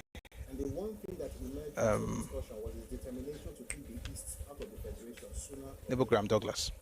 On the return of my military governor from Lagos, on or about the 7th of June, I had the opportunity of a full-length discussion of the situation with him. And the one thing that emerged from such discussion was his determination to take the East out of the Federation sooner or later. We are finished with the Federation. It is all a question of time, he assured me. I wondered. I knew that he had hoped to become head of state of the Federation of Nigeria. Let me slow down. I'm rushing because of time. I knew that he had hoped to become head of state of the Federation of Nigeria sometime, replacing Major General Agui Rossi, the contempt for whom he did not much disguise. Founding such hope as he did on the belief that by virtue of his formal education, he would be more acceptable than the other possibles for the position in due course. That hope was dashed by the northern incident of 29th May. And after an unmistakable expression of resentment of Igbo domination, he wasted no time in planning for himself for the future. And the one answer was to be head of state of an independent Eastern Nigeria, by whatever name it might be called. I realized this at once in the course of our discussion. But there was nothing I could do other than advise that such a move would be successful only if predicated upon the common consent of all the peoples comprised in the region, and that accordingly his first task would be to work for the solidarity of the peoples. When was this? June 1966. No, this book is not Crisis and Conflict. This book is Ojuku's Rebellion and World Opinion. And Nebo is NABO, Nebo Graham Douglas. Thank you very much, Adekomi. Actually, is the fact that they've been talking had nothing to do with Eastern Consultative Assembly at all. It was what they wanted, what he wanted, and what they wanted for him. And if, excuse me, if his Attorney General is saying there's no way on earth the government, all the people in the south, they said they were going to be part of Biafra. They did not. at the time, what's his name now? Ken Saro-Wiwa. If they're all saying these things about this situation, Elechi Amadi is also saying the same thing. There's no way on earth I'm going to say, oh, all the people in the south, they said they were going to be part of Biafra. They did not. There's one more thing, but I don't want to read again. Time to load. There's another source I remember right now. If you read, BJ Nkeme said that they, and Nkeme was a Calabar man, What they wanted was their own region. I think I've quoted that here before. What they wanted was their own region. And what did the Igbos tell them when they said they wanted their own region? Let's read it. I'll quickly find it. Because all this thing of that, just see, truth can be somehow sometimes. Just accept that, see, some things were not properly done, and things happen, and then we just make progress rather than just constantly say let's change history to make people happy. I read something to you from BJ Mkeme. Dr. BJ Mkeme from Calabar, a retired senior medical officer in the employment of the former Eastern. I'm reading Crisis and Conflicts in Nigeria, Volume 2 by A.H.M. Green. Dr. BJ Mkeme from Calabar, a retired senior medical officer in the employment of the former Eastern Nigeria. I'll take that slowly. Dr. BJ Mkeme from Calabar, a retired senior medical officer in the employment of the former Eastern Nigerian government, who is well known to the other side, gave a resume of rebel atrocities in the southeastern state in the following words. Southeastern is Calabar, Cross River and Akwa Ibom state. So this is what he said, and this is where I just want to read this part. It was clear to all right-thinking people that these people, the minorities, wanted to remain within the Federation of Nigeria, but with states of their own, in which they enjoyed the right of self-determination.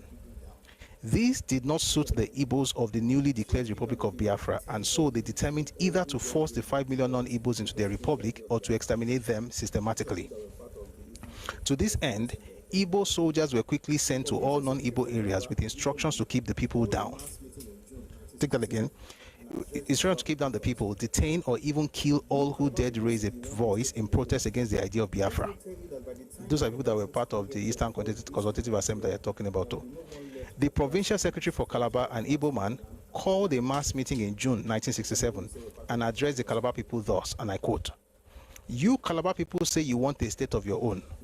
Let me tell you that by the time the federal troops come here to enforce this mad idea, there will be no one left but grass and weeds, for we shall have flattened your land and killed all you Efiks." These are the people you say were part of the Consultative Assembly, are we? The Ojukwu, someone says Ojukwu had his own ambition. His clique supported him, his ethnicity supported him, then they forced the minorities. That was what happened. And it's just the truth of history, and we don't have to change it. We can acknowledge it and do the right thing and move forward. I hope we got something from today. Kenzie, this whole thing was about your question, but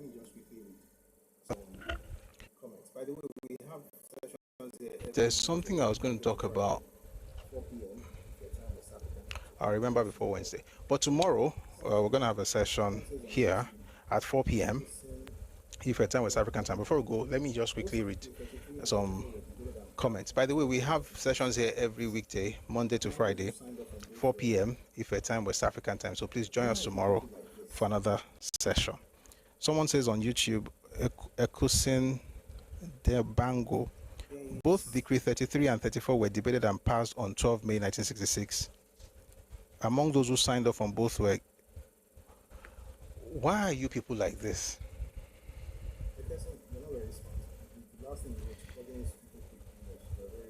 There is...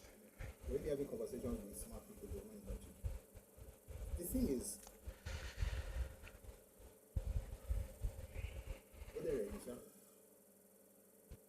these people lie with records abandoned. Very smart. I mean, you're really having conversations with smart people, they will not invite you. The thing is... Misha,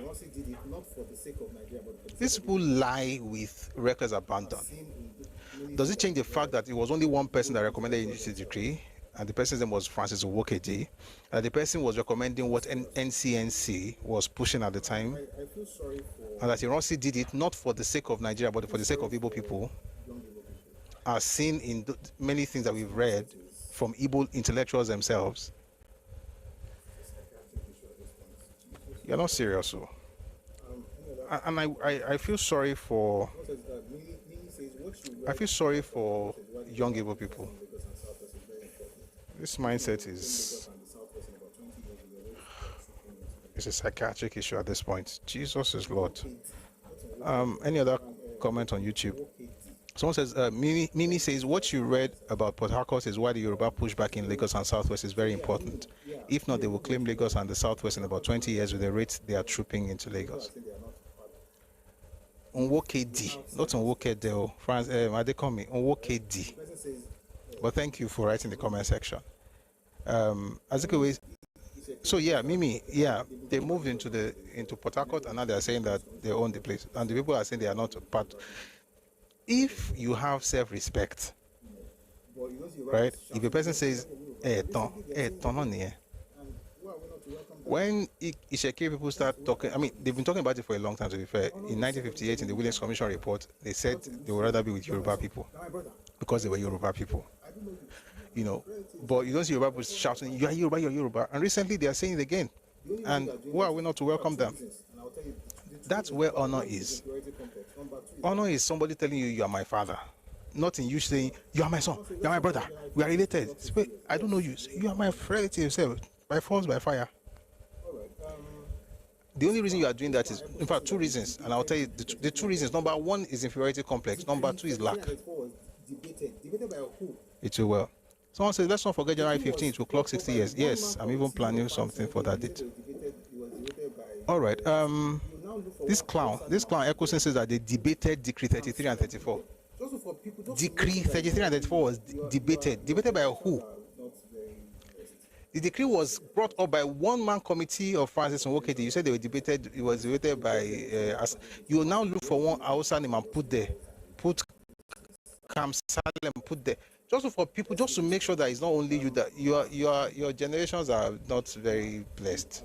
They will not say you are cursed, but generations are not blessed, because a blessed generation will have something good to pass on. The only thing you can pass on is just lies and revision. It's a sad thing.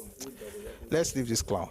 Maki Abrifa says, I am an Izon man. Please let me tell these people that we are not part of them. Or New Era says Azikiwe was booed by the rebels he had raised. Well, yes. White Kubo says it's very obvious that the Igbo leaders didn't understand what war was. What I want to say right now, let me not say it, but you are right. Kubo says, how come Ukwabi Asika was able to see, process, and embrace the truth, while so many educated Igbos couldn't, despite the fact that it would have saved them from the devastating destruction of the war? Ukwabi Asika's father was a pastor, was a devout Christian. He kept the truth in the midst of overwhelming lies. Your question, I think your question is based, I don't know, maybe it's the faith that you mentioned. Maybe it's because he's a Christian. Maybe because all these ones, they are political Christians. Maybe because of the faith. And I say that because we'll have a conversation about it some other time. These guys wanted to dominate everywhere. UI, Unilag, everywhere. And so when they had to leave, because Juku was calling everybody back home, they were not chased from Ibadan, by the way. They left Ibadan. When they left, two things happened. Number one, there were too many to fit into UNN, especially when you had one person who was a former VC, that was DK, and you had other people who were senior staff members. So they had to create a new university. That was what Ojukwu was planning at the time. But here's the thing. Because of that, they now began to say, okay, number one, we're going to get somewhere for ourselves here in the eastern region. Number two, we are going to bomb University of Ibadan. Did you know that these guys plan to bomb UI? Did you know that some of them were caught with dynamite trying to actually burn UI? They were trying to burn down the University of Ibadan.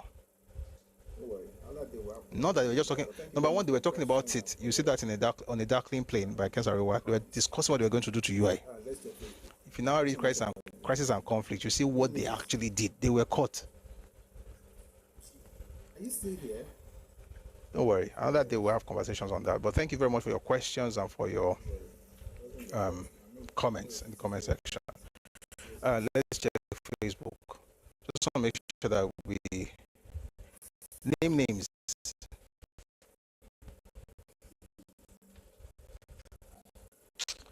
Are you still here? Sorry, guys. All right. It wasn't your fault. I mean, you know, I can see where. All right. We'll be here tomorrow. I don't have. Well, when we name names, say we're lying. When we are talking without names, say we should name names. On me tell you. But then say no. All right. We're gonna have.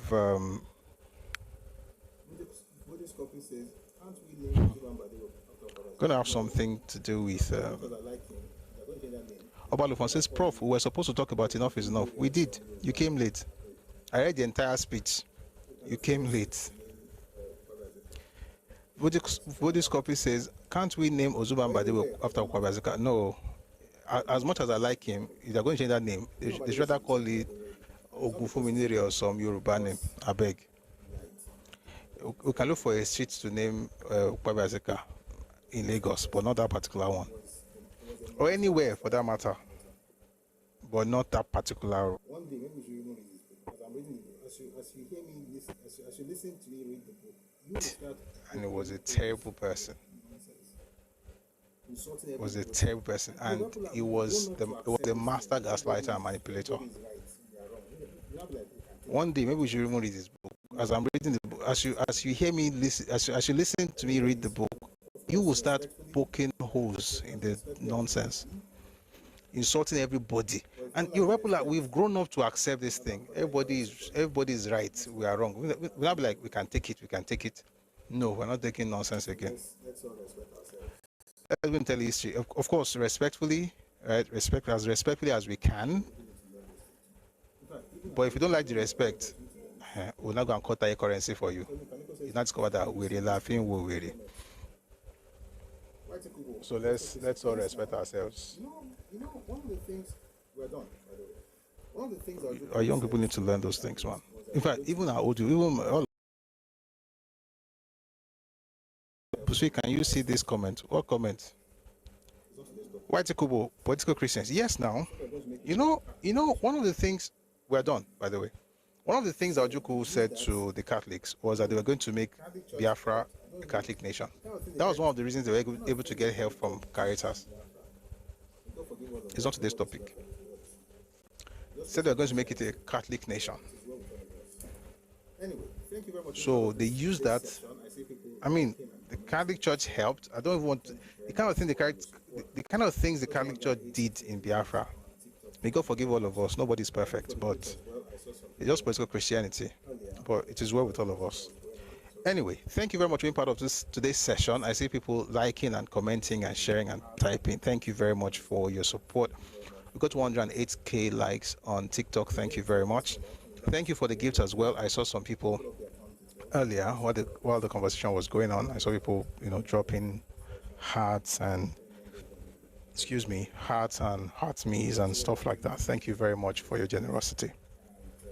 If you're here till this moment and you'd like to support what we're doing, I'm going to put up the account details. If you'd like to support us, please we usually put this out at the end of sessions on especially Mondays, Wednesdays, Fridays, because that's when we come on camera. So if you'd like to support what we're doing, use these bank details, please, and be part of this project. Put everything together. I saw some things in the comment section earlier. Somebody wrote, and I've been seeing a lot of messages there for months now. We'll compile this thing and make a book out of it. We're working on it, but it takes we'll put everything together and release something, publish something. But it has to be properly done. But if you like support what we're doing, please use the bank details up on the screen and support us. God bless you. Someone says 4 p.m. Yes. Oh, maybe somebody asked a question. Which time do you start the program? Oh, it's 4 p.m. I want to start something this new year. Unless something happens, I want us to start playing the music before 4. So that by 4, exactly 4, we'll start talking. I need to close earlier. I need to be closing by 8 max because of school runs in the morning. Like, it dawned on me this morning. I was like, okay, it's been a while, but we are back on that particular journey. So please, the music will start before 4, unless of course maybe something comes up, but I'll let you know. But if you're on TikTok, we usually play music before we start talking. So we'll play music maybe by 3:30, 3:45 max. But by 4 o'clock, I want to start the session so that folks on YouTube can also join us immediately at 4 p.m. Right? So 4 p.m. is when we start the conversation. So please join us tomorrow. Tomorrow, I want us to revisit this thing about a slur, Tomanko Yoruba, and interestingly, we have the video on YouTube, by the way. Ofe Manu is not a slur. And my mentor watched that video and he told me things. The crazy thing is that he had told me some of those things before, but for some reason I didn't include it in that video. He now told me some things like, see what Epo was used for, see what Epo was used for, see what Epo was used for. I was like, oh, wow. So I'll add those things when we have the conversation tomorrow. All right. And you find it fascinating to know why Yoruba used to sing Epo Mbe Wambe for having twins. Why were they always talking about Epo and Ewa? It's not what you think it is. Say, I won't beji ni won fin shaking ni beji. It's not what you think it is. There is a scientific reason for it. We'll talk about it tomorrow. And some other examples I think will help us drive the conversation. So please join us tomorrow at 4 p.m. Ife time, West African time. We'll discuss Ofe Manu, why those who always, call us that, it's not really a slur, to be honest. Interestingly, when we put out the video, people were saying, so, no, why are you shocking? You're a bad person. You're a tribalist. You're a bigot. It is not a slur. If it's not a slur, why are you not insulting me over it? It's crazy. It's crazy. But nobody corrected the clown who spent the entire time talking about the people without mentioning the ethnic name. Right? So, Ofe Manu are doing this. Ofe Manu are doing this. Mention Yoruba. So, but nobody talk. So the thing is, nobody from the east or south. There's no east. Nobody from the southeast would even correct that, but they will correct you for correcting that because many people are not thinking straight. But everybody will be fine. All right. Thank you for being part of today's session. And 4 p.m. on the dot, we're starting. We're going to start playing the music early, right? We're going to have a great time tomorrow. But before we go today, let's have the anthems. We usually play the Nigerian anthem and also the Yoruba anthem. So please listen, sing along if you know the songs. If you don't, please learn the lyrics and be patriotic. All right. Thank you very much for your support. Here is the Nigerian national anthem, and afterwards I'll play the Yoruba anthem. Take a listen, please.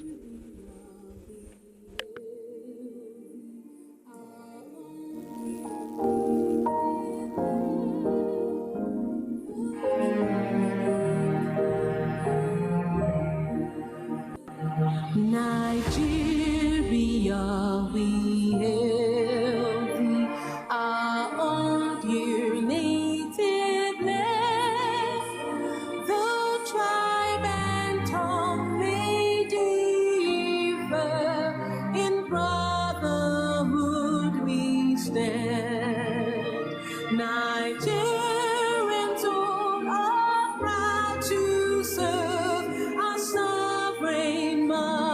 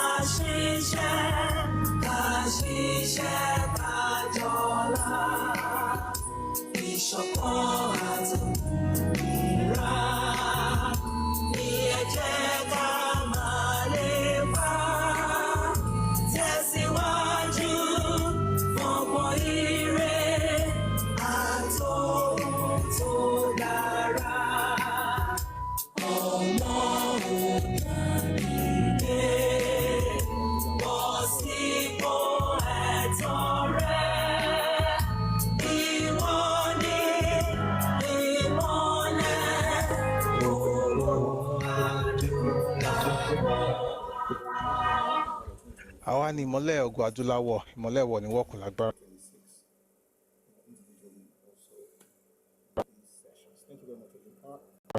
Àlékún owó. Thank you very much for being part of 2025. We're going to have a fantastic year, 2026, individually and also in these sessions. Thank you very much for being part of today's session as well. I'll see you tomorrow. It's 4 p.m.